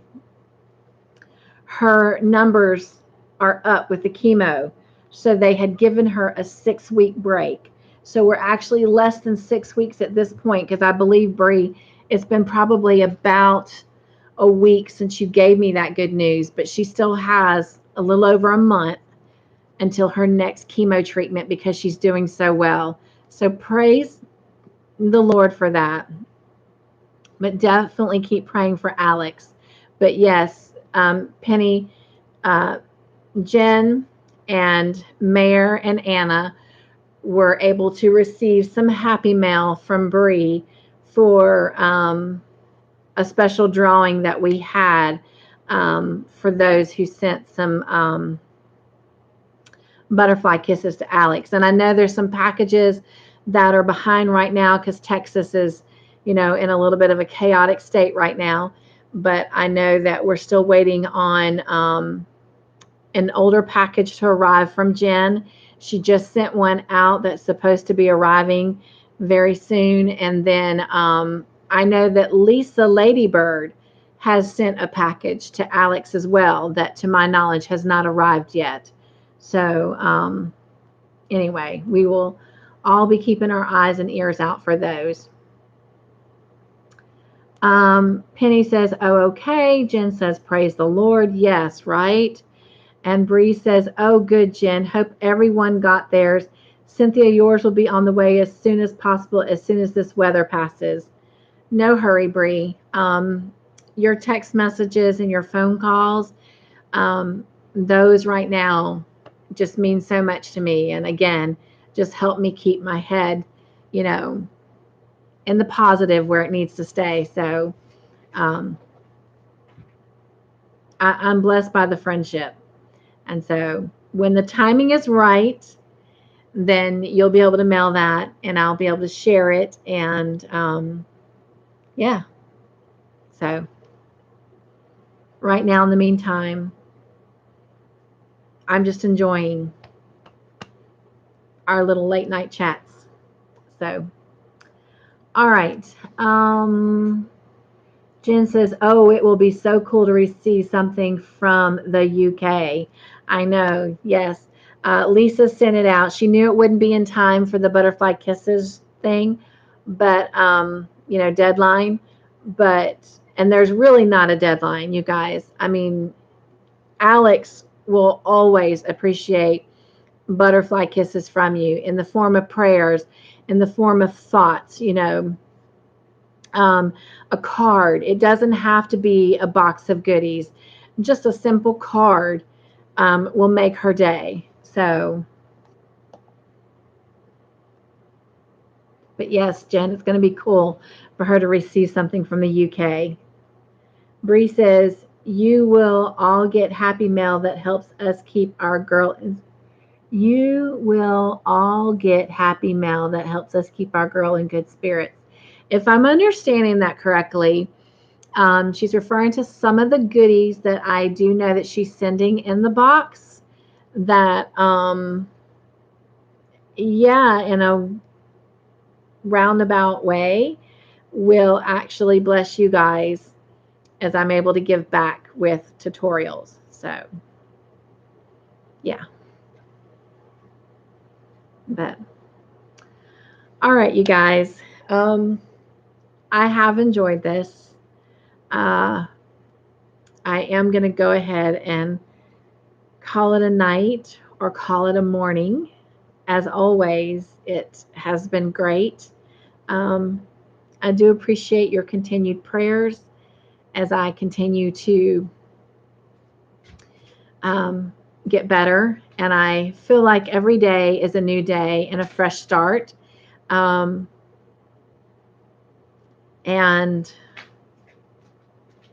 I have to keep reminding myself that even if my leg wakes up and I can just get up and start walking, that it doesn't mean that my recovery time is over, because it's not my leg we're waiting on to heal. The doctor's waiting on the back, and he's waiting on the fusion. And if it doesn't, he will be doing another surgery, which will make recovery time even a little bit longer. I am waiting for the leg to wake up. So that is something I guess I need to sit down with God and get my priorities into perspective, that the back heals, because the back is what is the primary goal. But the good thing about it is, my husband and I have talked, and I've mentioned this to some of you in personal phone calls, that through everything that's going on, at least this is what I can positively say. I don't need my leg or my feet to crochet. So I'm very blessed that I have my hands and my arms, and there's no defect with them. So no matter what happens with the back and what happens with the leg, I can still be crafty. So therefore, I am good. I will be good. And God will continue to bless. So, all right.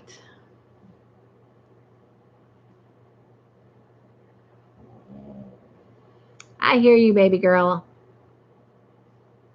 Love you. Y'all, she's so pretty. I wish y'all could see her. Oh, she might be coming to say, hey, let me see what I can do here.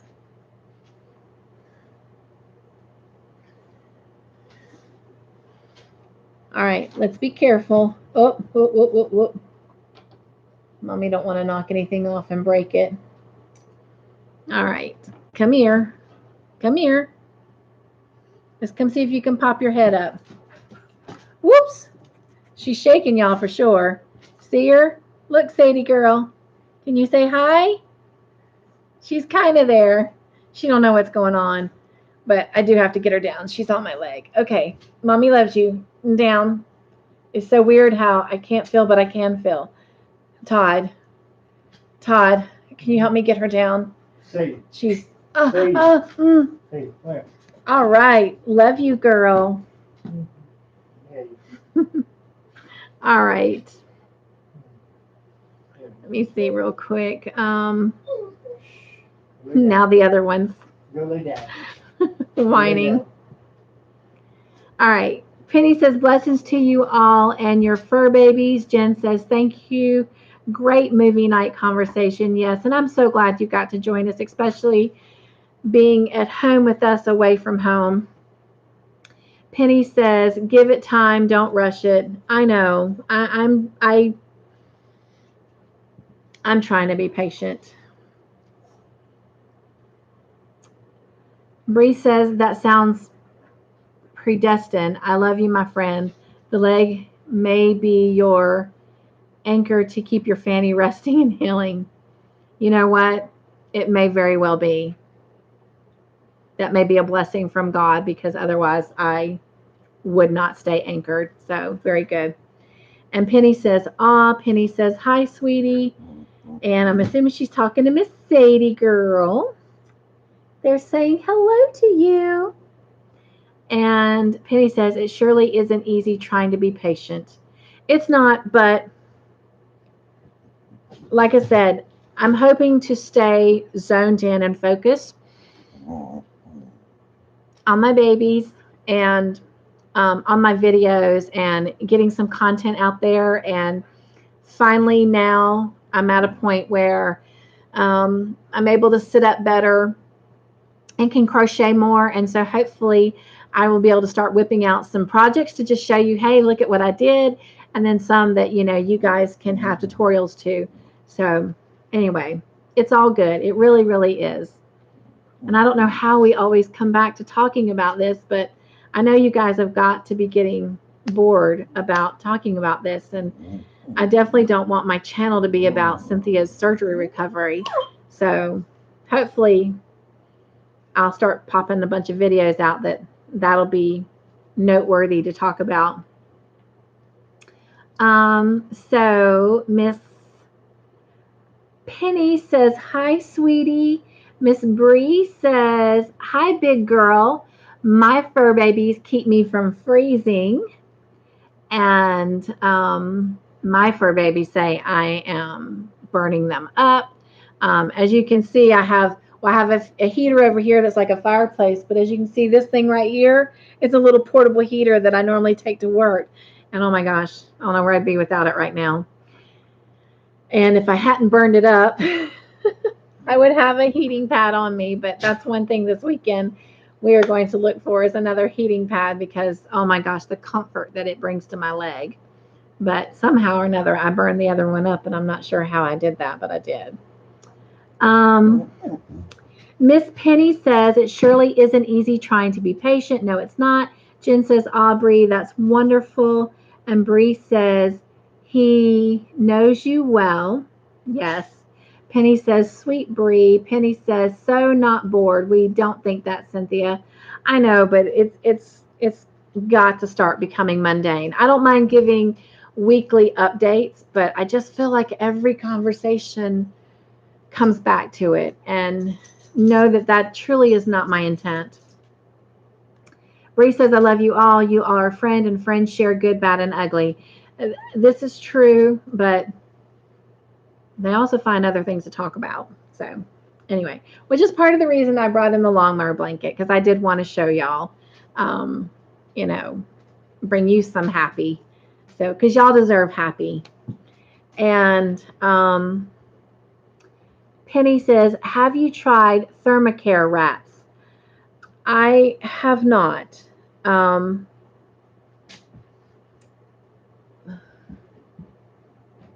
He had one here, and I don't know what happened to it. My husband bought these thermo patches, and I think, Mayor, he got the idea from you. And they're supposed to last like 8 to 10 hours, and you put them on. But the thing is even like with the heating pad, and here we go, talking about this stuff again. I just have to be careful because not being able to feel, I have to make sure I'm not burning my leg, because I did that one night. I had a gown on and I had the heating pad on, and when I went to pull the heating pad away, because I realized that my leg was hurting again and that the heating pad was cold, so therefore it had timed out, because the one we had, the one I burned up, it's set on a timer. You can set it on a timer. But when I removed it, even though it was cold and I know that it had been off for a while, apparently it was burning my skin and I didn't know it, and my whole leg was bright red, like I had a sunburn. That was awful. But the other thing about those patches too is I could put it in the one main area where it really hurts, but when those shooting bolts happen, they're everywhere in my leg and in my stomach. So I would have patches everywhere trying to console. So, but the main thing is my quad and my knee is where I have the most discomfort. And so that's where I try to keep it. So anyway, I have fur babies just staring at me. So they're probably anxious because I don't think they've seen me sit on the edge of this chair like this. So it's, I guess, different for them. But anyway, and I got worried about my son's dog real quick. We're going to talk about something different, but still kind of related. When I came home from the hospital, she was not really eating. She was just drinking water, drinking water, drinking water. And I'd only been home 20 minutes and she threw up, and that was continuing. So we thought she was getting sick. And even when the PT guy came, he got to experience some of that. And he's like, yeah, something's wrong. You got to take her to the vet. Well, 3 days after I was home, it's like all that cleared up.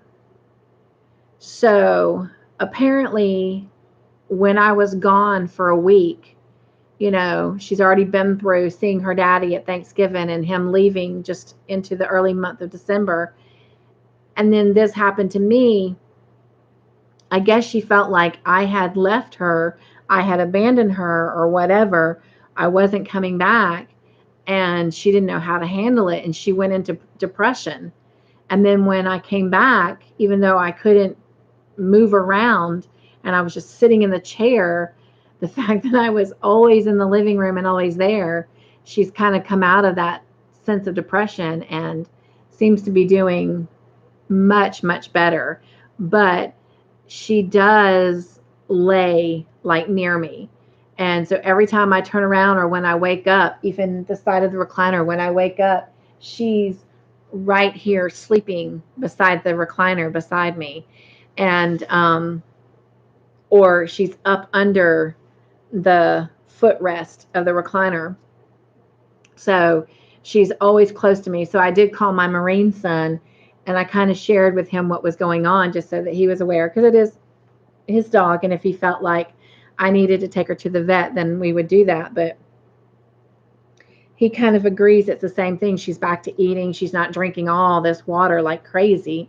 But yeah, even now she's like literally right here. Sadie has finally got up and gone to bed.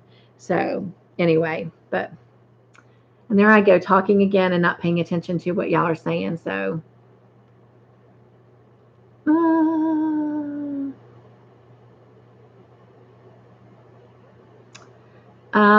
Penny says the smaller ones are sticky. Ugh, I don't like stickiness, and I don't need any more sticky.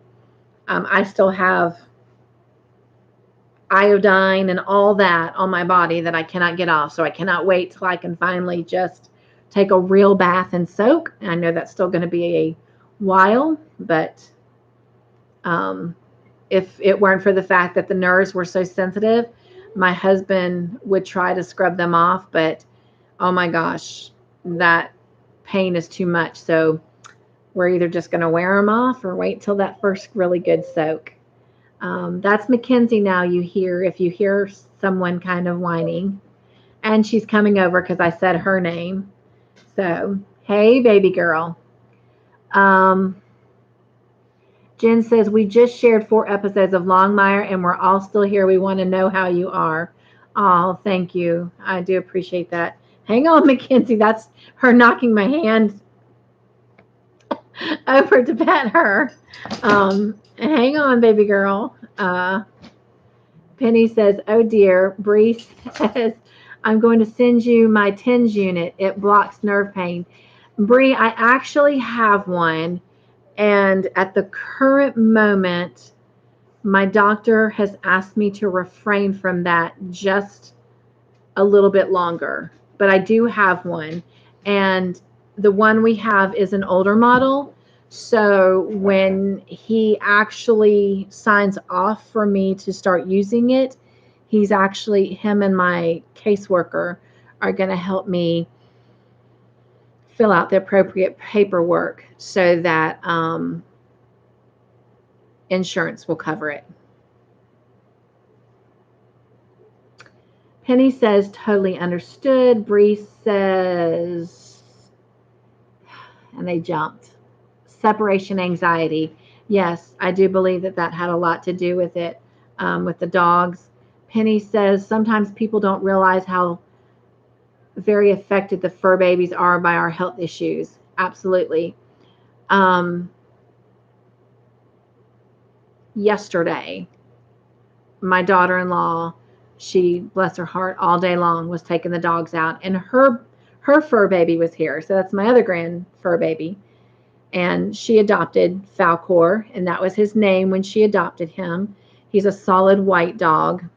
He's pit bull and something else mixture. But anyway, Sadie started acting funny the last 2 days. And it's like whenever I wake up kind of moaning and crying out, I don't want to say she's mocking me. I think she's just like she's matching me with her kind of like a howl, not a bark or a whine, but kind of like a howl. Like, I don't know, maybe she's trying to comfort me. Well, yesterday, I had an episode where my leg, it was literally like a ping pong machine. Those electric things were just like pew, pew, pew all over. And I was holding Violet, and Angel came and got Violet from me. And oh my gosh, I was just crying. It was just so painful. So the dogs started getting riled up. And so I said, take them out. Sadie, there's an island in front of our yard that used to be our front yard until we sold it. Well, we didn't, but before we bought our house, it was sold to the city, and they took our dirt driveway and made it into a paved road. So anyway, she crosses the road and she goes and sits on that island. It's raining, but the dog sits out there. And it's like she could not bear to be in here with me in so much pain. And it broke my heart. She hates the rain. Doesn't want any part of it. That dog was going to sit out in the rain rather than have to be in here and watch me in pain. That's the only thing we could think of. Angel had to go put her shoes on and actually go to the island and drag that poor dog in here. So anyway, they got special treats when she got in. But anyway, so I agree with that 100%. Our fur babies are affected by a whole lot more than we give them credit for.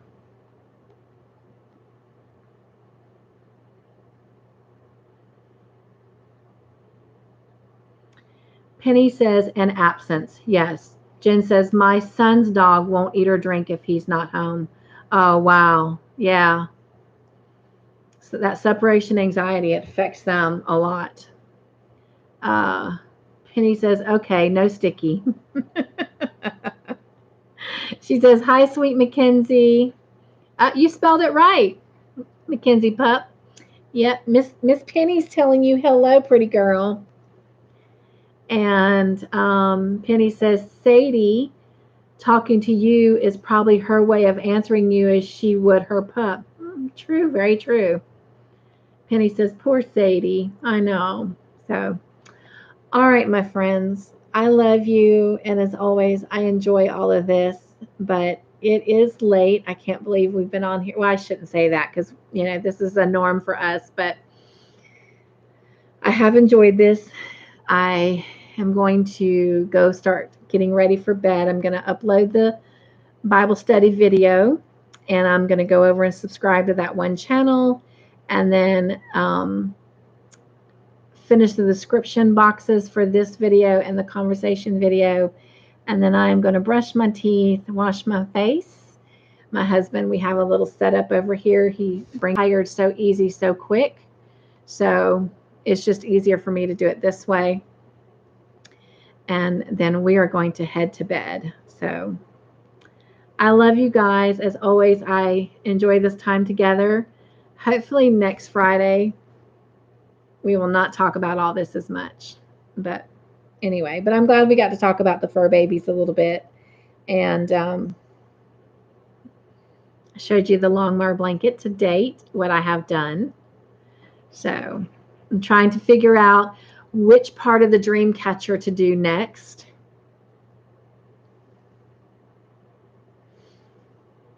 It will come. It will be done in segments. So don't be overwhelmed, especially my friends that are behind. But you're not behind. You're right where you need to be at this moment. So, because there might be a week like this past week, I can't put something out. And you having another section to do gives you something to do. So it all works out. All right.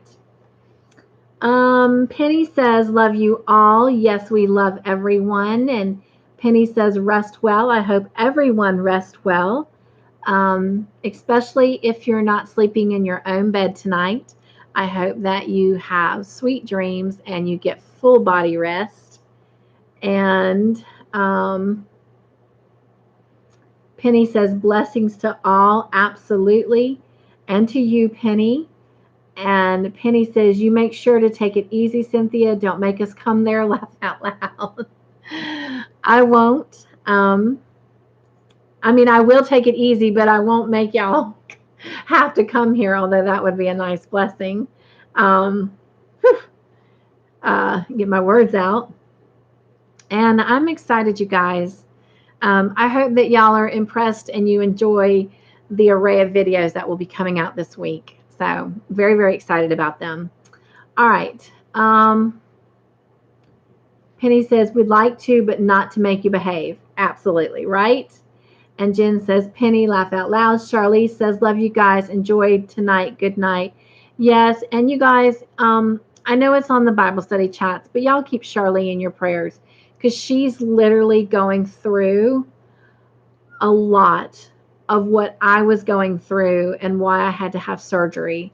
And so I just wish that on nobody. And so, Charlie, my heart really, really goes out to you, my friend. Like, I wish for you to have the surgery to fix your back and the sciatic nerve and all of that, the spine, because my back is so great right now.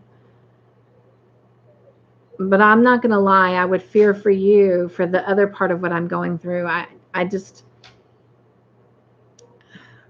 I'm so thankful to not have those back problems, but in the same token, I didn't trade that for this.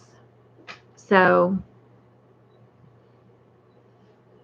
I'm just praying for you, my friend, because I don't know what to say. And I just know that, you know, God has you and he has you right where he needs you right now. But, oh my gosh, I'm a wimp with pain, so I can only imagine what you're going through. My heart truly grieves for you. It really does. So y'all just keep Charlie in your prayers. I know Anna's going through a lot. I know Penny is going through a lot, health-wise.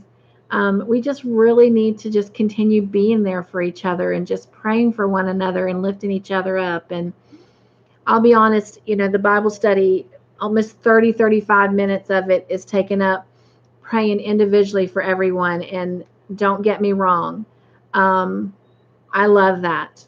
I pray for these prayer requests throughout the week, not just during our Bible study. So I know they're getting God attention. I am thinking about doing things a little bit differently so that one, the video is not so long and therefore it doesn't take, you know, anywhere from 6 to 8 hours to process into a video to get it up. That hopefully if I change up some things that it will condense it down and make it not take so long. And so what I'm thinking about doing is doing a short prayer, but listing the prayer request in the video so that we each can individually pray for these needs. And then as they need to be updated, I will update them. But that way you have a visual of this and you don't have to necessarily have to go about trying to remember. You can just pause the video and actually take a snapshot with your phone if you want. I'm just trying to think of ways to make it easier so that we are still being blessed. We're still blessing others with the quality of our prayers, but that it's done in a more efficient way. And if it doesn't work, then that's fine. We'll go back to the way we're doing it, or we'll try something different. I'm always open for suggestions. because I am just as much here for you guys as, you are for me.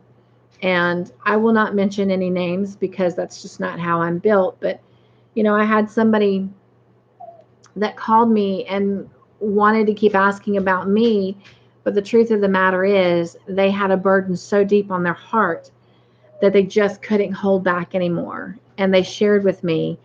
And do not think for one moment that what I'm going through, that I don't have the capacity in my heart to pray for you, to be there for you.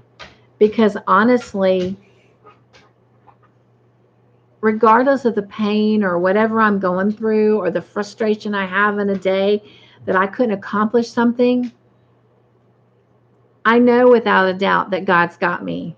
And I fully believe that I'm on the journey that I'm supposed to be on because that's where God wants me. I'm not saying that God wants me in pain. I'm not saying that God doesn't want me walking, as you guys have already mentioned. Maybe it's just to ground my fanny for the time being so that I can allow my body to heal. But with all that being said, He's not taken my mind away. He's not taken my heart away. I still can pray for you guys. I can still be there for you guys. And quite frankly, He's got me. He has me. There's nothing I'm going through that is bigger than Him. So, honestly, I am more today in a position to be more there for you and pray for you than say I was yesterday or a week ago. So please don't hold back from me. Please let me be the friend that God created me to be for you. Don't deny me that. And honestly, thinking about you and praying about you keeps me away from that temptation of getting upset or angry or allowing doubt to creep in or convince me that, God's not there and He's not taking care of my leg or my back, because none of that is true. So if you have a genuine prayer request, I'm here for you. So bring it on. He didn't do anything to my shoulders. And in a way, He broadened them a little bit by fixing my back. So this girl's ready for you. So let me love you, because I'm good at that. All right. I'm going to hush, read your comments, and then we're going to say goodnight.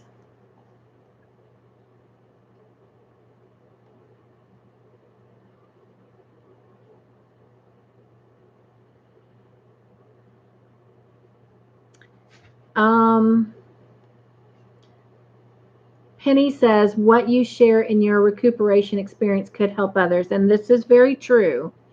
Jen says, I'm still behind because I can't work on it. I know you are, love. And you couldn't take it with you. And you've got a big job ahead of you right now. So that's what your focus needs to be on.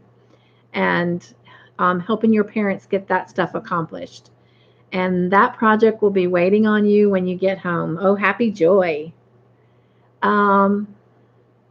Penny says, prayers for you, Charlie Berry. Absolutely. Charlie says, thank you all. They just switched my pain meds to morphine. Oh, wow. That's good and powerful. Did have some of that in the hospital. I just hope it's effective, my friend. Oh my gosh. So praying for you.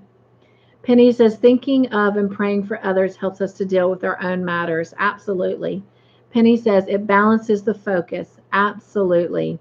Charlie says, God always knows where we need to be, and He knows why. Amen. Absolutely true. Absolutely true. Okay. So, hugs, everybody. Anna, oh, she had to leave us. Y'all, no one gives hugs like Anna does, but we're going to hug each other Squeeze tight. Oh my gosh, I can already feel it. This is no joke. Like, grab your arms and hug yourself.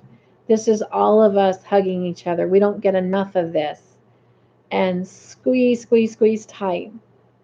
And while you're doing that, I'm going to tell you a quick story that I shared in conversations last night, because it's now a new day. And it's in Bible study.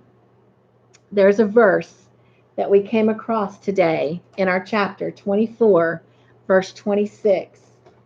And the actual words read,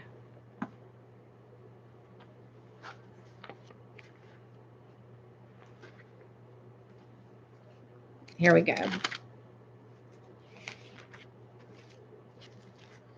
I'm in Proverbs. I just got to get over to the right chapter. It says, an honest answer is like a kiss on the lips. So back in the old days, the Persians, the way they sealed a contract with someone that said, I'm your true friend, you can trust me, was kissing them on the lips. No offense. I'm glad we don't have to personally kiss each other on the lips to know when a person is being genuine and truthful. Because I'm not really good at public affection. PA is not my thing. But I love hugging and I love blowing kisses. So the whole reason I've shared this is going forward, after I give hugs and I blow you a kiss, I want you to know personally what that kiss means to you as an individual in my life. And that means that I am genuinely giving you who I am. As y'all just said, the good, the bad, the ugly.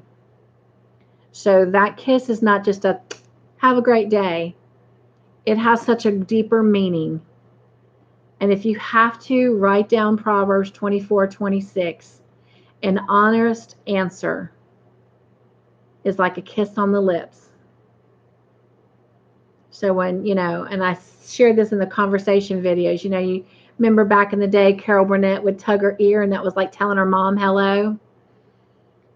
When I blow a kiss by to you guys, I just want you to know that that kiss is personal to each and every one of you, of how truly special you are to me and in my life. So we've given hugs. We're going to say goodnight. Make sure there's nothing else I'm missing here real quick.